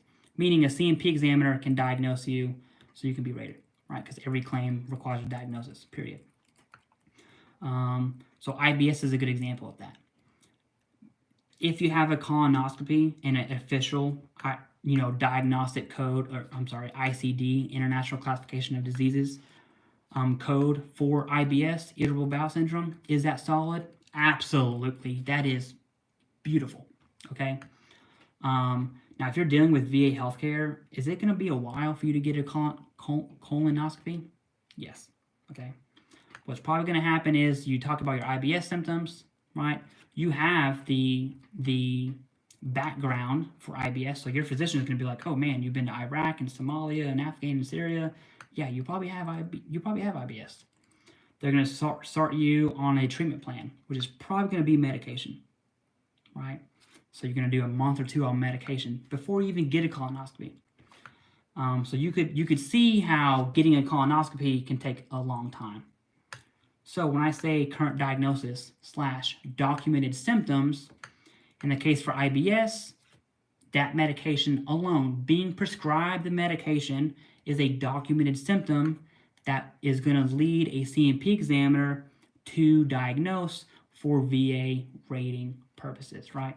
So it's actually current diagnosis / documented symptoms. Now, is that a scapegoat to say, oh, I don't need a diagnosis, I just need to get documented symptoms? No, right? Absolutely not. If you have sinusitis, for instance, you know, a one-line complaint about sinusitis and that's it, technically is not going to cut it, right? That, to me, and I'm not a medical professional, if a veteran says they have sinus issues, that doesn't mean they have sinusitis, okay? It could be allergies, whatever.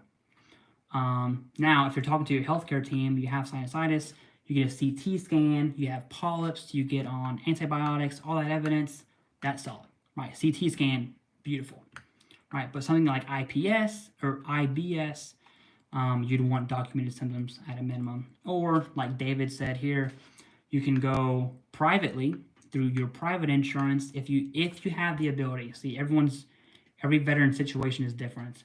Some are well off and some aren't, okay?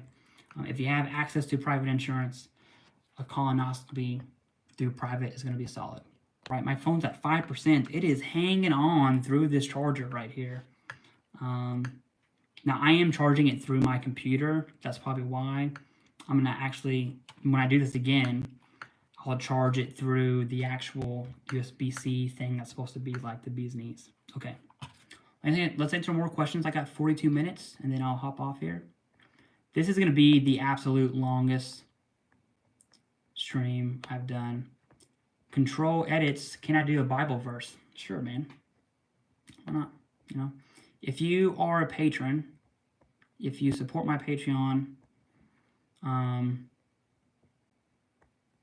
you know, I post a lot of personal stuff on how I deal with VA disabilities. Yes, I am a churchgoer, Jesus believer, Christian type. Just FYI, I get that's not your cup of tea, but it helps me with my disabilities, okay? And I post things like that on my Patreon. What's up, King of Gold? You know what? I'll actually show you some things I post, just so you know what I'm talking about. Look, that's my Patreon. So that's she was born January 31st, right? So, hey, look at that. That's my PDP, baby. That's my compact, concealed, range therapy, right? Audio Bible stuff. This is how I deal with my disabilities. But hardcore anxiety, you can see that. If that's something you're interested in, you want to support, you want to know more about me personally, that's what I do, right? There's nothing VA disability related on that. Just FYI, like you don't get extra help, okay? But it's just another way for me who accept me. It wasn't me, so I have a few moderators. And by the way, for those that are on here right now, if you want to be a moderator for the Facebook group, all you have to do is, you know, approve members that request to join or deny, and then approve post. And as long as there's no spam or really stupid stuff, it's not demanding. And the main thing for denying a post on Facebook, if you want to be a moderator, just let me know. Email me with the subject line moderator. I'll do that. I saw a few of you who emailed me for the YouTube stuff. I will reach back out to you, don't worry. But, you know, if someone posted a decision letter, it's not redacted, that's when we would decline a post. So as long as it's not spam or PII isn't revealed, you know, people can say whatever they want, doesn't really matter. Not a gatekeeper. Okay, let's answer some VA disability questions. Question for anyone in the chat, because I have been going for a long time. If you are new to this channel and you found it from this new live feed form thing, vertical short form thing from YouTube Shorts, if you found the channel through this live, let me know in the chat. I would love to get kind of a, you know, a pulse on any new viewers. We had a decent amount of new viewers earlier, but I'm wondering if the longer it goes, you know, the less likely it is. Look at that. There we go. There's 2 off the bat. Okay, awesome. Good. it just helps me know that this is actually worth it, right? If I'm able to answer questions and reach a broader audience, that's awesome. Papa, what up, Big Papa, right? So is it better to make claims while still in the military? R Dasher, thank you, awesome. Is it better to submit claims while in the military? The answer is yes. That will be what's called a BDD claim. You don't need to know what that means. It's benefits delivery at discharge, okay? If you are within 180 to 90 days, you need to submit a BDD claim. And in fact, if you don't, that's when I'm going to say you're stupid, right? There's, and I'm being direct for a reason, right? Because I want you to understand what I'm saying. If you don't submit a BDD claim in your active duty, you are done, right? Now, you have to have an actual EAS date or ETS date, okay? Shake your hand if you see this comment. You know, Bring It On. He's like, these aren't spirit fingers. These are spirit fingers. I grew up with all women in my household, so yeah, I know a Bring It On quote from the 90s. But yeah, shake my hand.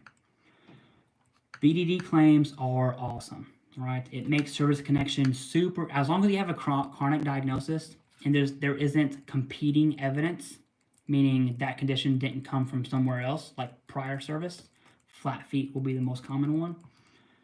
As long as there's no competing evidence and you have a chronic diagnosis, it's very likely to be service connected. Now, you might say, you might subscribe for that, or you just subscribe. Hey, Bring It On quote, got 1 subscriber. All those times my sisters watched Bring It On really came in clutch right there for 1 sub. I appreciate that. Okay. Thing what I was saying. Oh, yes. BDD claims. What you need to do, okay? Please sing something by Bruno Major. I don't know who that is. I'm going to have to mute you, though, if you keep saying that. Because put user in time. I can put people in timeout. Okay. 1 minute timeout. You're in timeout. That's funny. Okay. TheCivDivOnline.com. I'll type that in the chat. I understand you can't click links in the chat, so that's a little annoying. YouTube, fix that. YouTube, fix that. Do you hear me? Algorithm, YouTube, fix that. TheCivDivOnline.com. I'm going to show you through my computer screen, and it's not going to be the best, but you'll be able to see it, okay? You can go there on your phone right now. TheCivDivOnline.com. In the top left, on a computer, you're going to see more. On a phone, you're going to see the little 3 lines. More BDD claims, active duty. Click that bad boy. 4-step process. The first thing you see is do not overcomplicate it, okay? Don't overcomplicate it. It's a 4-step process, and this video right here is critical. It's master condition list, everything you can claim for VA disability, okay? It is critical for service members to watch. Seriously.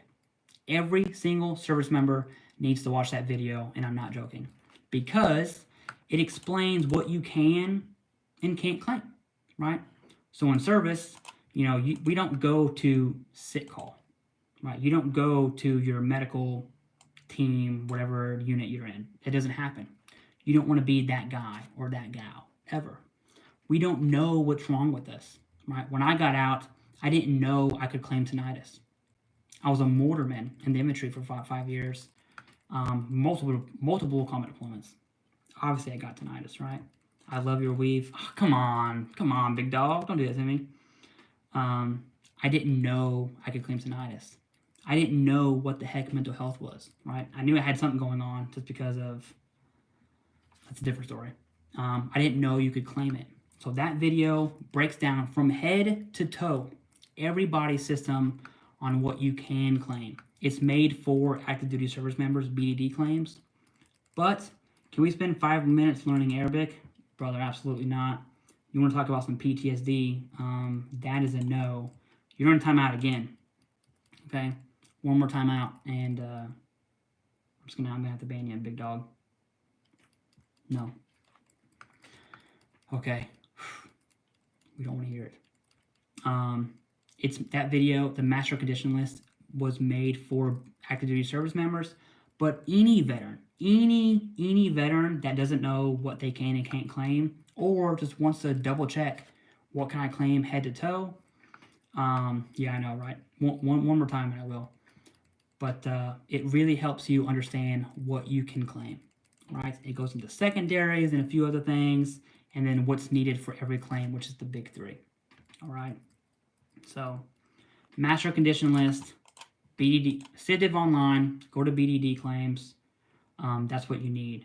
My hope, seriously, my hope is every service member, every single active duty service member logs on to CivDiv online and then clicks on BDD claims and watch that video, because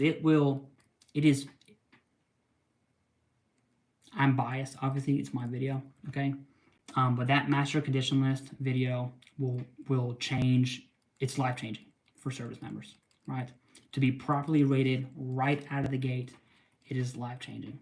All right, let's answer more questions. Len, I see that. Thank you so much. That is awesome. I appreciate that. I just lost my spot in chat. So let's start here. Minnesota Jude.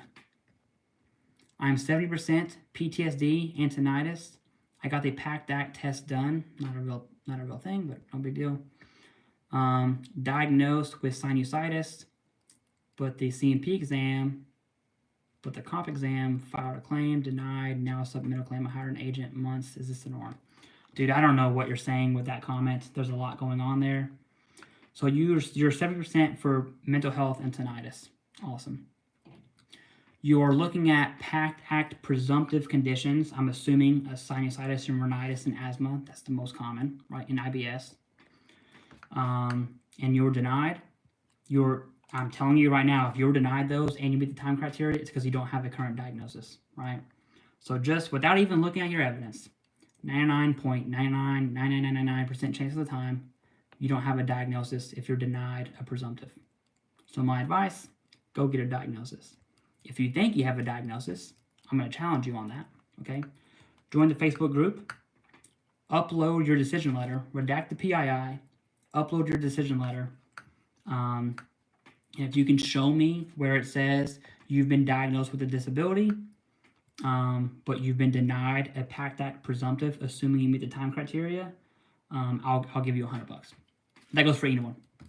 Anyone that can do that, if you can prove to me you've been diagnosed for a Pact Act presumptive, okay, and you meet the time criteria, and you were denied, and you prove it via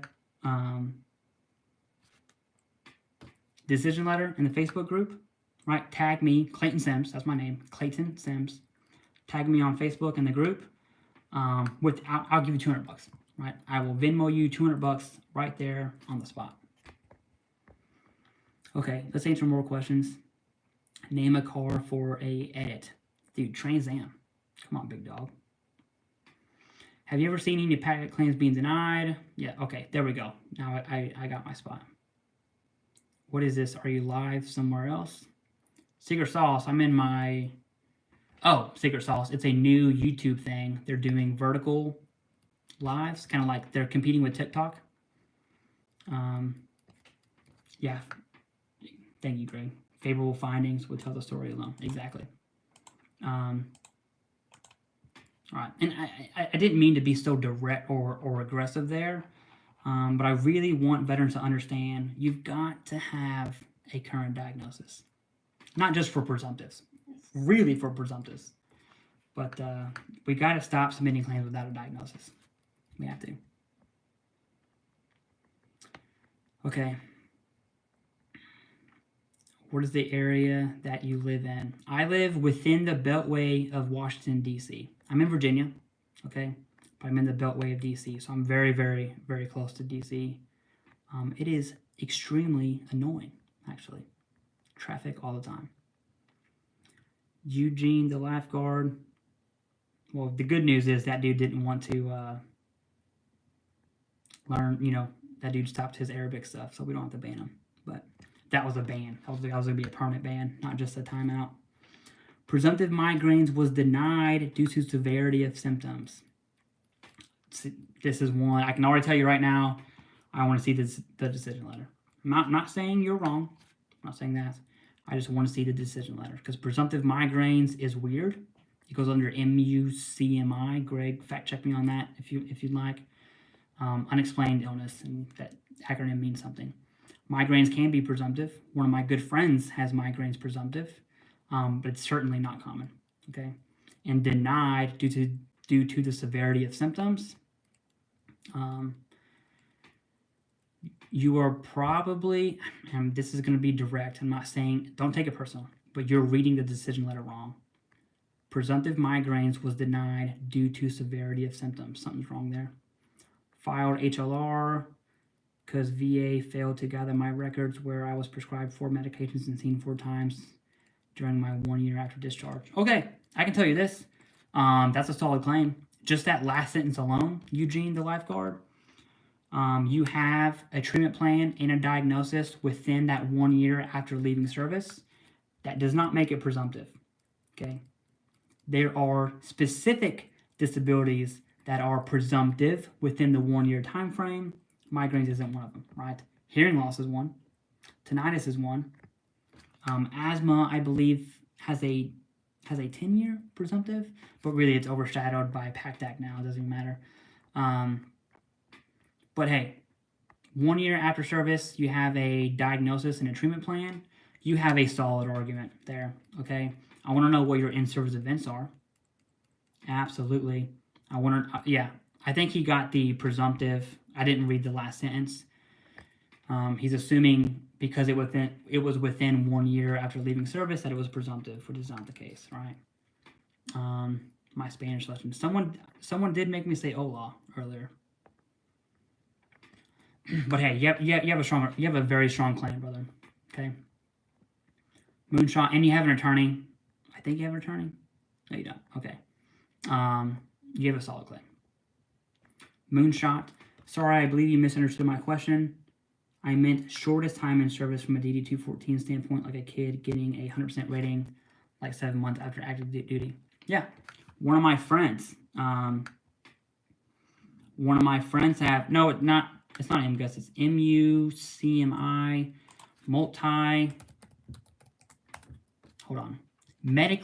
medically unexplained chronic multi-symptom illness is what it is. It's much, much more than that. Eugene, I'll come back to that in a second. Moonshot, okay, I got you. The quickest I've seen benefits turnaround from a service member was less than a month. Okay, less than a month. I want to say 2 weeks. I'm not specific. I don't know the exact date, but I can tell you it was less than a month of going from BDD, right? Which is ideal.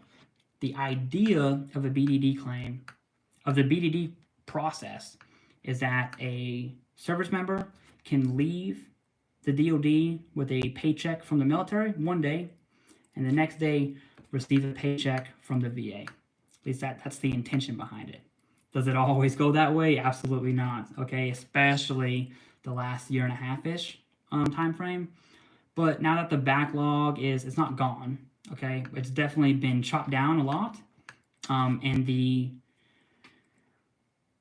I might be misspeaking here, but the claims that were projected didn't reach. Not that many claims were submitted that we thought were going to be submitted, right?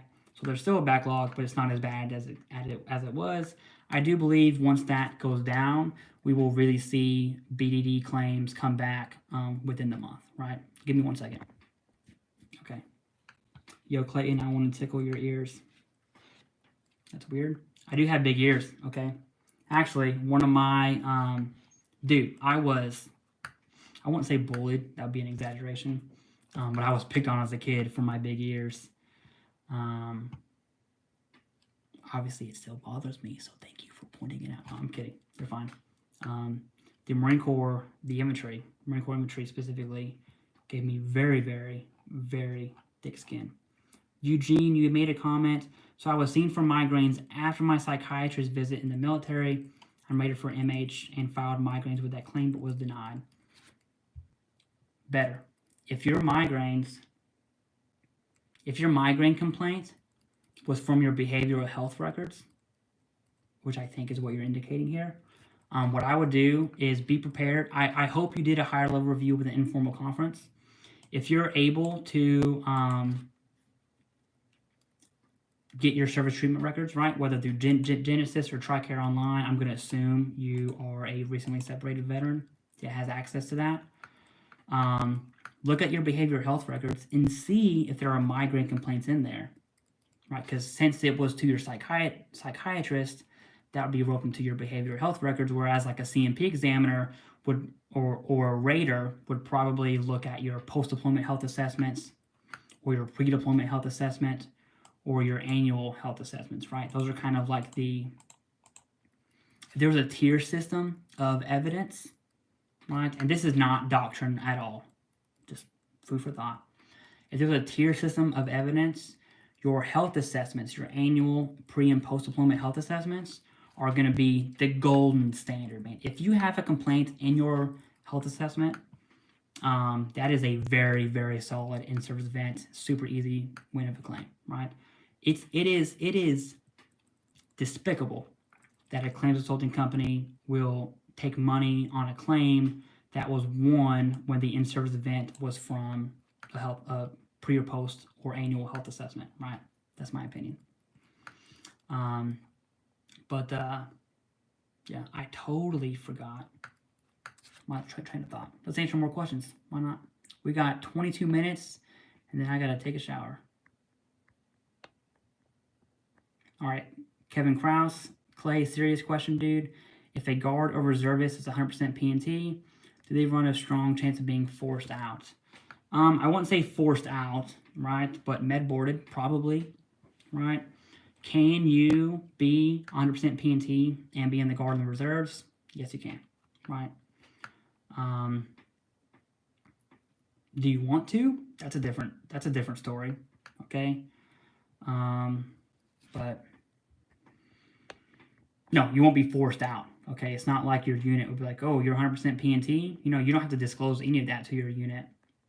Now, prior service recruiter is a little different story. You have to go through MEPS. So if you are qualified for service, I'm listening to what you said again. I missed. I don't know what you're talking about, big dog. Now, something to keep in mind. Okay, this is what is misunderstood, and I wish they would change the name of VA disability because it's not disability. I mean, technically, the conditions we have are disabilities when it comes to the functionality of our life. In that sense, it's a disability, right? But it's not Social Security disability, right? It's not I can't work disability. It's not I was hurt so bad disability, all right? It's compensation for what happened during service. It's compensation that, I have reoccurring thoughts of here's some more personal, too much information. I'm giving a lot of TMI out today, but whatever. I have reoccurring thoughts of a friend's mom. We had a ceremony because he had passed away. I won't get into it. Of her screaming, crying. It was more of a wailing. Crying doesn't do it justice. Very distinct, right? You could feel it. Fucking wild. Anyways, that reoccurring thought makes me have certain symptoms that I have to deal with, that my wife has to deal with, right? Does that disable me from getting employment? No. That's why I hate the phrase VA disability. I wish they would just name it VA compensation and do a rename. We rename stuff all the time for no reason. If we're going to rename anything, it needs to be that VA compensation, right? Get rid of the disability mindset, and I think more veterans would file.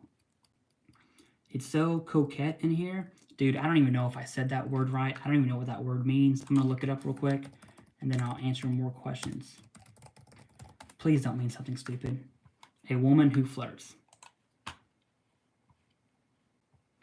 You got me, Charlie. That was funny. I don't know if you're a bot or not, but that was funny, okay? Especially because I looked it up. It means a girl who flirts. I am coquette, right?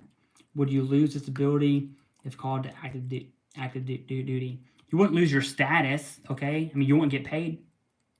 It's the same pot of money. You definitely wouldn't get paid. But it's not like your P&T goes away, right? And if you get out, submit your claims, whatever, and you truck on as normal, just like being a reserve guard, right? So if you're 100% P&T and you're in the reserves and guard for whatever reason, right? And everyone has their own reasons of joining, right? If you are P&T and you're in the reserve or guard, seriously, thank you for your service. I know there's at least one out there, and that person is a dang, yeah, that's a real American right there. I can tell you that. But you know, once you leave or once you're off orders or deployment, you go back to whatever your rating is. Yeah, just like Greg said. That's the technical answer, right? I'll read it. You cannot receive VA disability compensation and active service pay concurrently, right? That includes drills and stuff for reserve and guard. Okay, let's look at more questions. Do you have hardware inside? Oh yeah, that's just the part talking about the wrist. I have some serious x-rays of my wrist. I should show. Actually, when I do the, you know, here's what I'm rated for, and I push that to members and patrons, I'll add the x-rays of my wrist because it is absolutely gnarly. Okay. Jeffrey O'Hara says my right wrist is 10 and my left wrist is 10. That's funny, Jeffrey. You say what rating for that wrist? I see your comment of your right and your left wrist is 10.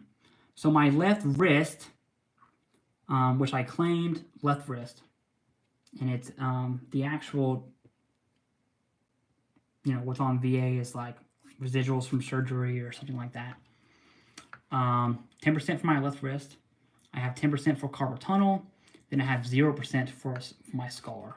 My scar goes from here up there, and then you can see a carpal tunnel scar. You know, when they release it, they've had to do it twice. And that, you know, it's such that carpal tunnel, you know, in and out surgery is so weird, dude. Like it feels, it sucks, it hurts, and then at the same time it feels really good. So right now, I haven't had it for years. Filipino, yes, you were safe the moment you had P&T. You're good. Right here, nothing at all. Like I know I'm touching something because I can see it physically, but I can't feel anything. So I have 10% for carpal tunnel. So 20% total for the wrist, not using VA math. Okay, I just made a wrist video though, Jeffrey O'Hara. If you want to look at how the wrists are rated, and if you would rate an increase or secondaries from that wrist, you definitely want to check that out. I posted that last week, right? The like the wrist condition VA ratings, or the elbow condition VA ratings, or the shoulder condition VA ratings, those are never like super viral, awesome videos. But they are videos that are absolutely clutch, right? So watch, you know, just because it's not popular doesn't mean it's not good. You want to watch that. But there are secondaries like nerve damage, scars, stuff like that. Or forearm, like the elbow and forearm. Okay. The grain side up. Hey, Clay, helping an older vet. God bless you. He has a breathing issue. Asthma exam coming up. Do you have any experience with this type? I showed him the DBQ already. Asthma is very straightforward, okay? There are some claims that words do have meaning, right? Like mental health would be an example because you can't x-ray that. Asthma is something that you can see, right? With various tests. And the treatment, I'm going to assume he has a diagnosis. If he has a diagnosis, I'm going to assume there's some kind of treatment for that, right? It goes off of like FEV, there's a number list. That acronym might be wrong. Fact check me on that. But I say that, the grain side up, because asthma is not something that I would really, you know, there's no tips for asthma because it's there. The evidence is there, right? What I would say is if it's not if this older veteran, I'm going to assume they're not covered under the Pact Act for Gulf War era, right? So Desert Shield, Desert Storm, or higher. I'm going to assume they're older than that. They're going to need to show the in-service event, right? Was it toxic exposure that led to that asthma, which is I'm going to say it's a difficult claim, right? I'll kind of stand my ground on there. That it is a difficult claim for toxic exposure to asthma, but every veteran situation is different. Now you said an older vet, so I'm assuming older than Desert Shield, Desert Storm, right? So the in-service event is going to be critical. I would recommend focusing on what is the evidence that links the asthma to service. Whatever that is, spit it out. If this older veteran, right, is Desert Shield, Desert Storm, which is old to me, I'm 31. It's a joke there. If they do meet the time criteria for Pact Act, don't even worry about it. Easiest claim you will ever submit, right? It's specifically asthma, because it could be seen. What can we tell them to speed up the claims? Bernie Smith, nothing. No one speeds up the claim at all. You see those ads, which is funny because the ads from claims consulting companies are being used in the lawsuits, which just, I get, not everyone supports them or supports my vision or view, whatever, which is fine. But for me, I think it's hilarious watching the ads that they used saying, I can get your, guaranteed disability in 3 months or less, faster than anyone else, which is absolutely fake news. But the only thing that does that is a fully developed claim, and it has to be truly fully developed. So just because you have a medical opinion in a private DBQ doesn't mean it's fully developed, right? There are aspects to the Nexus and to the DBQ that need to be covered. And if your IMO and DBQ is not complete, or it sucks, right? And we're just kind of speaking blanketly here. All of a sudden, that evidence in support of your claim means diddly squat. So for instance, I had a friend that used New Life. And this person, I think of all the claims consulting companies, like VA Claims Insider, Veterans Guardian, Brian Reese doing which is cringy. Of all the companies, New Life gets under my skin the most, and I'll tell you why. Because I've seen multiple, and I've reached out to these veterans. One of them is my good friend. If I could share their stories, and they all said no, which sucks because I want to expose them. But New Life, New Life v Disability.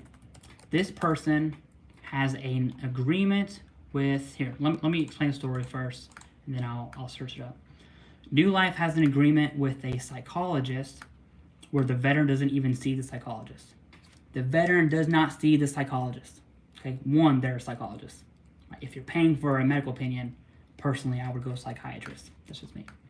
But the veteran doesn't even see the psychologist, okay?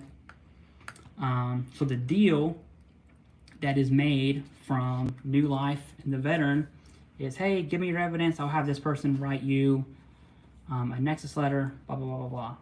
Well, I know my friend very well, okay? I won't say his name. And he was denied. Obviously, he was denied, and he felt scammed. He charged him $3,500 up front, and the claims were denied, and that's it. You're out of luck. You're out of $3,500. And I looked at the evidence he submitted, and then I looked at the Nexus letter written from this psychologist. And you know what? I will tell you the name of this psychologist, which I actually think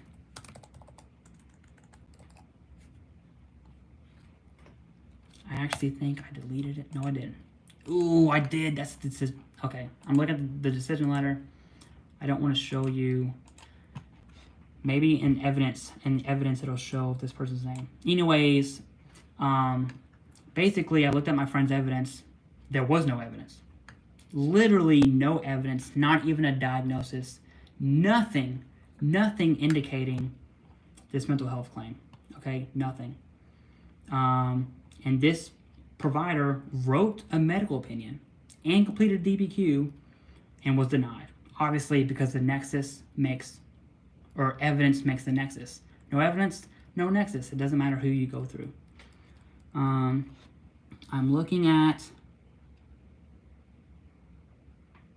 okay, the name of the provider is not in the evidence list. Y'all need to be aware of this person, seriously. This is the one provider that I've seen write multiple opinions that are absolutely baloney, and I can't.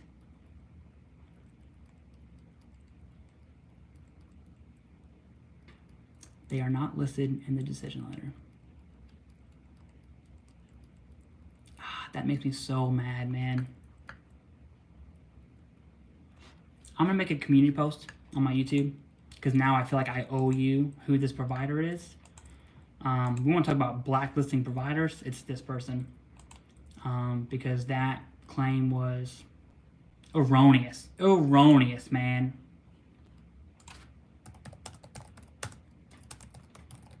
Okay, let's answer more questions. I got 8 minutes and then I'm gonna shower up. Okay. Thank everyone. Thank you for the donations. All right, I'm gonna answer a few more questions. Lots of donations today. I appreciate that. I did stream for 3 hours and 24 minutes, plus 8, plus 7 now. So 3 hours and 31 minutes will be total. All right, let's look at, can you do Sigma face, please? I don't even know what that is. What the heck is Sigma face? Sigma face?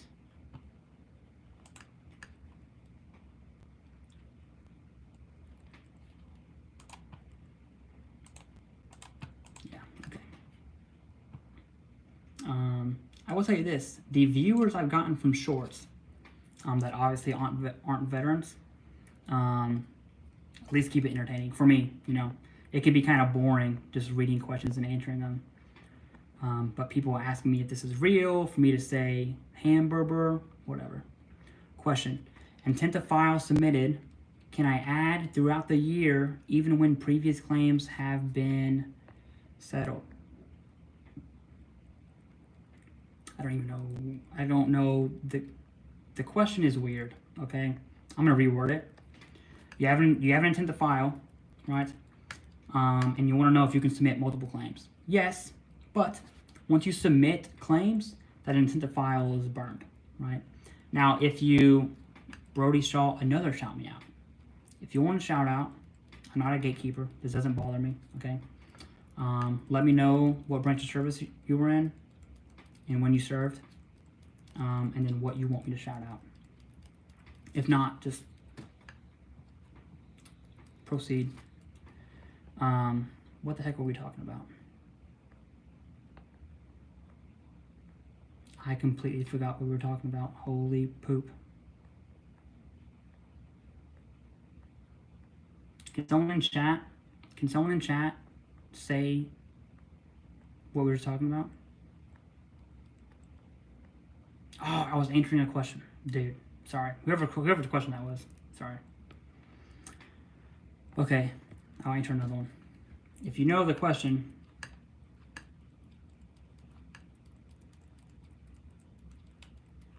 Brody Shaw, brother, I love you now. I love you. I love my fans. Yeah, that's a, I'm not even gonna worry about that one. Okay, whatever. Dude, if it was your question, I apologize. My mind went somewhere else. Oh, intent to file. Dude, I'm an idiot. Once you submit claims, that intent to file is burned. If you do claims that are close enough, right, like a week later or a few days later, they'll just rope them in with the intent to file, not a big deal. If there's a time gap longer than that, you're gonna have to use another intent to file. So this is not, Greg, thank you so much for, I mean, you've been on here for hours, dude. I appreciate that. And you've definitely given me 2 golden nuggets I screenshotted. Okay, so this is not typical recommendations. I want to start with that. This is unorthodox, okay? And I wouldn't recommend this. I'd only recommend this in niche scenarios. If you started an intent to file, it gives you 1 year to gather evidence. Okay. You have 10 claims. If you gather evidence for 1 through 7, so 8, 9, and 10, you don't have the evidence for. In that instance, I would recommend you submit a claim for all 10. Right? Yes, you're hoping for the best of the last 3 claims, 8, 9, and 10, but that would allow you to preserve the effective date. All right, and then you can appeal them, assuming they're denied. Right? Now, ideally, there's a fire that's lit under your butt, so when you start the intent to file, you take the whole time, or as much time as needed, to gather all the evidence, not some, not half, not a little bit, all the evidence, and submit the claims, right? But hey, if you have claims on the back end that you just couldn't get out, submit them with your claim, and then you can appeal them to reserve the effective date. No, that's not ideal, right? But hey, let's reserve our effective date. SNES says, hey, want to hear some words of wisdom? Yeah, send it. Waylon White says, subscribe for a week now. Okay, I don't know how you can subscribe for only for a week, but I hope after a week you see the content and you keep on subscribing. All right. One thing I am noticing in this chat specifically is a lot of veterans are answering each other's questions with correct information. I love to see it, right? I love to see it.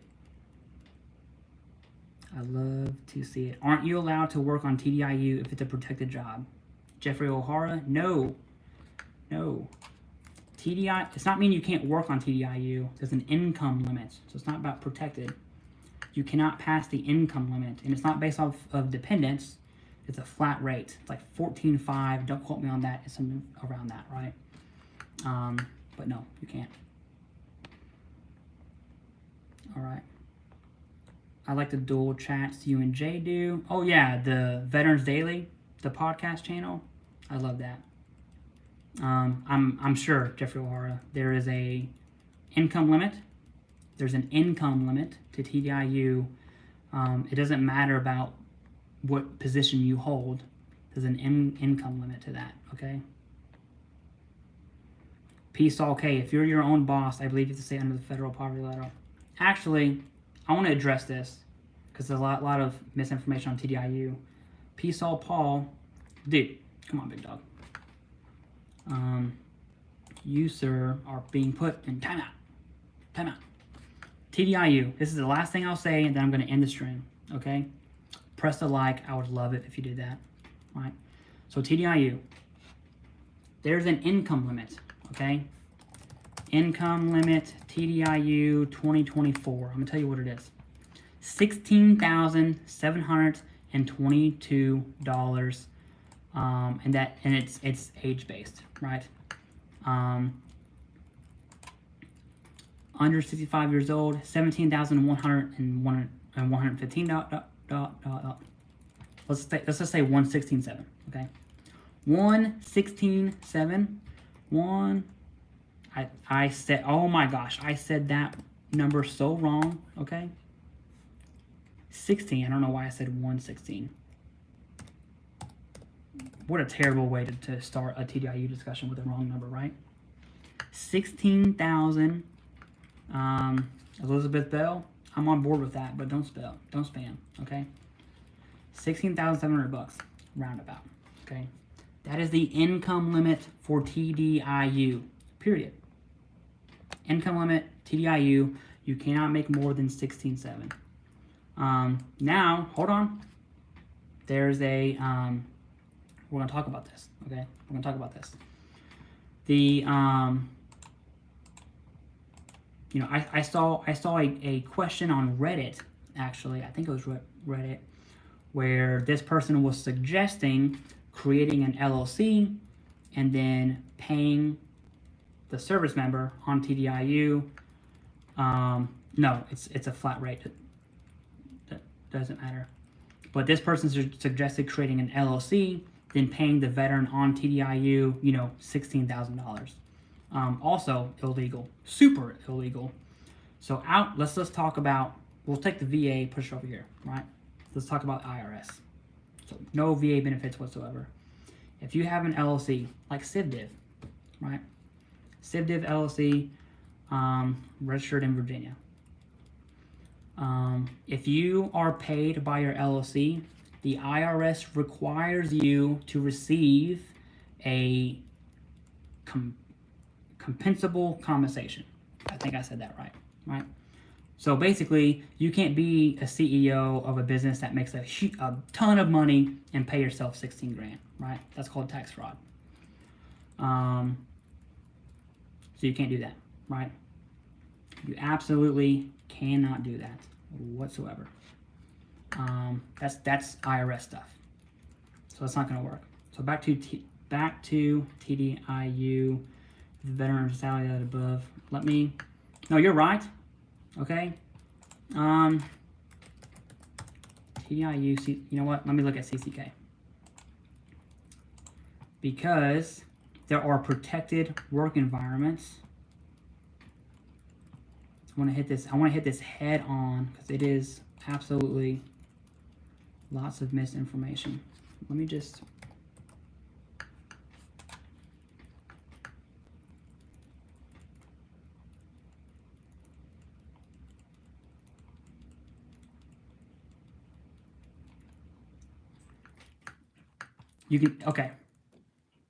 you can still work, but it doesn't say anything about earning over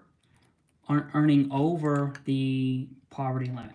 Okay, now I'll tell you what I'm going to do. I'm going to go back and double check this, Jeff. So I'm sure I'll do another live, come back. But a protected work environment has nothing to do with how much you are paid. Okay, and on the flip side of that, I just Googled TDIU, protected work income limit. Google TDIU, protected income limit.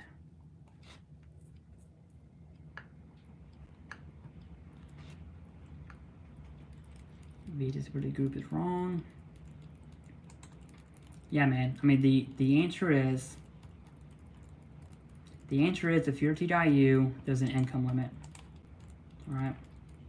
There's an income limit. There's an income limit if you're TDIU. And there isn't a way, I'm not directing this at you, okay? Just saying, for everyone, please add me as a mod. Vinny, you have to do it every live, okay? So every single live, I have to do it, I think. I'm gonna look into the mod stuff. Yeah, but Jeffrey, the point I wanna drive home is if you're TDIU, there's an income limit. You wanna be mindful of that.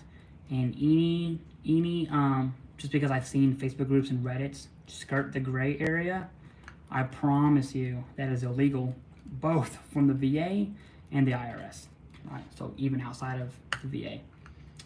But hey guys, 3 hours, 36 minutes, and 32 seconds is where we're at right now. Huge stream.